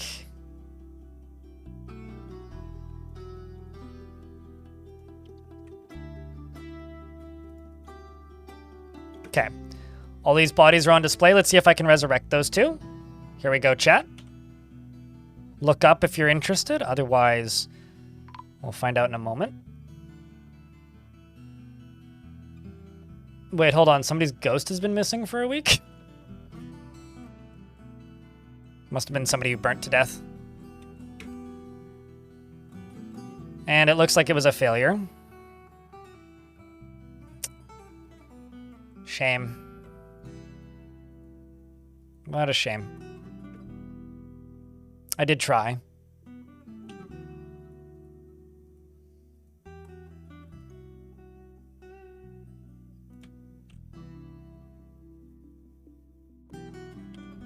Actually dumping items yet? Not really.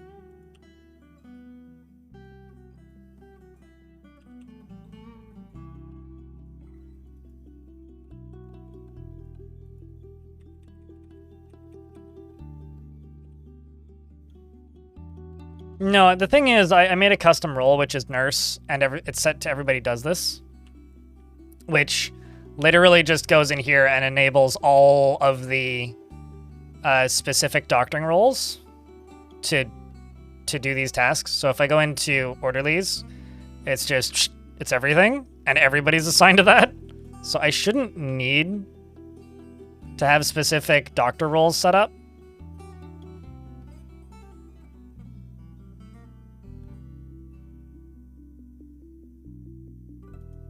Like, it shouldn't be an issue. Also, I love the Nightmare Silk thread. That's amazing, actually. Oh, that's incredible.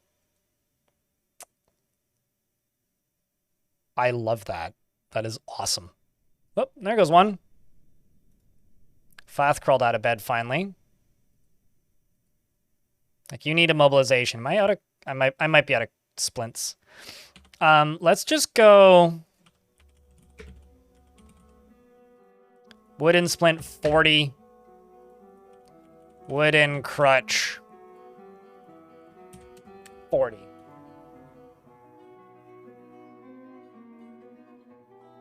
Hello, Stonecoat. How are you? And Hekios as well. Good day.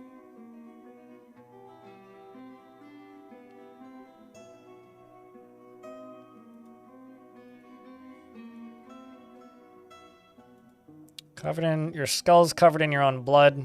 It's like treatment scheduled. You need cleaning, setting, dressing, and immobilization. But it's like, I've got doctors available that are setting bones.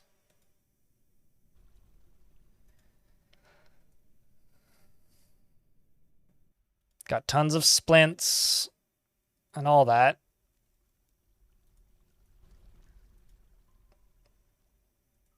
But it appears that we are down to just a few remaining hospitalized zombies, which is good.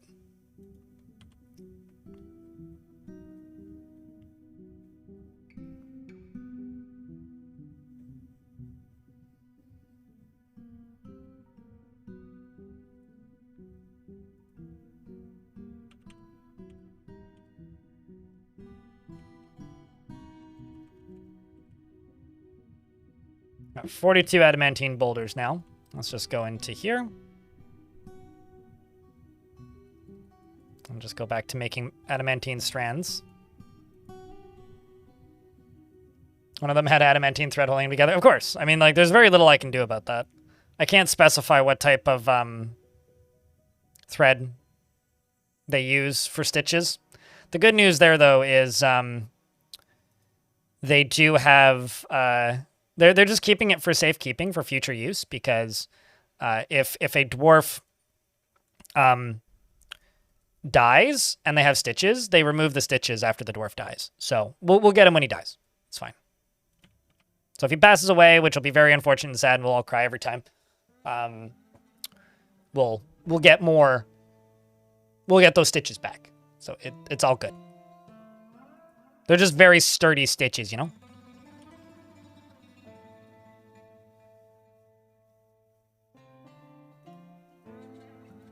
Very sturdy stitches.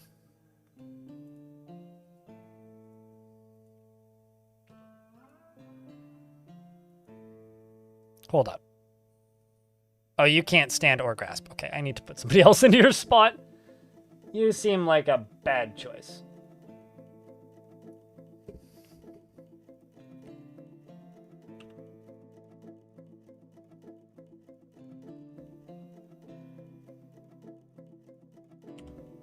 You can't redeem because it's not, like, on cooldown anyway. I mean, you can name whatever you want, whatever you want. Literally every dwarf in this fort has stitches. So, you can name whatever you want within reason.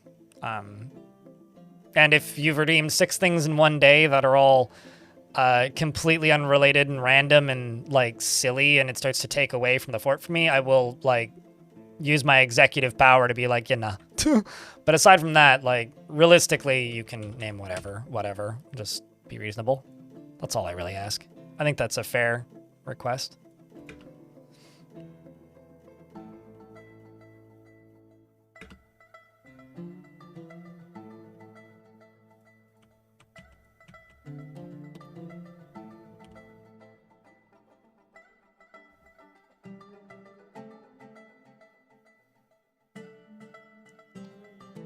What are you hauling?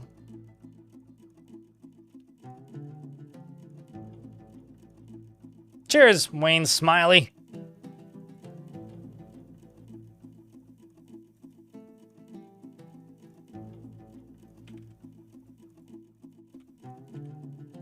Let's just get these bodies out of here, hopefully.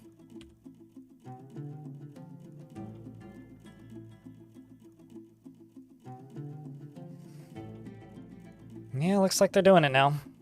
Weird. I don't know why they didn't dump it, which is what I told them to do earlier, but...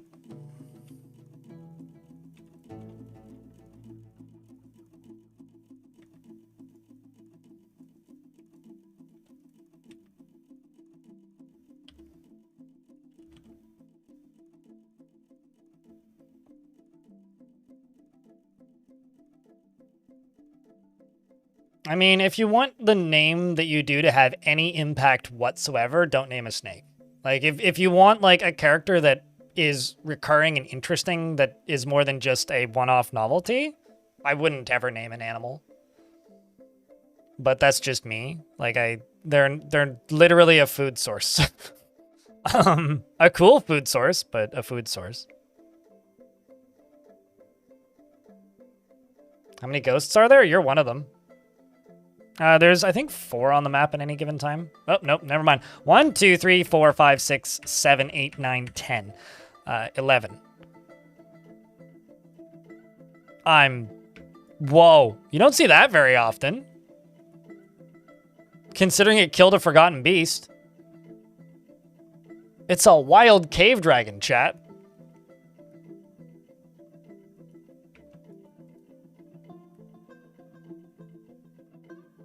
It claws the forgotten beast. It literally just like scratched it a whole bunch and it died. You gonna try and capture it? Nah, no interest.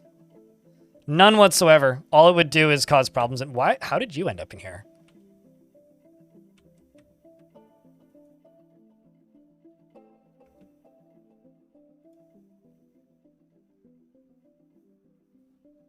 That is confusing. Anyway, no, it's dead now. The dwarf killed it. How the fuck did you get in here?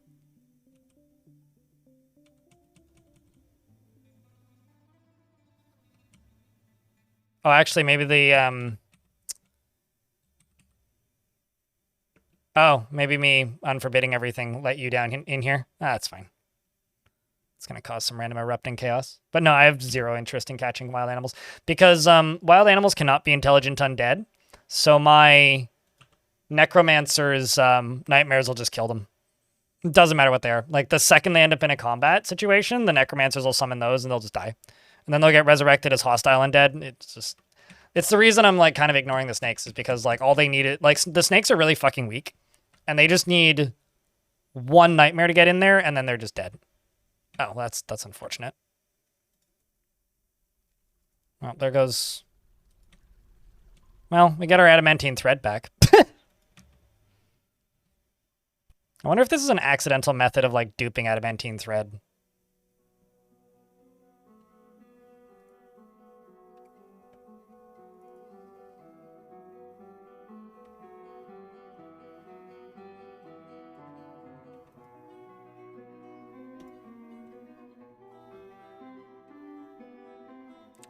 That's why they say wild animal next to their name. Tarantos. Technically, they're intelligent creatures, but so are troglodytes. So are gremlins. But intelligent creatures can't be trained. So are trolls, actually. But if they appear as a wild animal, there's nothing I can do about that. All I can do is be sad that they're not in a performance group and continue to have no friends.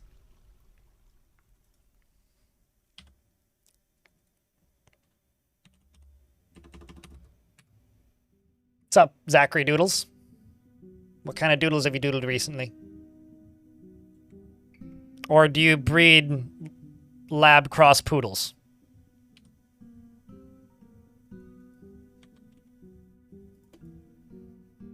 It's one of the two, clearly. As for which one, I will never know. I really hope this has water behind it.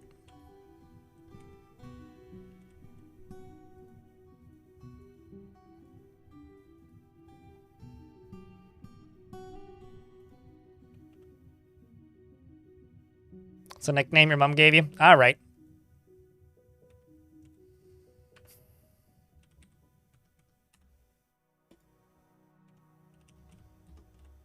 I'm getting frustrated.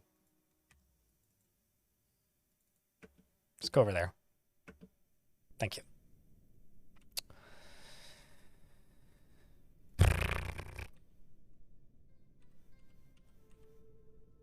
Let's go over here. Dig through this. Hope there's water behind it. Rinse, repeat. What am I playing? Dwarf Fortress. How did you end up here? If I can ask.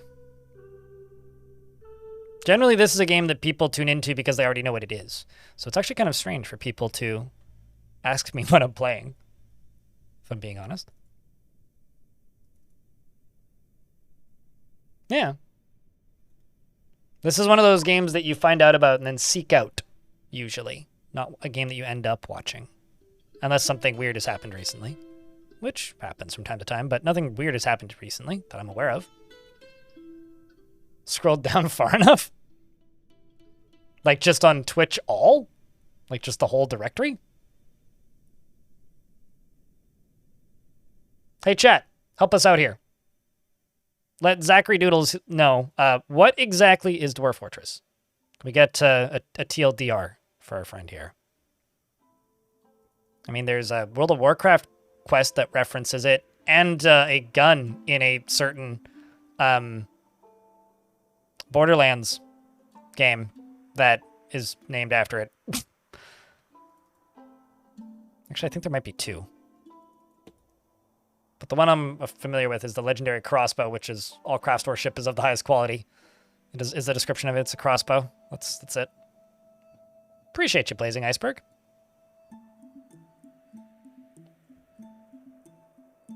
It's also one of the original inspirations for Minecraft.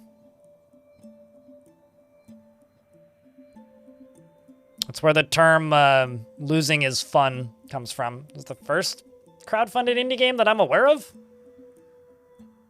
At least via PayPal, it was one of the first because it like got officially playable versions around the time PayPal released. So there's that. PayPal released. That makes it sound like a video game. When PayPal launched. But it's kind of like Psychotic SimCity. That's a way of describing it. Dream of yesterday.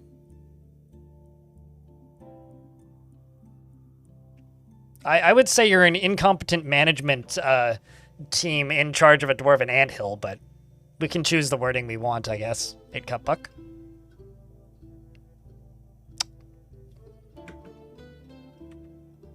That dwarf got eviscerated. I'm just gonna cheat.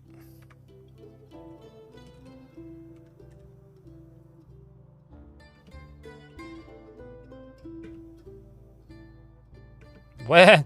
I mean, if you go back in and keep dying, then that's on you there, dwarf.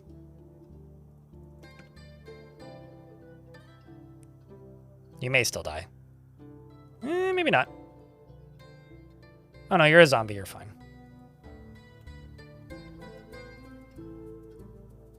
So much rot.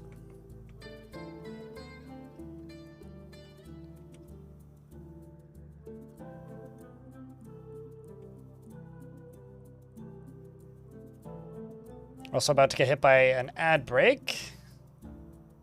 I mean, okay. Most cases, it's not a benevolent overlord. It's usually an incompetent management team. In this situation, I'm a benevolent overlord. That would be fair of a description for me. I mean, we are the good guys fighting back against the scourge of evil dwarves from before who built a massive fortress to exterminate necromancy. And we are on the side of necromancy to try and turn every single breathing creature into a pulsating, viscous, rotting mass of moving flesh and bone.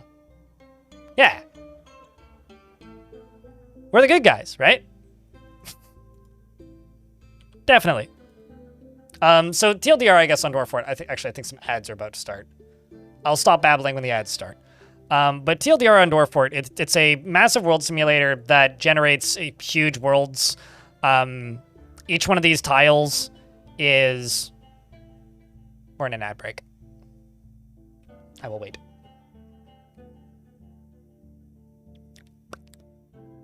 By the victors, of which we most certainly will not be. Don't worry. But... I mean, if anything, Colorbeard was absolutely the victors. I mean, this being my previous fort, Colorbeard, I mean, Colorbeard was absolutely the victors. Just because they started World War Dwarf does not mean that they weren't the victors. You can he, him, me if you like, Tarantos. I prefer that, frankly.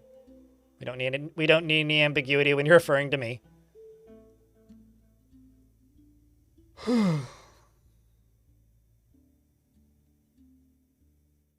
A fun part about him being a good guy and fighting the bad guys is that the fiction he's fighting with is most often is the previous fort in this world. Well, not the previous, a previous. But I'll babble about Dwarf Fort mechanics once this is done. Just trying to bring families back together? Yeah, sure. That's the way to put it. I don't actually have any news and rumors, which is a shame because everybody keeps dying before they can visit me.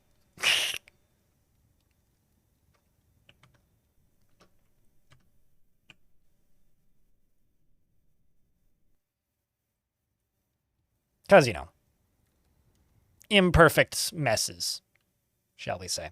So the thing that this game does that's really cool, that's genuinely unique to it, is when it generates a map, it doesn't just generate a world map for you, like a lot of games do. It generates history. So I can't look at that right now because I'm in game. But this location is very small because I'm specifically playing on a map, but normally they're 4x4 tiles this size. And generally, this little square here is a 4x4 tile of smaller tiles, which make up this whole world. Now, this entire world is traversable in the open world RPG mode, which is called adventure mode. So all of these areas are fully built, structured, and explorable. You can build multiple forts in a world, and the fortresses can interact with each other. This is a fortress I built previously. There's VODs available on my other YouTube channel called Blind Extras, where you could see them. This fortress is called Colorbeard. Colorbeard I ran for like a month plus. Ran that fort for a very long time. And so currently I'm at war with that fort. With that fort, I had a goal, which was I built a big-ass arena and filled it up with murder monsters and then made the baddies fight the murder monsters while doing minimal contact myself. I also trained up some enemies that were really, really strong and turned them into practically invincible murder machines. But the whole point of that fort was I was trying to exterminate necromancy and start as many wars as possible. So I went to war with basically everybody. All these little red squares, by the way, I'm at war with, which were mostly my old faction. This is a different faction that I'm also at war with, but that's unrelated. And so I was trying to exterminate necromancy within reason in the area until I got bored. And then when I got bored, I went to a different fort. And now I started a fort over here. And the idea of this fort is to just embrace necromancy. So we, every single dwarf with a turquoise name is an intelligent undead. Basically, they're undead, but they still act like alive creatures. They speak and run around and do things. And then I have necromancers, which are dwarves with special hobbies that can make dead things into alive things and also turn nightmares into reality, which is why sometimes there will just be a whole bunch of giant monsters on the screen all at once. This game has been in active development since 2002. Its first public release was in 2006. And when I describe this game to people who've never heard of it before, you know how, like, if you listen to a lot of music, every single artist that you listen to probably has like 10 bands that they really like or 10 singers that they really like that literally nobody has ever heard of? That's kind of what this game is, except for your favorite game developer. So there's a good chance if you've played a video game before, the person who made that video game has probably either played this or has messed with it in some way or fashion. A perfectly good example of this is like the original Minecraft main menu for Java Minecraft is just completely covered in like references to this game. So that's this. Many people don't know who Craig Smash is. He's not that well known. I mean, he's got like 150,000 YouTube subs, but in the grand scheme of things, when it comes to common, popular people on YouTube, that's pretty small.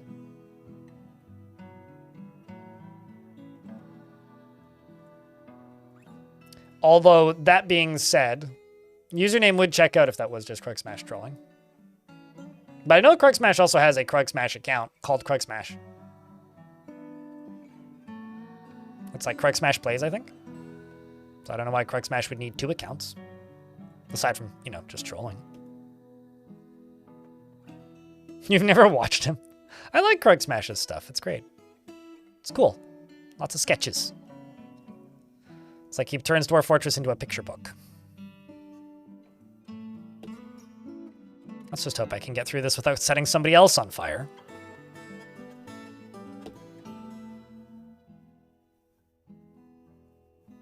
Okay, water's fine. No fire, though.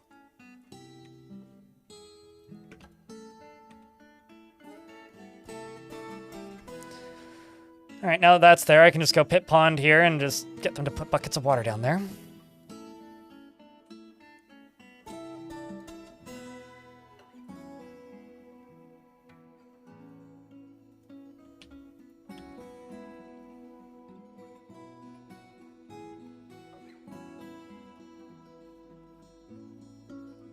You know your fort's in a weird place when you have farming turned off. Intentionally.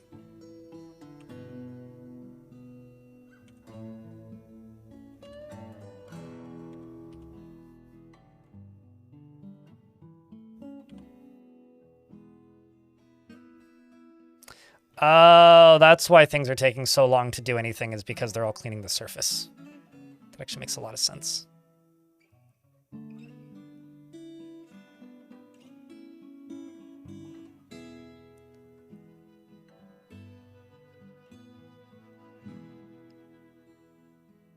I mean, that's what somebody who's lying about whether or not they play Dwarf Fortress would say, Zachary Doodles. For whatever it's worth. You're not really making your case by saying, I've never heard of this game, nor have I ever streamed. But, you know, for whatever it's worth, Craig Smash doesn't really stream either. He did one, like, 24-hour stream once, which was pretty recent, but...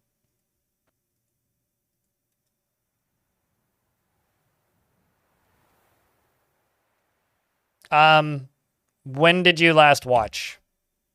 If somebody wants to be a full-time volunteer to recap every one of my streams and write it down, then sure. But I ain't gonna put some nonsense LLM vomit in my chat. So, a few days ago. Everybody's necromancers now. Most people have died.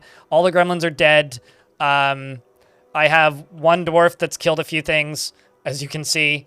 More than one. Several of my dwarves have killed plenty of... 543 kills? Jesus Christ. Most of the dwarves are necromancers or zombies. I think there's like... two alive dwarves that I'm aware of in the fort. Some of the necromancers might be alive, but most of them are zombies. One of the dwarves that's currently alive is also in a cage permanently. We've mined adamantine and are making adamantine weapons. That's pretty much the TLDR. Also, I'm at war with more than just the dwarves now.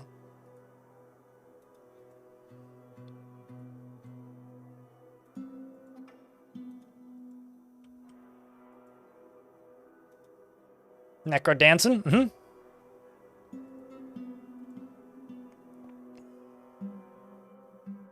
TLDR mayhem. That. We were at 18 population at one point. Speaking of population, it just went down by one. And I don't actually know why. Also, some goblin peddler is visiting. I'm sure that won't last long at all, because they'll just be like, go away! Oh, also, there's tons of ghosts, but whenever they actually cause problems, I get rid of them. So if they topple something, I memorialize them. Oh, so I don't... Or, according to doctors, I'm not on the spectrum in a point where I could be considered anybody who has any form of autism. However, I've been told by a lot of people who have that this game is like drugs for you in that case. So be cautious. You may never have free time again. Some old dwarf with white beard.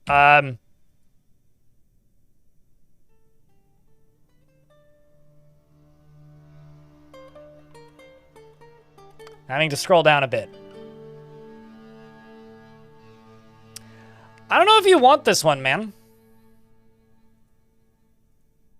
It's one of the only alive dwarves in the fort. Which means you're not going to live very long. Oh yeah, this is what this game actually looks like. The graphics are a farce. This is literally like one of the most pissed off entities in the fort. So if you're all right with taking a dwarf that doesn't have a white beard, I could give you someone who might not die immediately. I just feel like this might be a bit of a waste of time.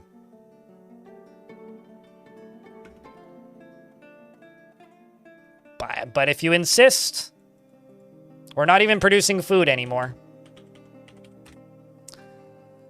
He is not a private person and freely shares details of his life when caught up in and gets caught up in deliberation when action is necessary. Oh yeah, and another thing about this game is it's getting a really big patch on the 3rd. So, some of us are getting excited. He can be very single-minded and often finds himself changing his mind to agree with somebody else. He has a sense of duty, and although he finds this conflict, He finds that this can conflict with his sense of independence. He generally acts impartially, is rarely moved to mercy, and could be considered rude. He finds helping others emotionally rewarding, and he hasn't left the temple in a very long time. He is a friendly individual, and he tends to be passive in discussions, and he has an active imagination and can easily fall in love or develop positive feelings. He can handle stress, and he has a tendency to go it alone without considering the advice of others, and he needs alcohol to get through the working day and doesn't really care about anything anymore. Dreams of crafting a masterwork someday, and personally treasures independence and thinks that there is something deeply wrong with those that persevere through adversity. Sees competition as wasteful and silly, and values family and doesn't really care about art one way or another. Dreams of crafting a masterwork. Likes nice and black bronze, as well as blue garnet and sloth bear leather, and the color eucalyptus. And llamas for their long necks. Giant wolverines for their tenacity and the sight of the fancy whips, and when possible prefers to consume bark scorpion and guppy. And river spirits and absolutely hates purring maggots. His best friend is a zombie with no arm. Mostly because all that zombie do is hang out in the tavern. So he's got no arm. Both of his arms is gone. His upper left arm is gone and his right upper arm is gone.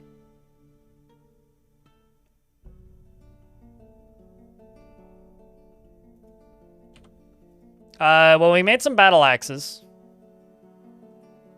We've got 40 and 2. Currently got one dwarf making wafers.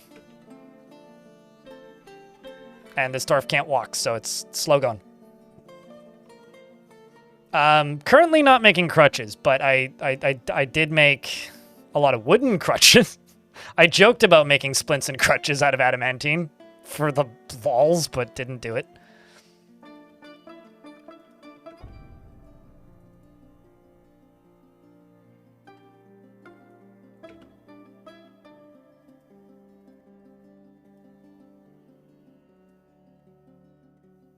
I could start weaving metal cloth if I want to be really silly, but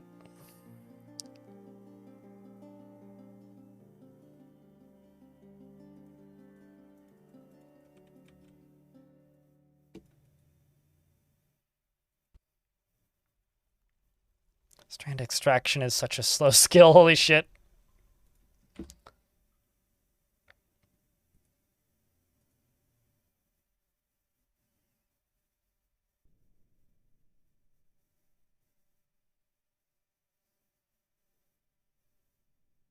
I mean, I don't know what making a singular splint out of adamantine would have to do with me being a, like, necromancer fort, but sure, I could in fact do that.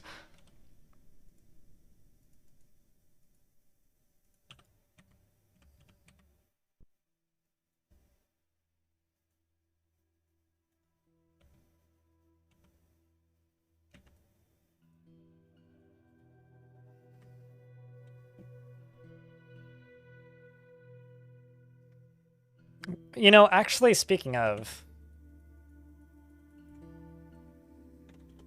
how much gold boulder do I has? Not many. I was thinking maybe I should make more gold stuff, but I made some gold statues and then didn't go much further than that. Enjoy your scrolling. Best of luck with your journeys around the realms of Twitch.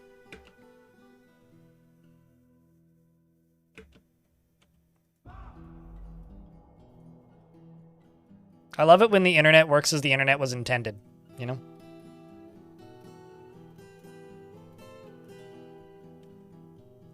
Also, where did the Krug Smash comment come from?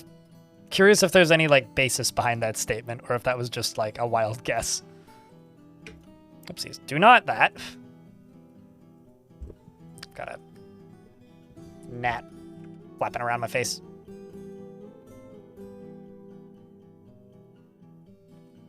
Frankly, I gotta say it's not appropriate for the gnat to do that.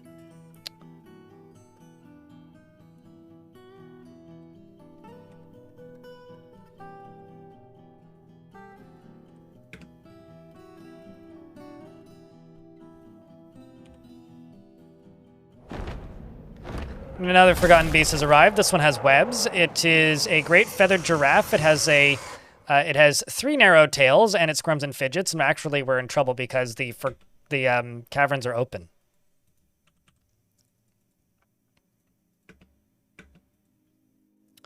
This is the deep. is what it's called. It's killed some dwarves. It was at Trade Grit gifted at one point.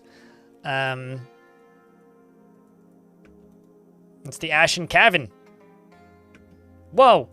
Never mind, there's two of them. Wait, hold up. Maybe I'm... Nope, I am entirely not incorrect. That was...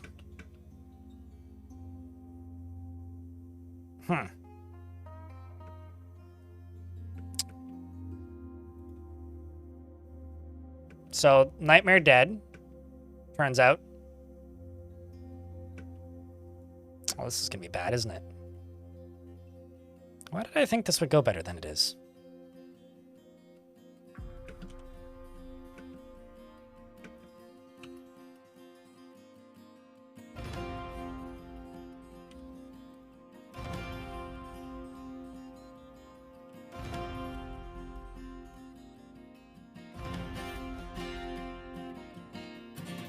Well, that dwarf just got caught in a cage, which is very lucky for that dwarf, honestly.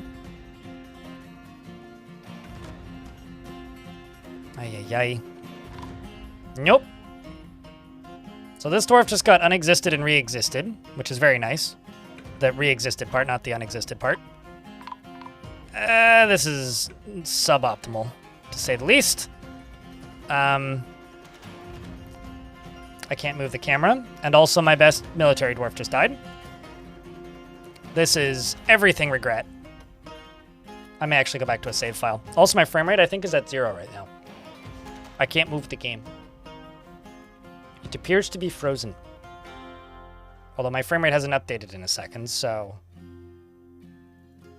maybe I can pause?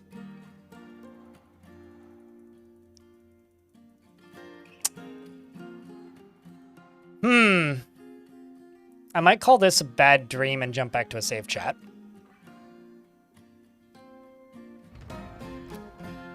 Because I kind of want this fort to actually be able to have a dramatic end.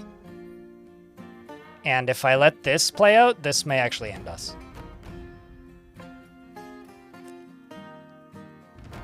It also seems like it's crashing, yes.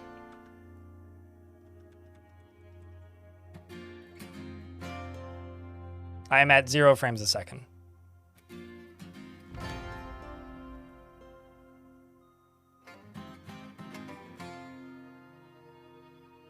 That's a lot of kill streak. Kill with style. Do Web's Claws slow down? Not normally. Well, that answers that. I crashed it. That wasn't the game. But, it did, like, go to 0. We lost 25 days, I guess?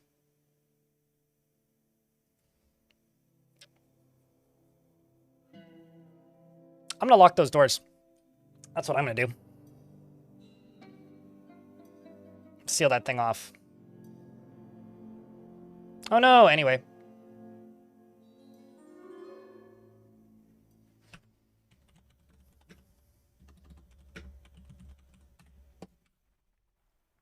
I'm also gonna go back up to here and forbid all of this. Except for in here.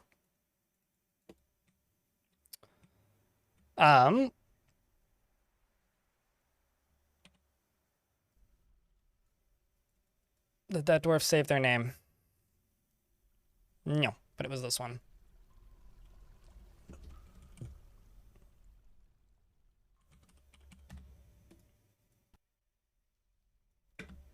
Yeah, it was literally 25 days of time that we lost, so it's not a big deal.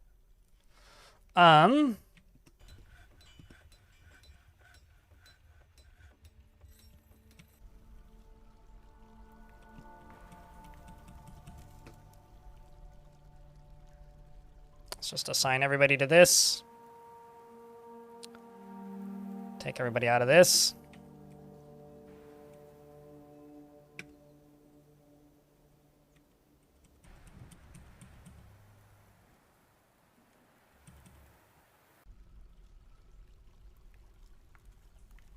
Forbid that. Forbid this. And forbid this. If there's anybody still down there, that's on them.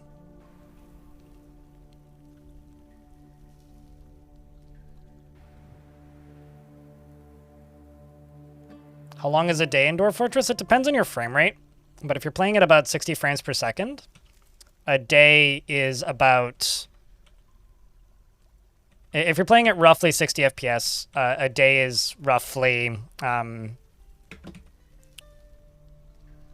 minute. Less than that. It's about 30... Sorry. So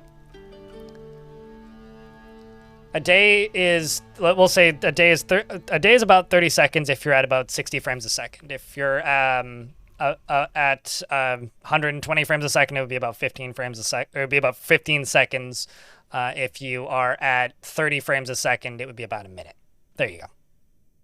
It's about I think by the default frame rate claims that the game is running at it's about 26 seconds per day or something, which is 80 frames a second. Days go by fast. It's the reason that like Fort mode doesn't need a day-night cycle, because like when you look at this, like we're on day 4 since I reloaded. So we just got a blistered metal crossbow, which is kind of nifty. And also got rid of that zombie, which is nice. That's fancy. What a thing.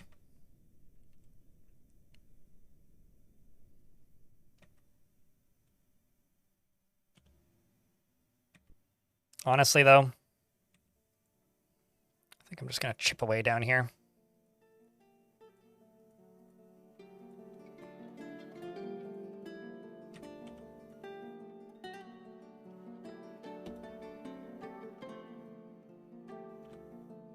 But yes, days go by quite quickly in this game, which is, like I said, kind of one of the reasons why I personally don't fully get why some people want a day-night cycle, because we're on day 7 now. Is it 12? Is it actually 1,200 ticks specifically, Clever? For some reason I thought it was 15. Just don't want to say numbers that I don't know for certain. It's like now we're on the... I wish I had a stopwatch. Chat, if you have a stopwatch, trigger your stopwatch right when it turns... Now. So now is when you start your stopwatch. Start your stopwatch right about now. Because we're on the 8th now. It'll move over to the 9th when the day ends. Which is the most non-committal, nonsense, nothing burger of a sentence I've said all day. The timer will... The stopwatch will end when... Yeah, it's now in the 9th. So yeah, like, time goes by pretty quick. But like, I see a lot of people saying that this game needs like a day-night cycle for the surface. It's like, oh my god, the game would just be a fucking strobe light if that was the case. It would be an absolute strobe light. It would be like Songs of Six, but worse. Songs of Six has like a very flashy day-night cycle, which I personally find kind of obnoxious. And you can't really turn down the harshness of it, which I think kind of sucks.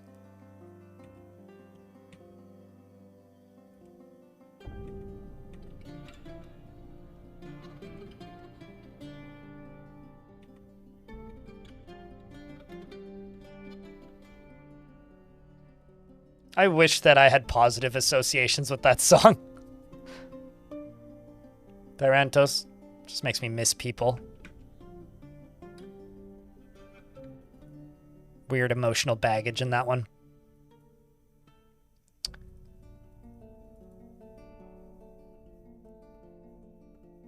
According to the wiki, it's 1,200 ticks. Okay, well, I mean, a tick is this. So if I hit period, it moves the game forward by a tick. So I would have to hit this 1,200 times to move forward a day.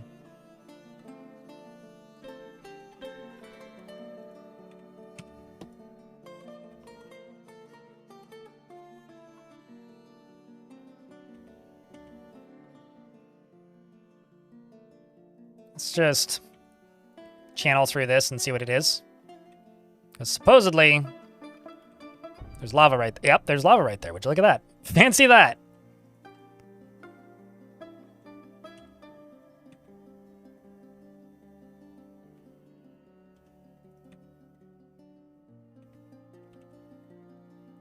Just want to double check this. Cool. Jacked up and good to go.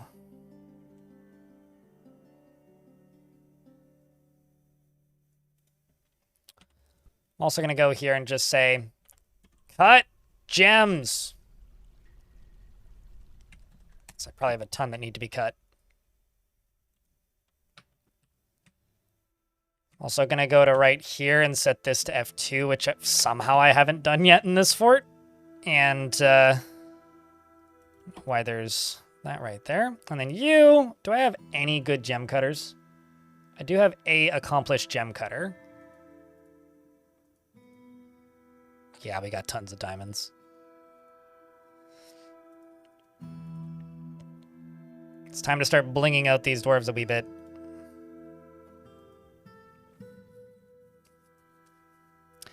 Your dwarves get sick when they see the sun because I haven't seen the sun in a while. If you have constant exposure to the sun, they won't get sick when they see the sun.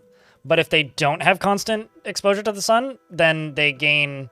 down here it says, he needs alcohol to get through the working day and can't remember the last time she had some and doesn't really care about anything anymore.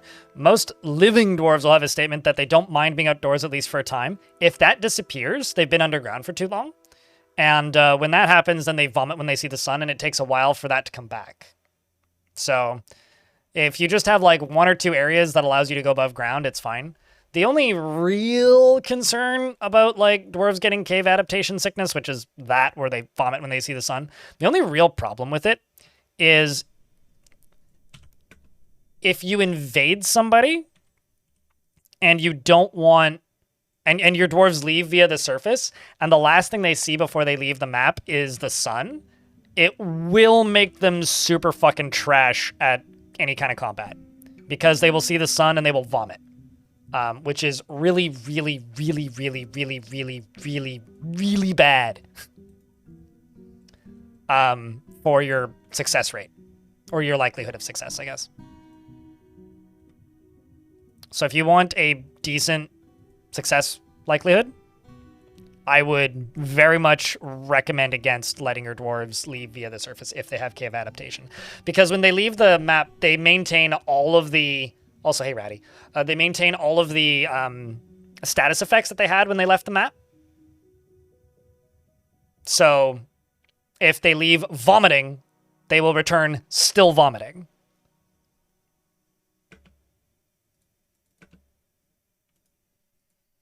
I was very worried that that dwarf was going to step into the fire.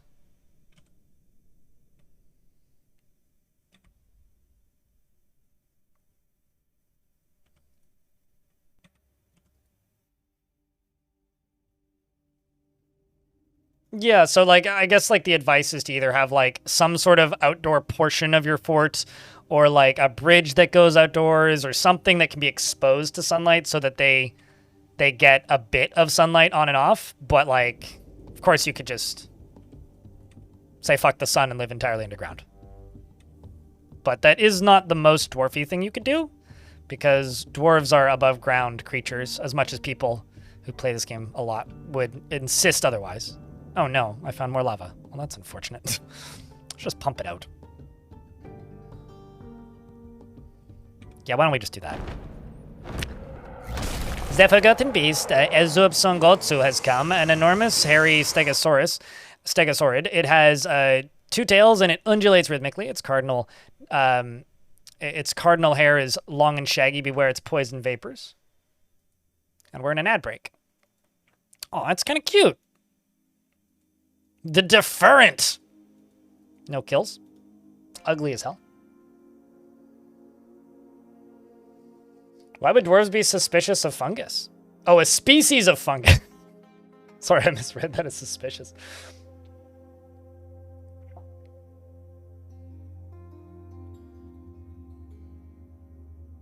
They can, but they can't return from underground. Serious cat. So that's why I was saying, like, just make sure that they leave underground. If you can't get like periodic sun exposure. There isn't too much for it to go after down here, I don't think. I thought I locked this. I guess I didn't lock this door. I lied. Well. Hey buddy.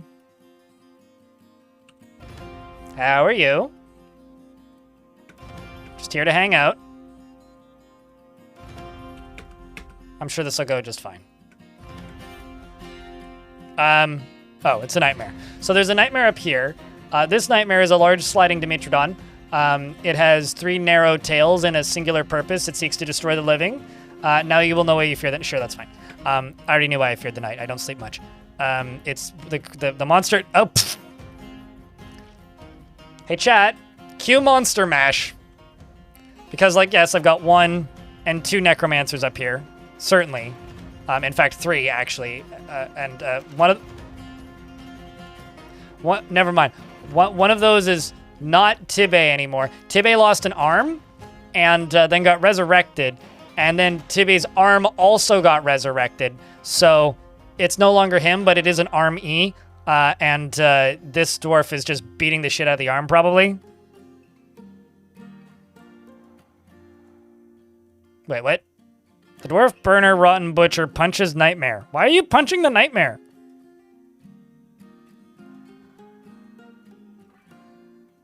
Nightmare did not indeed. Hold on. There's 1, 2, 3, 4, 5, 6, 7, 8, 9, 10. This poor forgotten beast, man.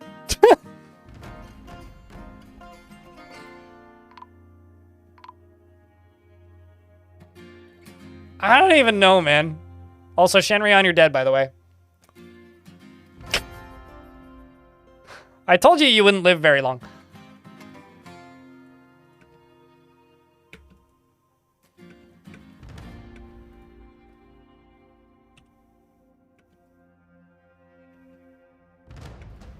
Anyway, this dwarf killed it with an iron battle axe. Do you have 1 arm? Hacks it in the head with the iron battle axe and it's cloven asunder. Well done. Well job. Death good.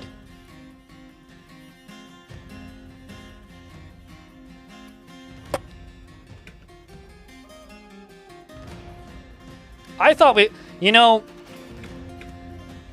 I think I figured out why the doors keep getting unlocked, chat. Ghosts can unlock doors. I'm just gonna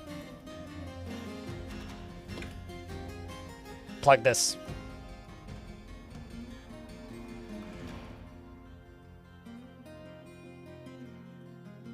I don't know why I didn't think of that, but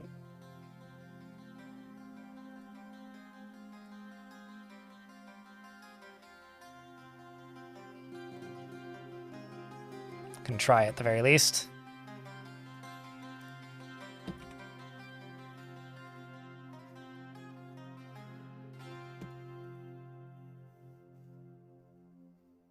And yes, I also have gremlin ghosts. So I guess that would make some sense. I don't know how this cavey has survived so long.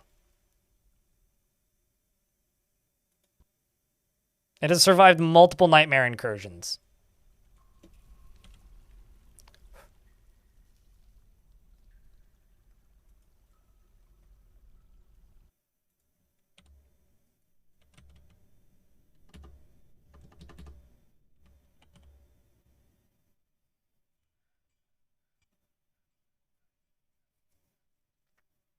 Is what the mascot of the Necro Pit? The ghosts? Or the ghost gremlins? We have multiples. Mascots? Mascotsos.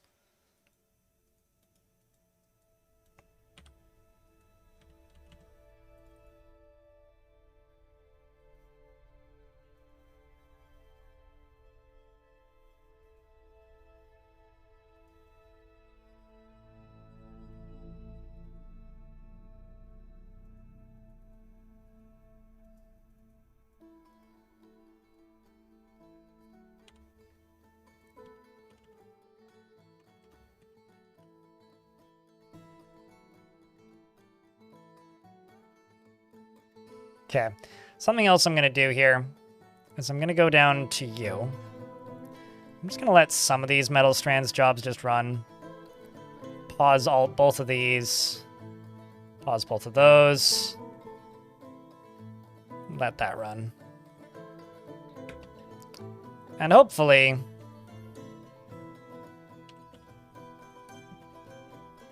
can just get this sorted out.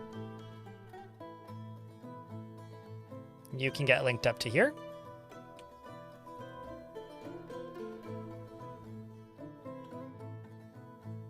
We have to repasture Sir Krabicus, apparently.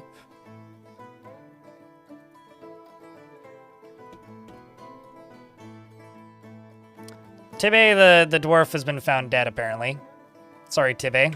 Thankfully, you're not mangled, so I can throw you onto the resurrect pile. So 2 very different words. The cavey? No. What'd you want to name it, Ilmirin? Do you want to name it Ilmirin or something else? I just wanted to show, make my opinions known.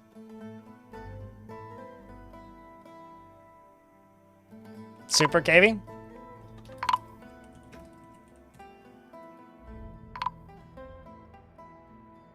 Well, we can't say that you didn't, like... I think you've beaten most cats for 9 lives. Finds humor in most situations, Lamau. Lives an orderly life, organized and neat, and is slow to trust others. Doesn't mind wearing something special now and again, and has a sense of duty.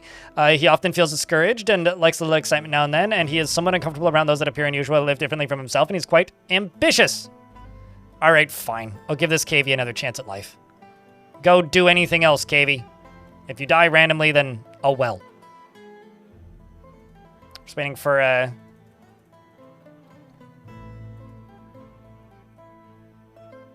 Tibbe to get a corpse over here.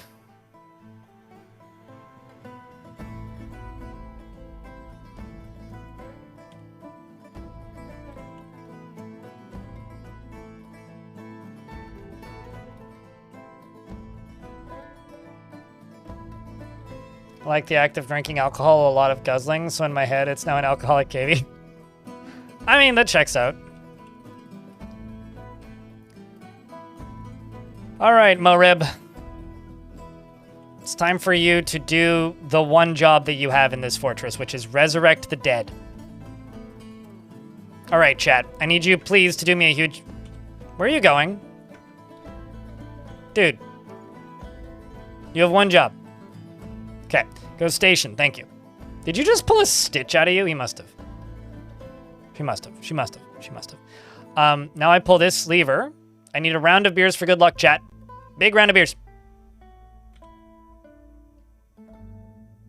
Big good round of beers. Let's see if we can resurrect this creature.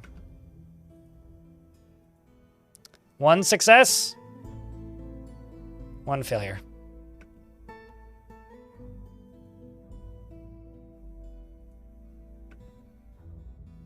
The good news is Tibbe lives once more. So yay.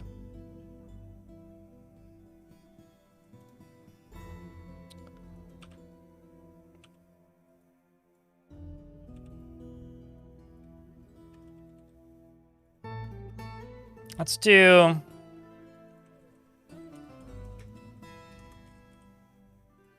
ten adamantine helms. You live again, naturally. What else would you possibly be living, if not again?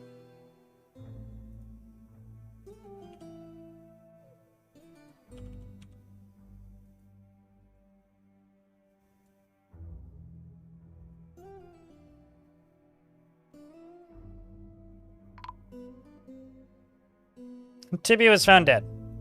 Well, not anymore. Unless you were found dead again? I beg your pardon? Good friggin' God, man.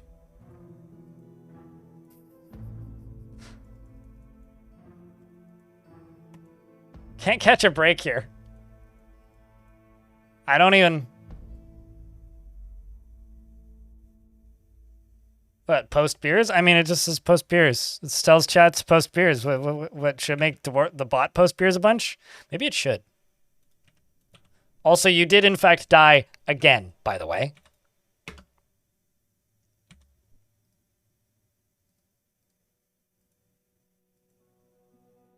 So congrats. That's got to be like some sort of record.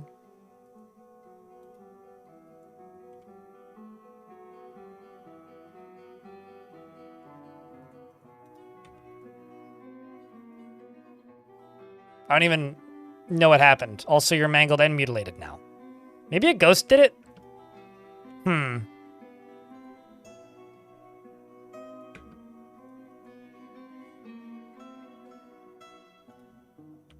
Hmm.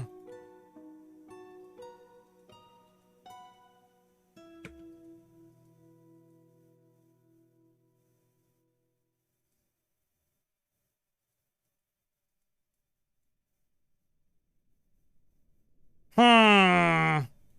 Obviously the cavey did it. He wasn't even in the same room. I do respect the statement, though. I don't think I'm going to have any luck.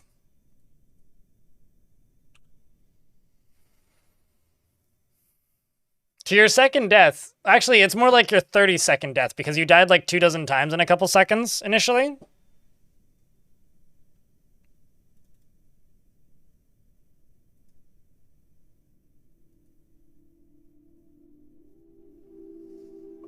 More like 2 incompetent doctors.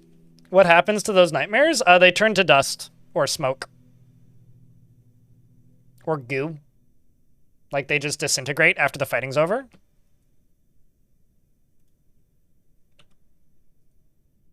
Okay, so you're right here. Body's on display again. Pull the lever.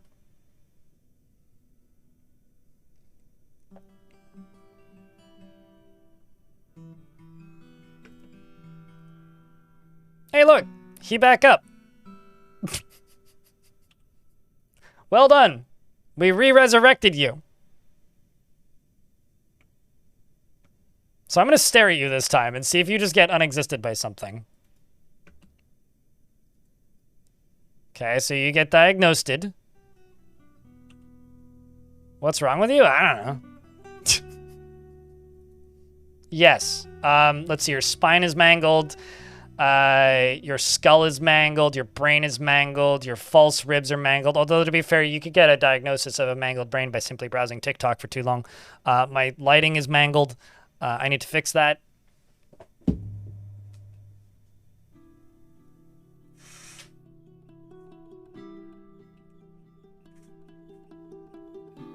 You're like a character from the Stephen King short story, The Mangler. You're missing part of an arm.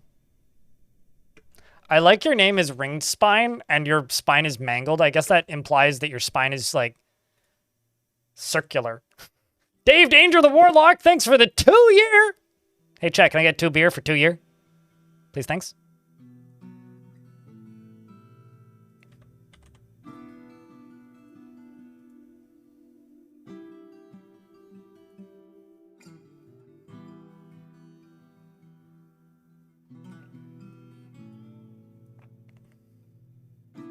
But thank you very much for the 2 year. You got the same posture. Hell yeah. I mean, oh no.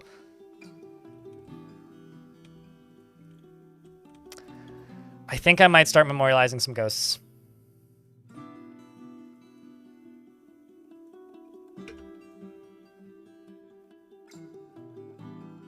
Just because I'm starting to suspect them of killing my dwarves.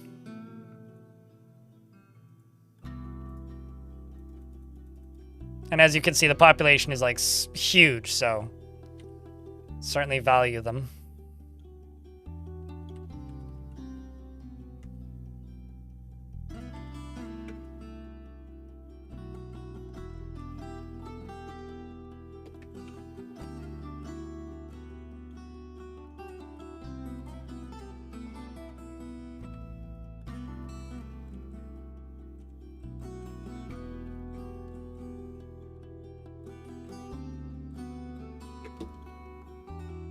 And then the other thing I'm going to do is I'm going to go down here. I'm going to plop a pump.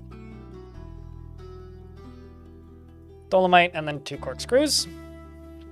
And then let's do walls.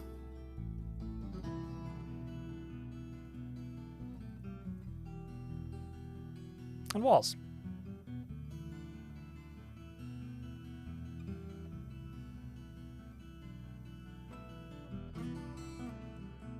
Also, the beer emoji works. Like, it doesn't strictly have to be a beers emote.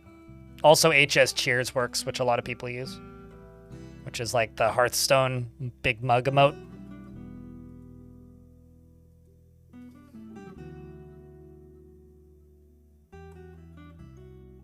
Holy! Hi, Cringer. How are you? There's a big patch coming out for this game in, like, a few days. But what's up, Raiders? Hello.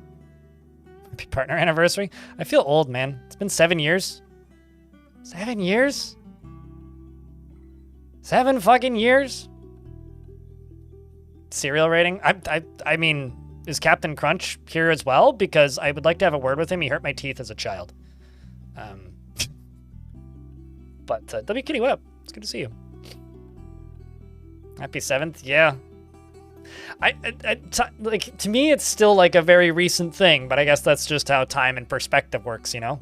Like, every now and again, I'll just see somebody on Twitch with like thousands of viewers that I've never seen before, and I'll be like, huh, wonder who they are, and I click on their account, and it's like, oh, you made your account 15 days ago, and I'm just like, has had like a sub button for 1 month. It's like, woof. Anyway, for those of you who don't know Cringer, his beard plays games, and he's along for the ride. He has a collection of dogs, and plays interesting video games that are probably worth watching. You should go follow Cringer. He's good people. Thumbs up. I remember watching Cringer when he had 7 viewers playing City Skylines. The old days. Way back even. What's up, Waverns?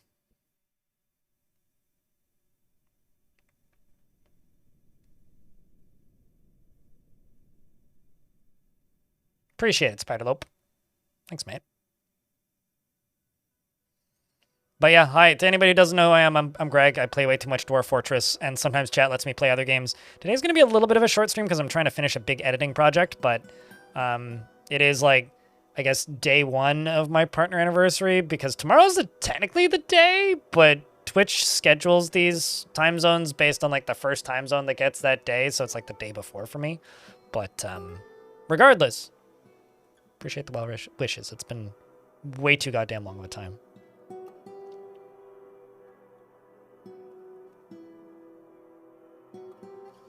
I feel like you're talking about Dwarf Fortress, Cringer. It's like, minus the bugs and explaining of certain mechanics. It's like, yeah, that's the prison we've chosen. The app didn't tell you anything? Ah, it's fine.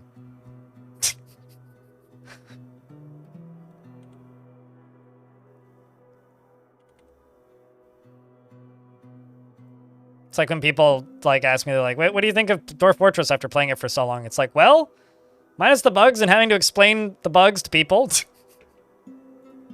Or explain why that's not a bug and you're just misunderstanding a mechanic. Jesus, Dwarf, you're making me nervous. It's great. Also, Jesus, Dwarf, you're making me nervous.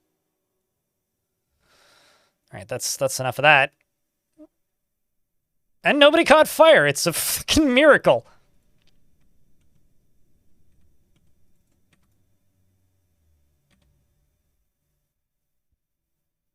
It's an absolute fucking miracle.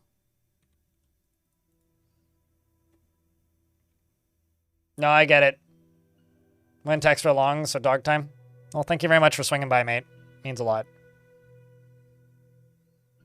I mean, Dwarf Fortress is a buggy monstrosity of a video game, and that's why I have 3,700 hours in the Steam version.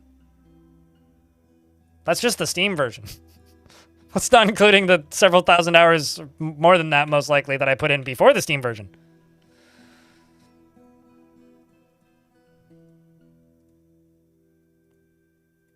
Who needs free time anyways? I certainly don't. Okay, what are you? Solon? Ferdorf?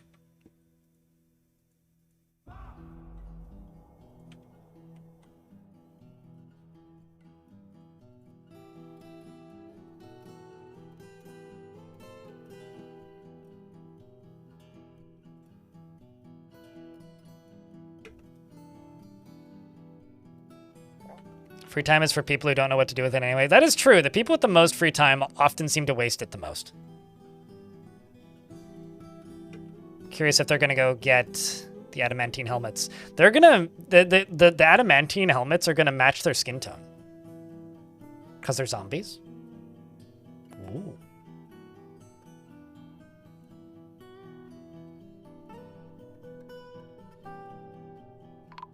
Uh-oh. Or is that just the memorialization? Yep. And yep. I'm just gonna start plopping slabs down everywhere. It's gonna really suit the atmosphere, I think.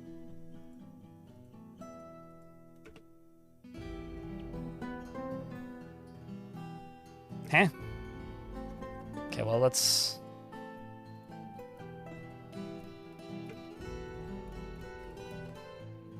Oh, you also got an adamantine axe. Look at that. Oh, you just went and got a steel helm? Okay, well.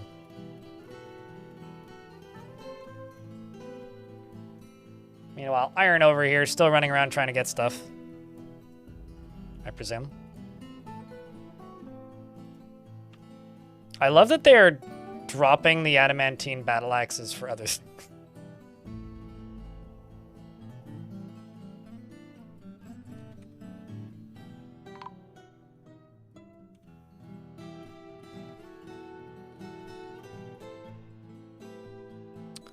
Our soap maker's been put to rest.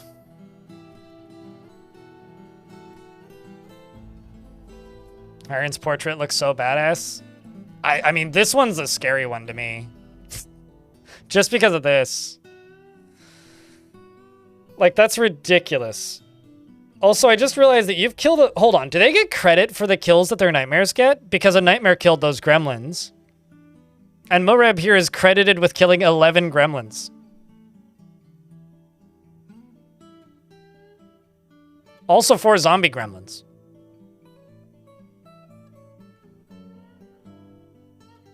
Huh.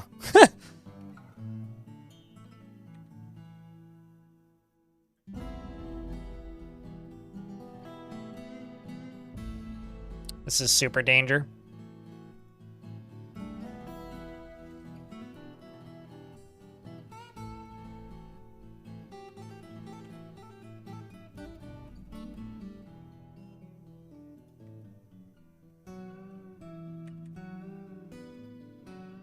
Let's see what we can do down here first. Oh, you're gonna get stuck, aren't you? Oh, no, they're not. They can still get out there. And there.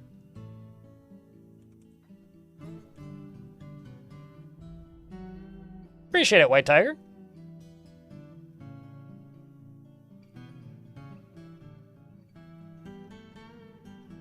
Yeah, the ghosts keep opening the doors, which is kind of annoying. Have the gremlins been from the start, or am I mixing up the forts? We brought the gremlins here in adventure mode, yeah, but the problem is... How do I put it? The problem is the gremlins keep on... or the ghosts keep on causing more trouble than they're worth, really. It's like really the issue that I keep running into. Or are you just not capable of getting to the stairs? Oh, that might actually be it. Because I'm looking here. Yeah, I think that's the issue, is they just can't get to the stairs.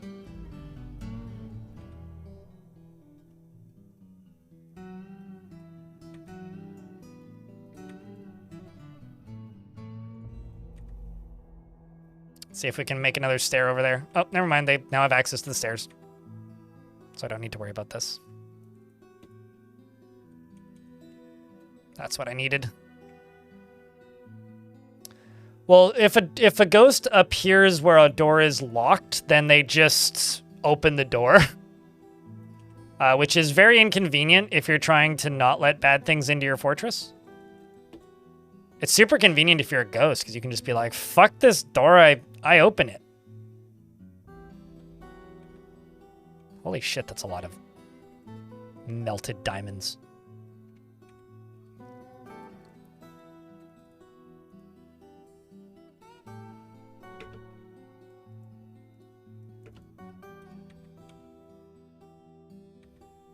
Uh-oh. That's a lot of water, if nothing else. Let's just go over here and put a pit pond right there and just... Oops. Let's go over here and put a pit pond right there and get dwarves dumping water on it.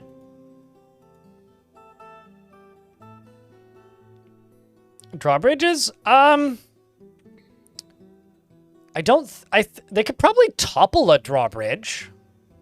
I'm guessing here, but they could probably topple a drawbridge. I'd be willing to bet they could topple a drawbridge.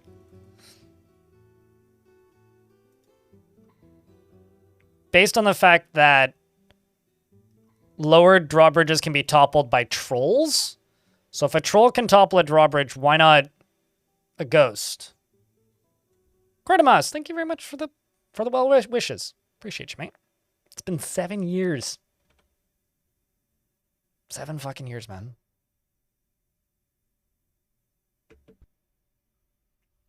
I don't have any ranged squads at the moment.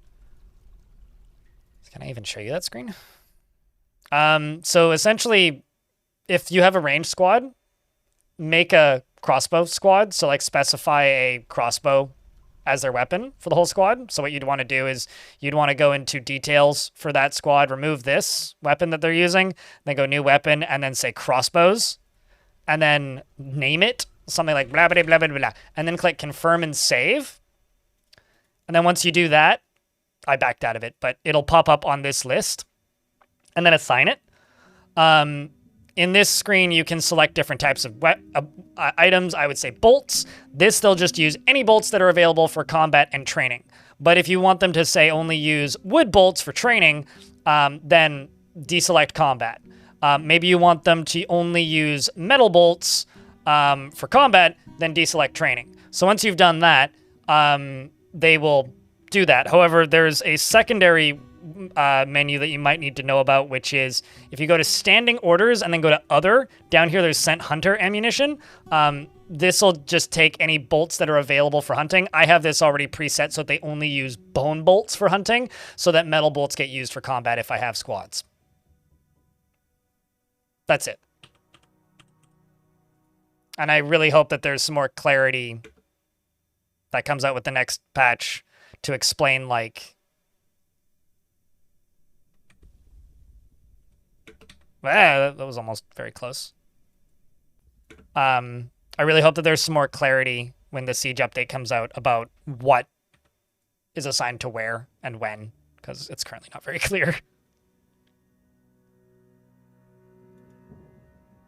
It wasn't me that ate your chocolate. I'm diabetic, so chocolate's not great for me. But thanks for the well wishes. Hey, chat, who ate their whole chocolate? I would only eat part of it.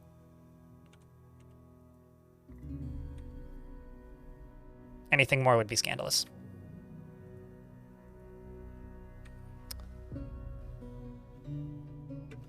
Apparently there's water beneath here, so let's find out.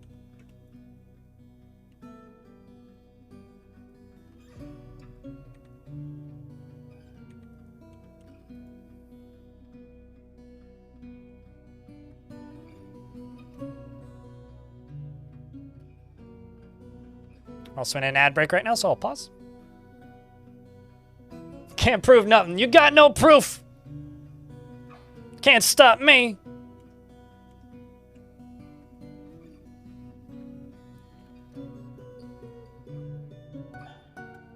You know, I'm kind of amazed by this.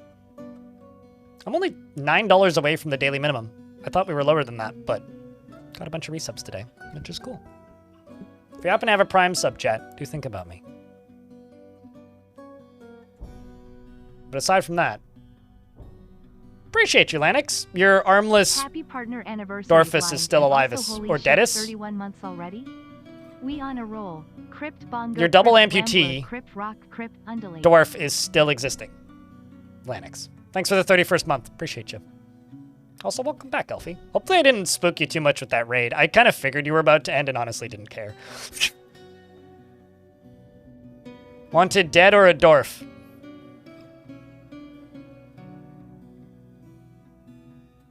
First things you see are dead dwarves. How about the dead alive dwarves?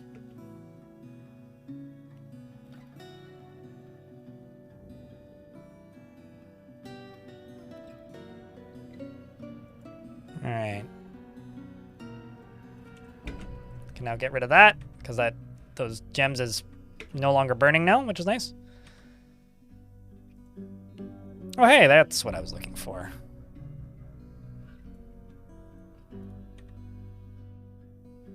Which means that's just going to immediately get sealed up. And then I can go over to here and just dig through that. Oopsies, that's not the tool I wanted. That's the tool I wanted.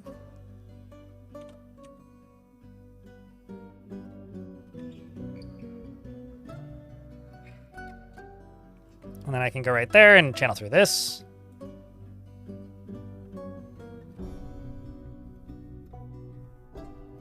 But thank you, Lennox. Appreciate you, mate. Help me keep the channel funded. Thanks for the 3rd month, Rockafire. I have a Prime sub. I lurk here a lot. Here you go. That seems like a Smiley fair face. win-win scenario, if you ask me.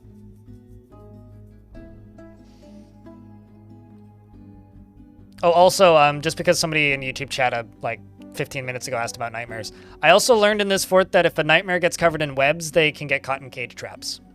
But they still disappear, which is unfortunate. I was kind of hoping I could stack like 40 nightmares in one spot and then just like have like a ball of them, but unfortunately that doesn't appear to be the case.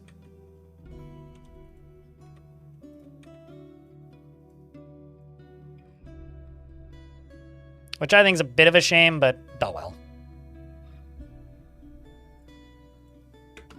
Oh, that seems bad. Holy shit, did you live? He lived.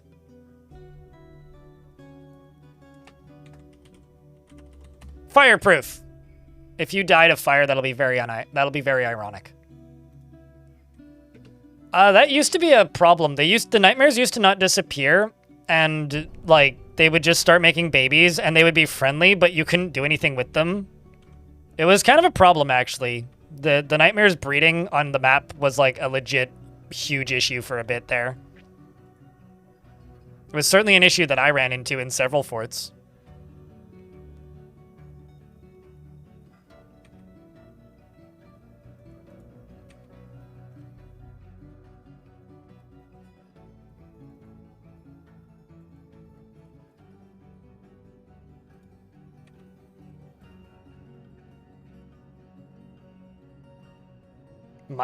Elfie's account must be from Justin TV? How old is Elfie's account? 2009, yeah. That'd be Justin TV days.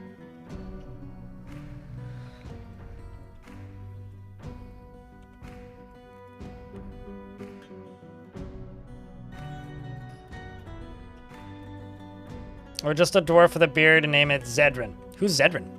Was that a OC? Or some other named character from something? Oopsies. That was not the button I wanted to click.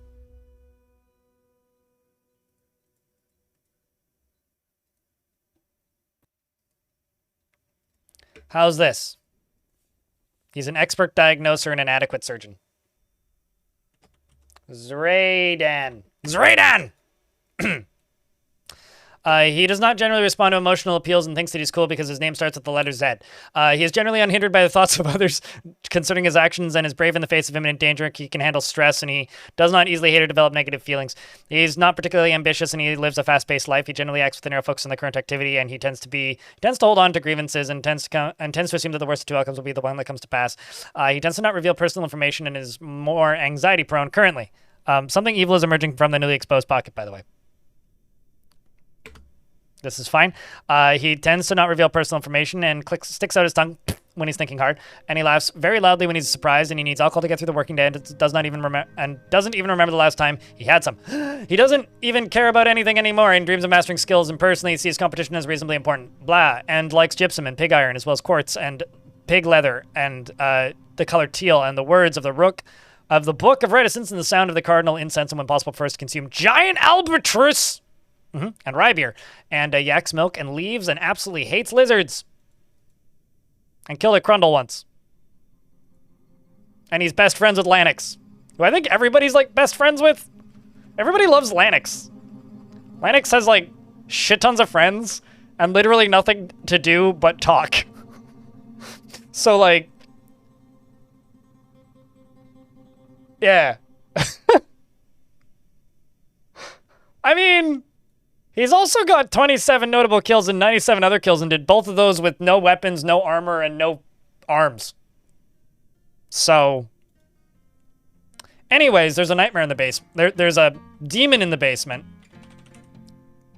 A fiend of embers. Oh, you sound friendly. Run away, Fireproof. Please don't die. That'll be so ironic. It is... Oh, it's composed of ash and it's crimson fidgets. It has a knobby shell. It's a very large chicken.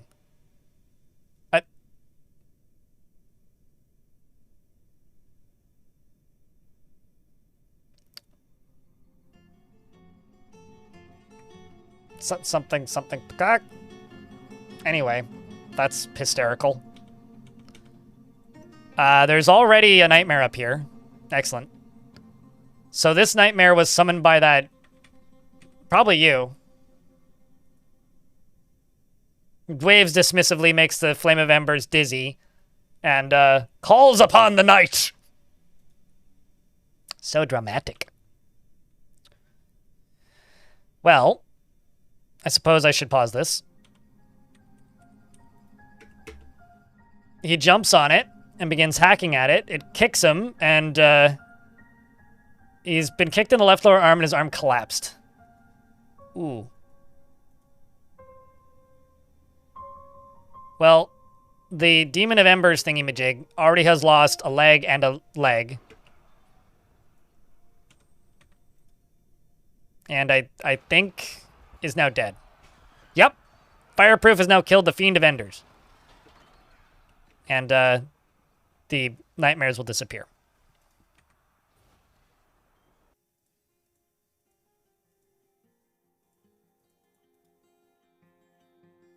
Did he just Super Mario that creature? He did wave dismissively and call upon the night. I don't know what Super Marioing a creature means, but I guess so.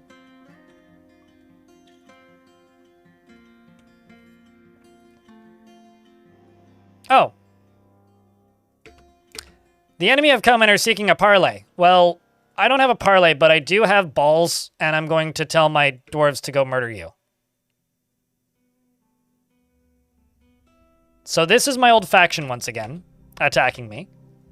They haven't sent anybody, I reckon. Oh. They did send a Baron Consort.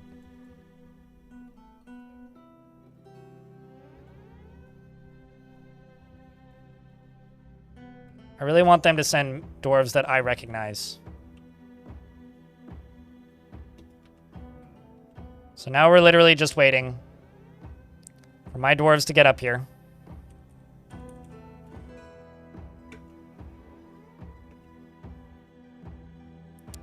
Seems like the horses are already panicking. Turns out when they're training down in the basement, it takes them a while to get to the surface. Okay, here comes Iron.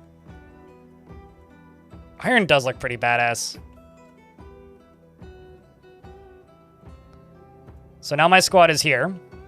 So now I have to ask chat. Who wins? That? Or me? I need a vile force of darkness. All the strength you got. Because I ain't got no parlay. But I do have big monsters. So this up here, we got a nightmare. His name's Steve. Steve right here is a huge scaly humanoid with a stubby tail. It has a singular purpose, destroy the living. Which literally just immediately murked one of my necromancers. This one here is destroying the living, so hopefully they become the unliving pretty soon. It's a very large crow with spindly antenna. Nice. Over here we got a blob one. This one is a very large blob. Just a blob of unknown material. This is a skinless Dimitrodon. And I guess we got two of those. So, sorry, Bomb Wreck. Sucks to suck, I suppose. The question is, will Bomb Wreck immediately come back?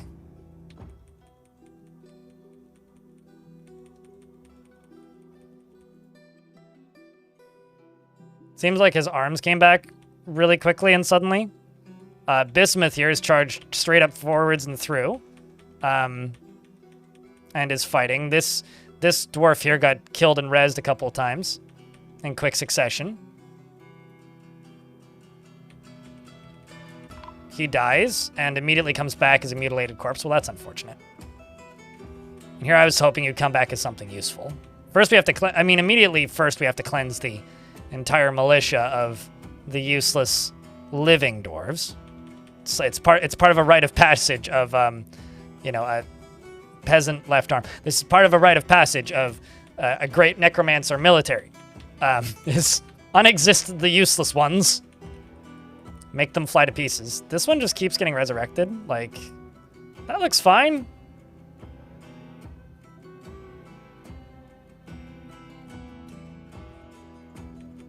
Oh well, you'll just gotta work on your spawn killing a little bit, I guess.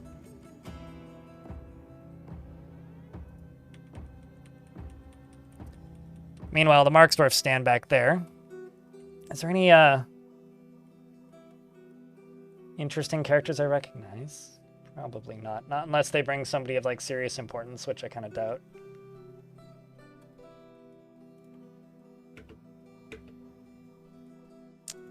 It is going to be really hard to follow who's who.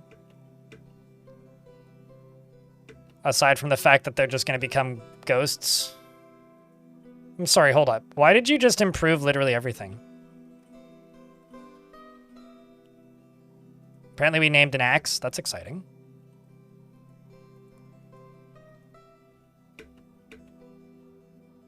Meanwhile, most of my army is back here just like resurrecting and coming back to life repeatedly. It's one way to increase a kill count and amount of blood. More things are dying repeatedly, which is, I'm sure that's fine. None of them can really get tired. What's your kill count? 245? Good Lord. 602? How about you? You had my highest kill count before. 139. Okay. Wow, okay, never mind. You're no longer the highest kill count. That's ridiculous. Bismuth down here, who's sitting at, you know, just 145 and 22, is moving through into the whatever mess this is. I kind of... just going to zoom out a little bit. Because they're undead, they and can't get tired, they just have this ridiculously unfair advantage. Like, ridiculously unfair advantage. Frame rate's down to 30 for this fight, which is actually kind of nice. It's like giving us some dramatic slowdown. They just like resurrect them until they're neutral and then unexist the remainder. It's kind of a shame that the nightmares don't last longer, you know? Said nobody ever. I mean, we did lose one dwarf in this fight, but thankfully the one dwarf we lost also so happens to be, you know, I was going to say not one that matters, but the dwarf that we lost in the fight just happens to be,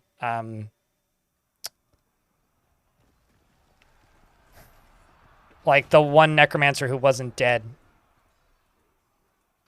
Every single other one of them is just like rampaging through this.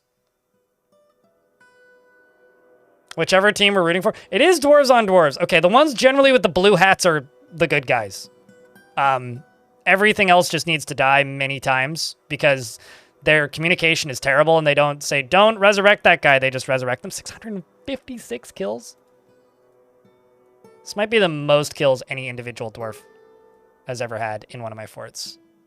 635. Holy shit.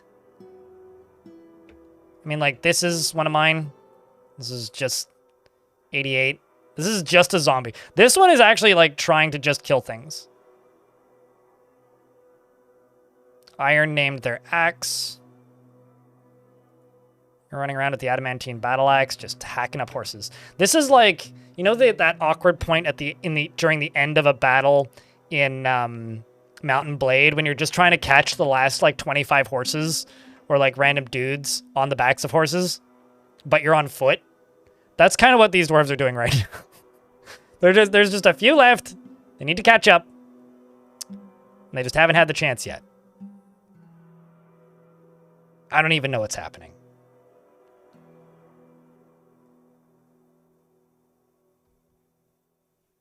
who don't want to fight. Yeah, they're just trying to get to the edge of the map, and you're like, I want the extra points or whatever. No, I want the extra prisoners. That's the word I'm looking for. It's been a while since I've played any of those games. That's a lot of blood. A little bit, yeah.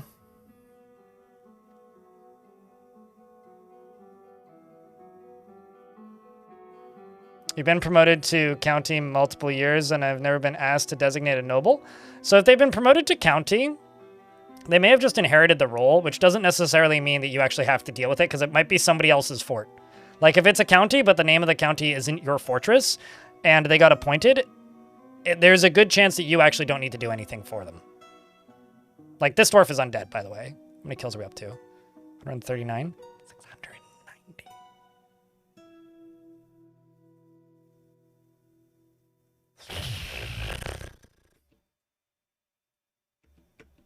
You good over there, Eurist? Moving a little slowly.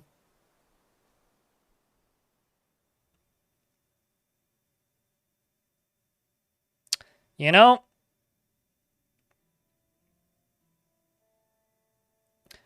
I've only played Splatoon once, but I think the idea of that game was to paint the map a certain color, right? If this was green versus red, I think red won.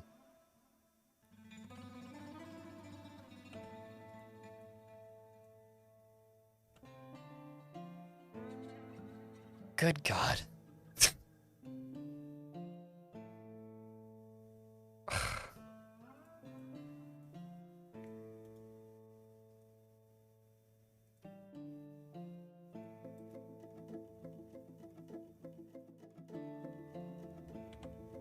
That's ridiculous. That's how many dwarves are injured. Also, Tibé's still in hospital, apparently.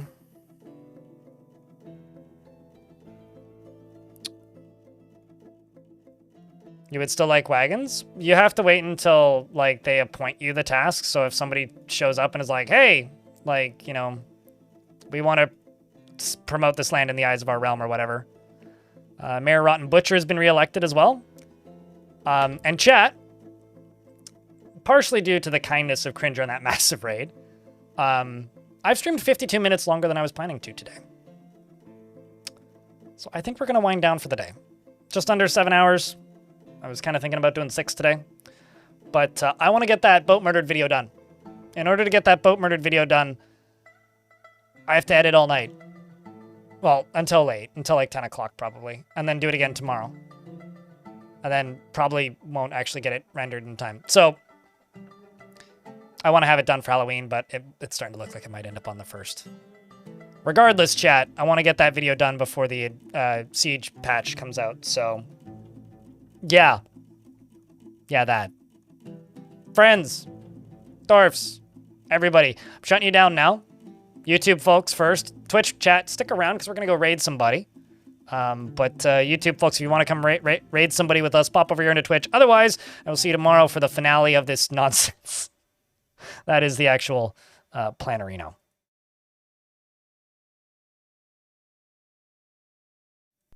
So, thanks for watching, YouTube folks. Take care of yourselves, and we will see you tomorrow, normal time, for the conclusion of this absurdity. Alrighty, Twitch chat, you guys ready to go scream at somebody? Taking a peek at who's on.